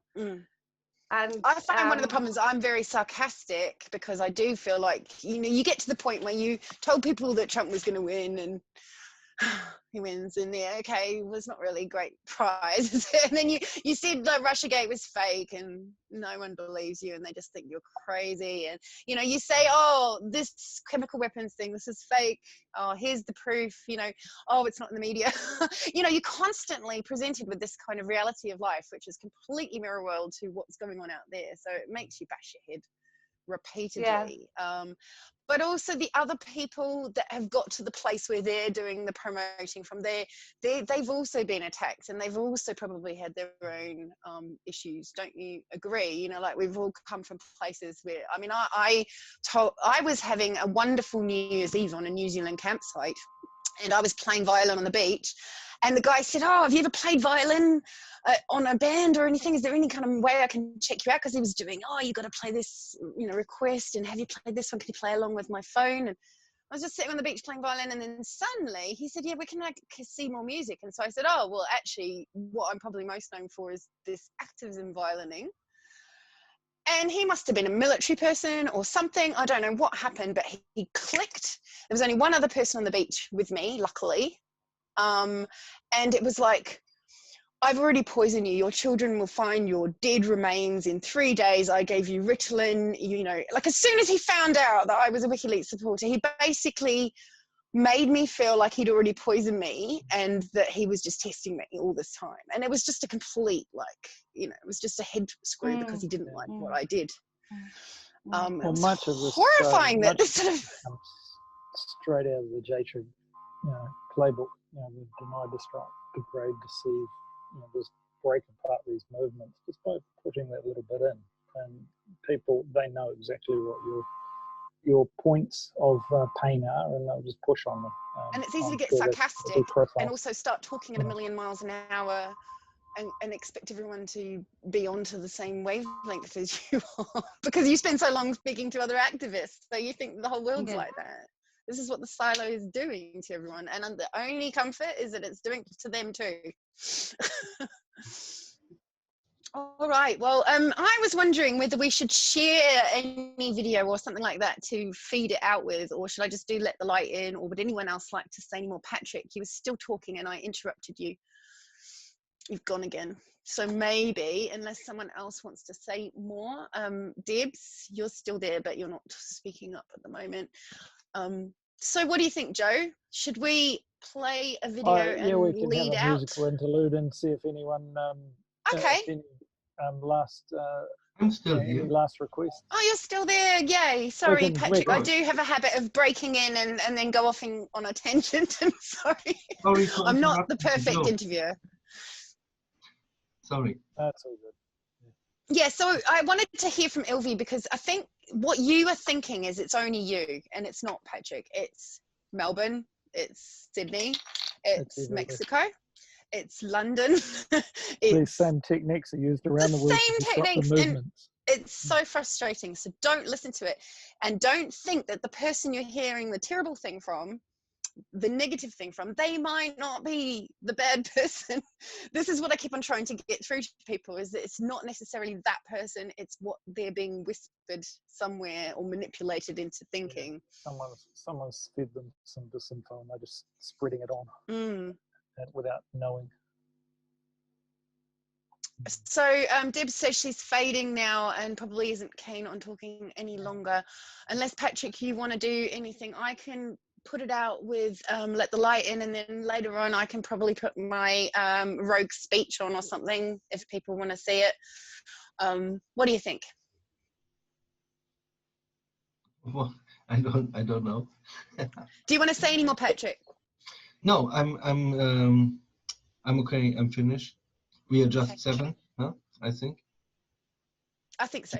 Don't know how many. Yeah, and some people don't want to talk, but we can share screens. We can, if you want, Patrick, you can take people through some stuff and share your screen if you want, but I think your resolution is quite low. I don't know how that works with sharing screens. Oh, Yeah. I have no idea about a video to show. Okay. Maybe the last video we make for this Yes. solo vigil thing. Yes, that's a great idea. I'll do that. Then I say thank you for having me, and I hope everything works out fine and we can work effectively in future. And I think we still have to keep on doing this online, though. I think we've got to do it, even if we've got to pretend that it's not going to change, but also pretend that we might be able to be back out there on the 18th of May, but I doubt it, but yeah.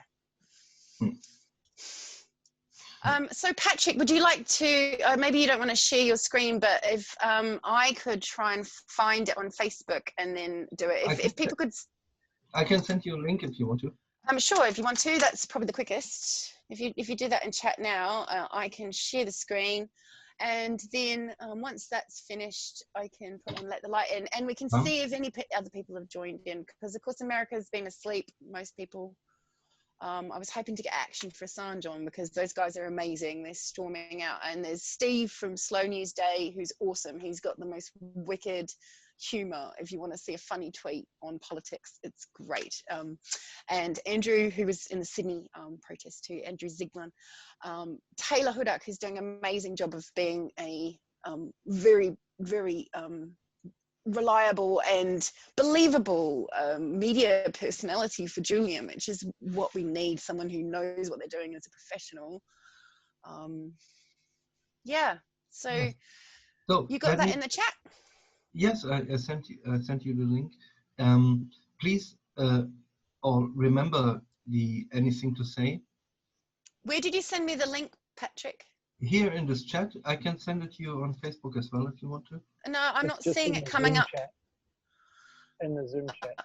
I'm looking. Hold on. He sent it to me. Okay, so can you send it to me, please? Yeah, I just sent it on to you. I am. Yes.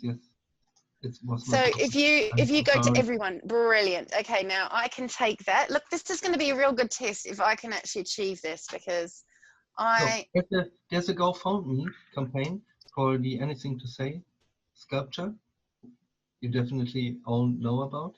Oh, definitely. Yeah. And you say that there's someone working on a Chelsea Manning update for her new sex. Is this coming through? Can you hear the music? No. Go share screen and make sure you tick the share sound button. Okay. So I can hear it, but I'm not seeing. Only host. Okay. Can I? It says it wants me to know if it's sharing. Can you see that? Okay. So we want YouTube. Now, what are you seeing? You're going to have to tell me. We're seeing YouTube. You're kidding. That is literally the first time Joe and I have got that right, because I've tried to practice it 3 times today and it's never gone right because I've got 3 screens and I just can't deal. You just have to start. Okay, full screen is not happening, so I might have to just do it like that. Oh yes, no, it's slow. Now tell me, can you hear that?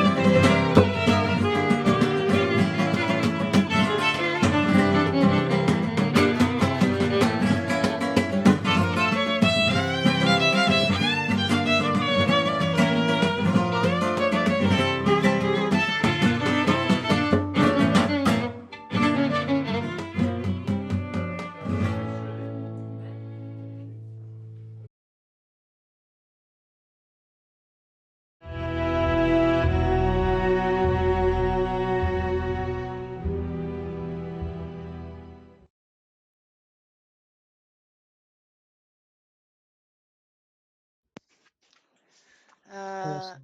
That was really great. Doesn't it make you feel good? Oh no, I've got this coming through. I have to stop sharing my screen. Sorry, everybody. There you go. I don't know if my sound was still going there. Right, so shall we call off now? I don't know actually how to stop this. There we go.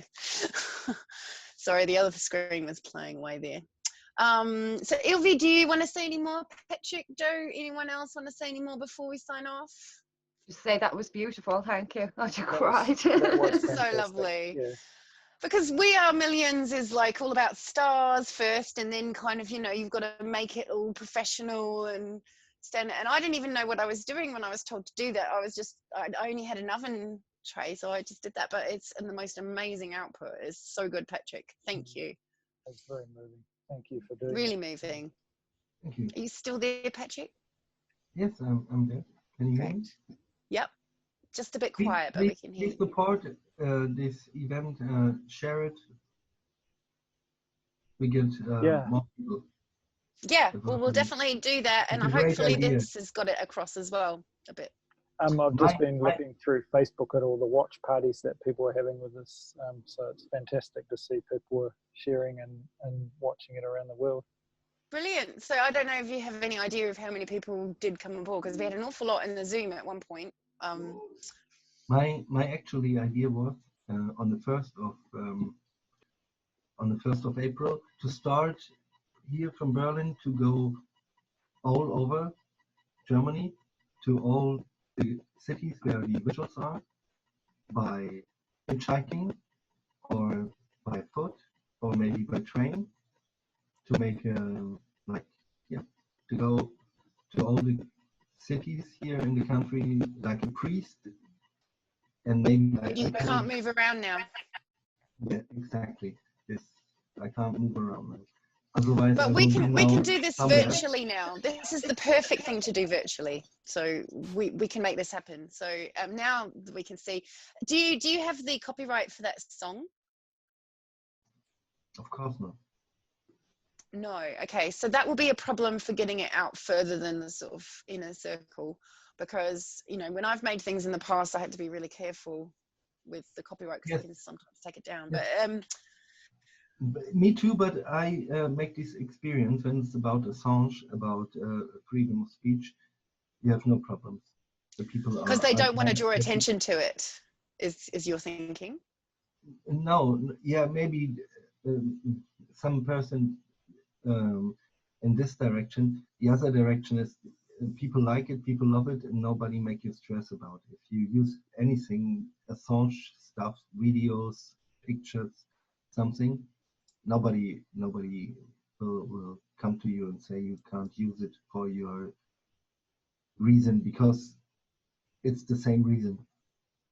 Well, I was a bit nervous about the use of the Amnesty logo, if you remember, because I thought if I do ever fundraise, because at the moment I think we're all fine because we're not actively going out there trying to fundraise for a proper organisation that's really set up a non-profit or whatever.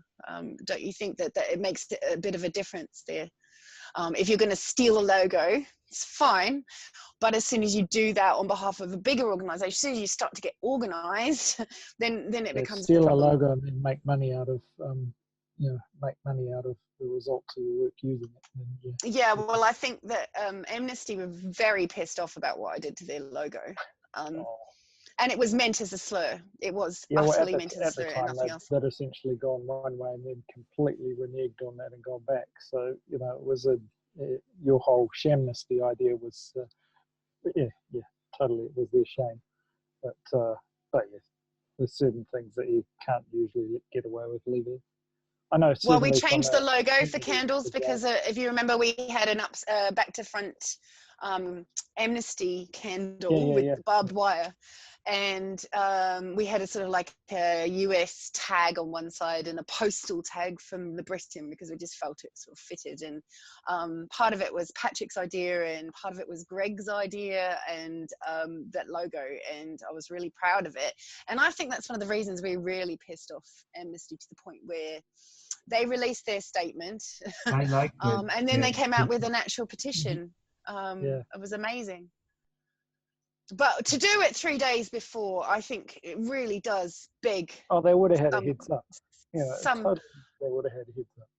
You really think it's about the protest? Because I can't believe it, because I don't think there would have been more than a few people. It was mainly on social media that we're getting the word out. Hello? Yeah, I'm sure they monitor it. Oh, hello, you're back. Yeah, I would have been here all along, but I came to think of a moment. I think I met a what are they called in English? The street sellers for Amnesty International. Oh, You know, those people who want to donate to them. It might have been not Amnesty International, but another. I don't remember.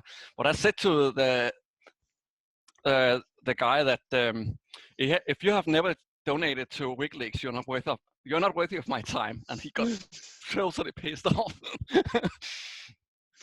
But I'm not exactly the most diplomatic type. No, I mean, what I did in Wellington, because I was so pissed off with Amnesty, I actually rang up and emailed and wrote a letter to every institution that had an Amnesty organization, because I just realized that Amy was going to go to high school and they had an Amnesty club. And I was like, are you aware of Amnesty's actual record when it comes to war propaganda and, actually not fighting the fight? And I've actually had some Amnesty, very young, innocent people who are, wide-eyed about the world, and I've had them come up and try to get me to fund Amnesty, and they're the best people because they're so already activated, and they're not looking at the right media yet, so they still haven't been completely and I blew her world apart. She just couldn't believe that what she was working for. I think that's what happened. I did a similar thing with one of the on the street collectors with Amnesty. They were trying to get me to donate to Amnesty, and I said, well, do you know about the record of, have you heard of Julian? Oh yeah, do you know that Amnesty does not support him? That was at the time, and they're like, oh, is that right? Oh well, yeah, we're very sorry. I usually add, not only do they not support Julian, but they've also been authors to bogus reports that have justified war. I mean, that is they've had funding from very dubious outfits. So I think there's plenty out there to list to any person. Yeah, go. Human rights was for certain has an even worse record. But yeah, I think I spoiled his. I think he was idealistic about what he did, but I think I stepped on his. But this is how we wake people up, isn't it? This is really how we do it. Hopefully. I can only think. I mean, my recent experience. So what happened with me is my local area has quite a big festival on the beach, and a year ago, he invited me to a meeting because I cornered him at the Island Bay Festival and he couldn't get rid of me. But he was very polite and he talked to me for 45 minutes on the subject. So I was amazed. And he said, look, I think you should come and you're very knowledgeable about this and I want to learn more. I have no idea about all this. And, that could have been as genuine as you like. But so I didn't get round to organising a meeting with him for the longest time. And then when I finally did get round to it, I was completely gatekeeped. There was a gatekeeper who just stopped me from being able to get any message to Paul Eagle, my MP. And then this year, after it got really nasty, and his gatekeeper PA, who actually threatened me with a trespass order, just because I said I was going to stand outside with the sign until they took me and listened to me, because I was speaking from, if you talk about Unity4J plus Action for Assange, I'd got permission to send a press release in from all those people. So I was talking on behalf of 20,000 people and I couldn't get a meeting with my MP. And so this year, the same festival happened on the beach and I went up to him again and the gatekeeper tried to stop me, but he couldn't because I'd already got straight into his youngest person on the Labour Party desk. And I said, oh, are you aware that I'm actually just fighting for this cause? Because she asked me to put it on the board. And I said, well, are you aware that I've been actually threatened with a trespass order just for coming to try and talk to Paul, having been requested to? Because there are people who aren't allowing me to say those things to this MP. And her eyes just widened out of her head. She couldn't believe it. And then that PA, he jumped out of nowhere in this festival and came up to me, "That's not true, Alex. That's, you know, that's not right." And actually he was completely wrong, because he had to blow apart my narrative, because I just told all of his volunteers on that desk what it was like trying to get an appointment to talk about this, even though I had been asked to do that. And so he did it again, and he said, "Oh, you know, you should come and meet with me." And I said, "Well, I've had absolutely no luck getting past your person." So this is my experience with my local MP. You know, what am I actually supposed to feel encouraged that they're going to... He pretended that he hadn't heard until only about a month ago, and then it was Christmas break and no time to talk. You know that so on one hand he's telling the PA to not let you in, and on the other hand he's telling you, "Yeah, no, come along." I got You the know feeling that that's he's not the clever one in this relationship, and No. that actually the other guy is his gatekeeper for that reason. I think Paul was genuine about meeting me, and I think he had to be this year because it was public again. But I think his gatekeeper will never let me talk to him, and I'm going to try again, but I have been put off by their gross behavior to me. I mean, I couldn't believe it. And when that girl found out that I'd been given a trespass order just for threatening to stand outside in the rain with a sign, because I wasn't getting represented, because I just felt like my gripe is with my local government, because I can't even get my voice heard. I mean, I had to go and give a rogue speech in Parliament to be able to like get the slightest exposure, and that was quite embarrassing. But I'd do it again in a heartbeat if I could get in the Parliament. I think I've been banned from the Parliament as well. Is that Paddy Maguire a new Paddy? person? No, Paddy, my not MP, Maggie. Paul Eagle. May I just a second? Patrick, go for it. Because I have to leave. Sure. Just a very short statement to Amnesty International. I was calling them, of course, when I start this vigils, and the phone call was like, "Hey, I'm Patrick from Candles4Assange, and anything to say?" And I want to ask somebody some questions about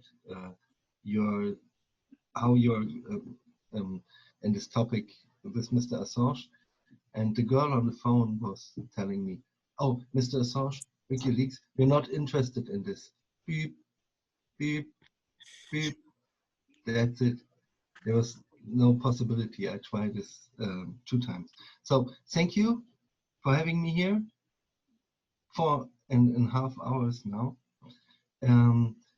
Alex, thank you. You're welcome, totally, obviously. You have done so much. I don't know if there's any one person in Candles4Assange that has done more than you, and I think, you know, you should be applauded. Thank you. Thank you. This is a great honor. Maybe we can have a 2-minute phone call after this, but I have to make another phone call now.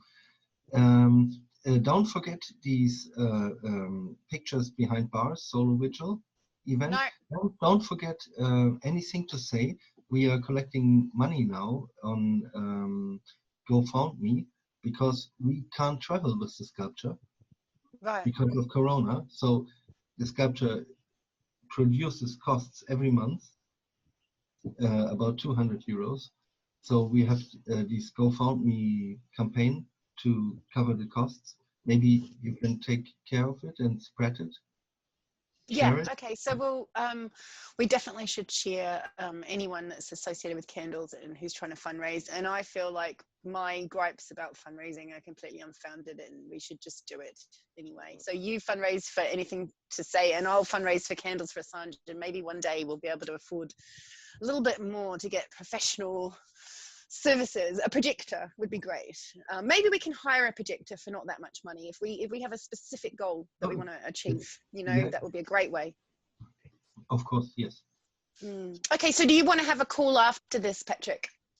Yeah, maybe. Okay, you're up now and I'm about to go to bed, but can I do it in a little bit from now? Can I do it in maybe 20 minutes, half an hour?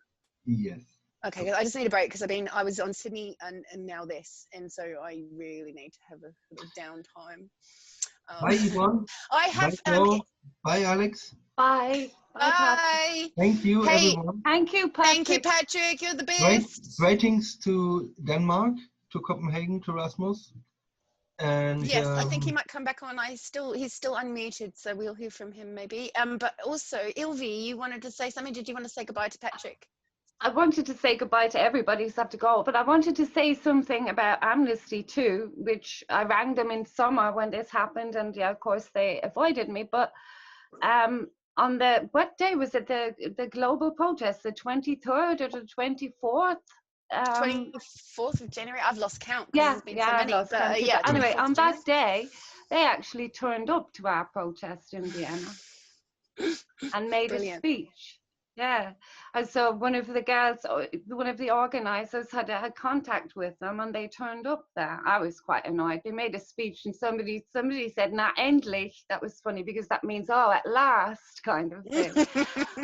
Yeah. So over here, they're standing up for him over here. So I don't know. It seems to be different, whatever country you're in. Obviously. Well, I think New Zealand and Australia are so firmly up the butt of the Five Eyes that we're all complicit in the same wars, and that's why journalists can't report on them, because we're all Five Eyes, we're all the same country. So how can we possibly have journalists reporting about the war crimes of our own country? And I think that's really come down to one of the big problems that we're seeing, is that the laws have all been adjusted to work on this kind of globalized basis. And so there's been a lot of missing, there's no legal system anymore that actually does justice in the world for anything like this. Denmark is quite up there too. We donated an Anders Fogh Rasmussen to NATO, if you remember. He's a what war does that criminal. mean? Sorry, you're going to have to... Anders Fogh Rasmussen was the Danish prime minister and later what is it called, this general secretary for NATO. He's a war criminal. I'll type his name. Okay, put it in the chat.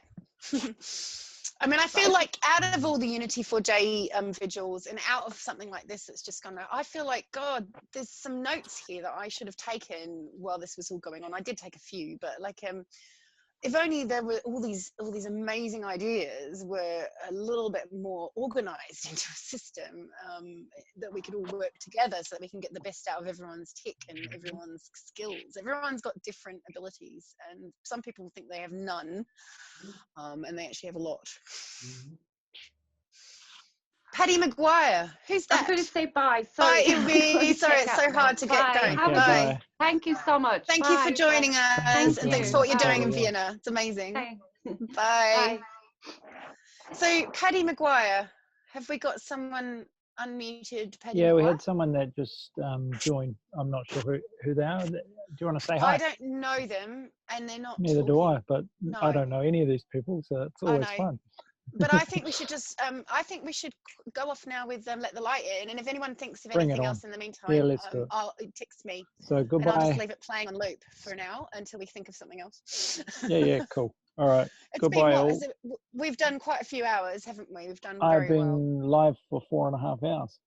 Brilliant. Okay, well, everyone's gone now. And Rasmus, thank you for joining us, and please connect with us if you've got yeah, RSFO. He's always retweeting us and doing RSFO. Stuff, so. Okay. You know RSFO, right? I do. I probably do, but read the names. Yes. I can't. It's only got a bit of it on the screen. Oh, hover over it. But yes, RSFO. You know him. I'm sure. I'll get a working webcam another time. Okay, no worries. All and good. Please, can you connect with us? My email, I'm not too worried about sharing it, as greenweaver@protonmail. And my personal Twitter is the same, Greenweave the Arch, because it was my business. And this is how exposed I am, because I didn't think I would be doing this job. And all my profile is out there, and everyone knows where I live and where my business is and what I do. And it's quite worrying when people like Commander X are going, oh, it's so easy, you can just hack this and do that. They have no idea where we live in this world. Like, we are complete tech. We don't understand. We don't even know how to begin doing something like that. It's all good. I gave up on privacy the day I had my business address on Susie's profile. Shit. Authorized by me. But as isn't the that... secretary of the Internet Party. Yeah. Oh, that's right. So I know your address too because you're the secretary. Yeah, well, you know, it's on everywhere. So yeah, come and say hi. Doesn't that somewhat Don't give me protect you, COVID. having been someone in a party that allows you some protection Oh above yeah, well, a normal totally. citizen? But, you know, it doesn't really stop the people who don't adhere to legal legalities. So yeah. Well, maybe I need to run for some kind of political post so that I can also have that immunity, because I'm very concerned about my privacy because I totally wasn't organised to this. And oh, it's all good. Yeah. Yeah, but you know, you're true to yourself, and I think from my own perspective, you know, if you're true to yourself and your integrity is there, then people don't tend to come after you. You know, if you're doing the dodgy, then yeah, someone's going to find you out. But yeah, you know, you're true to yourself, you're true to your vision, then I don't think you've got anything to fear. Anyway. All right, I'll click it over. So I've got this beautiful system working, and I hardly needed to use it. So I will say goodbye to everybody. And Joe, if you want to go back on the Zoom or anyone, just text me. Yeah, nice. Okay. See ya. Ciao. Cool. Boom, and we're out. Bye. Wow, that was good. We did a long one, very long. Yeah, it was good. Yeah, I don't know how my hosting went because the camera thing, I couldn't deal with it. I can't look at 1 second behind me, you know, like you see me talking in delay. I can't look at that, so I could only help looking at the screen where all the people's faces were, because otherwise I was talking in the wrong place. So are we live and the sound is going out and we're all good? I can't speak for you, but certainly on my end, it's just it's all good. So I've been pushing, I've been pushing it. Where was I putting it? To the Facebook groups. We've got a huge amount of chat in there, live chat. Yeah, I know. That's what I see. Wow. Okay. You mean the YouTube chat? Oh, YouTube. Oh, well, just there's Periscope YouTube as well. Facebook and Periscope. There's a few places. It's gone everywhere. There hasn't been. So thanks to Joe, Periscope. we've managed to do the usual Unity for Day thing pretty much, other than me not being quite as professional as. Yeah, the challenge was without a paid account, you can't go to groups. But I went to the groups directly and then used cross posting. So yeah, so there's been a backup string that's been going to the Facebook groups and pages. So how much does it cost to get this? Oh, it's like so maybe I $20 will a start month or something. It's right. $20 a month or something.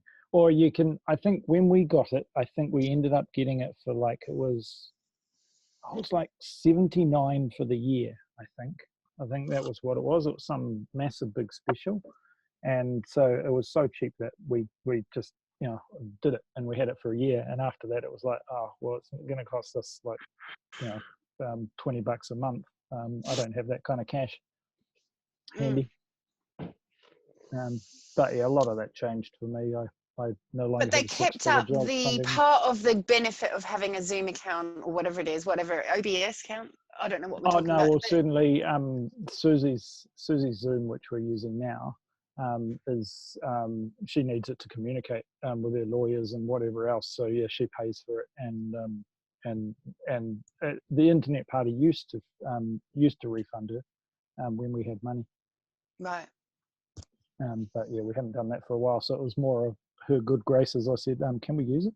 And yeah, so we get all the fancy features and less of the hassle. It's all good. So Patty Maguire, hello.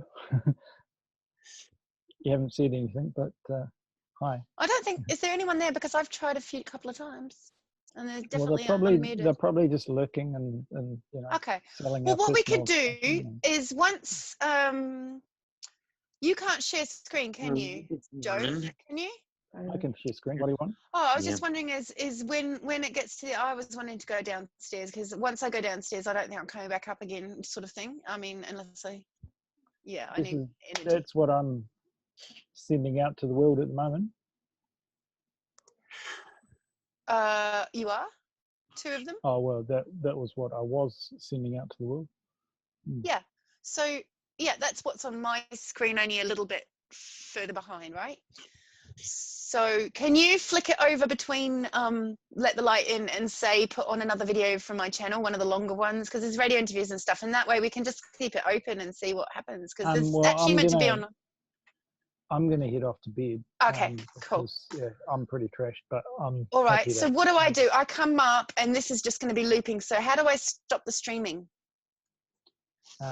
Just. Or do we just do it after it's played once? Like you just go stop. It's streaming. about to finish. Yeah. Okay. And I have to do that from my end. You can't control that. Yeah, I've got my own. This one is my stream, which is going out to the Facebook groups. But yeah, you're going out to all the rest of it, to the YouTube and to your personal page and whatever else. So. Oh, right. It's just coming to the end now. Great. So I can actually go and turn off the streaming now. Yeah. Oh, good, because that's just means I don't have to worry anymore about running. You do this regularly? No, we've never done it before. If you just want to go to screen number 2 at the end, then that's complete silence, and it's a good end screen. Okay. Well, like that. Up with this. Is that Paddy? Who am I talking to there? I can't tell. I don't know. I might tell Paddy to go, because I don't know who he is. He is king of the catnap in the chat. Catnap chat. Brilliant. King of the catnap. That's what we want. Did you see Timothy fell asleep in the live stream? Did you see Timothy fell asleep in the car in his live stream? Oh yeah. That wasn't my intention. So they've been going. Patty McGuire, do you have anything else to say? Are you there?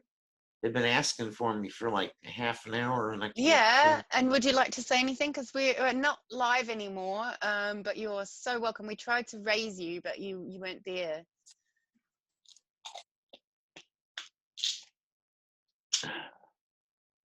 Okay, so let's just call it quits then, shall we? Yep, I've hit stop streaming on my end, so yeah. And I think I have as well. So, so we're all done. All right, nice one. Thank you very much, everybody. I reckon we should do it again. Oh. Yeah, totally. I just closed the screen and totally ruined everything.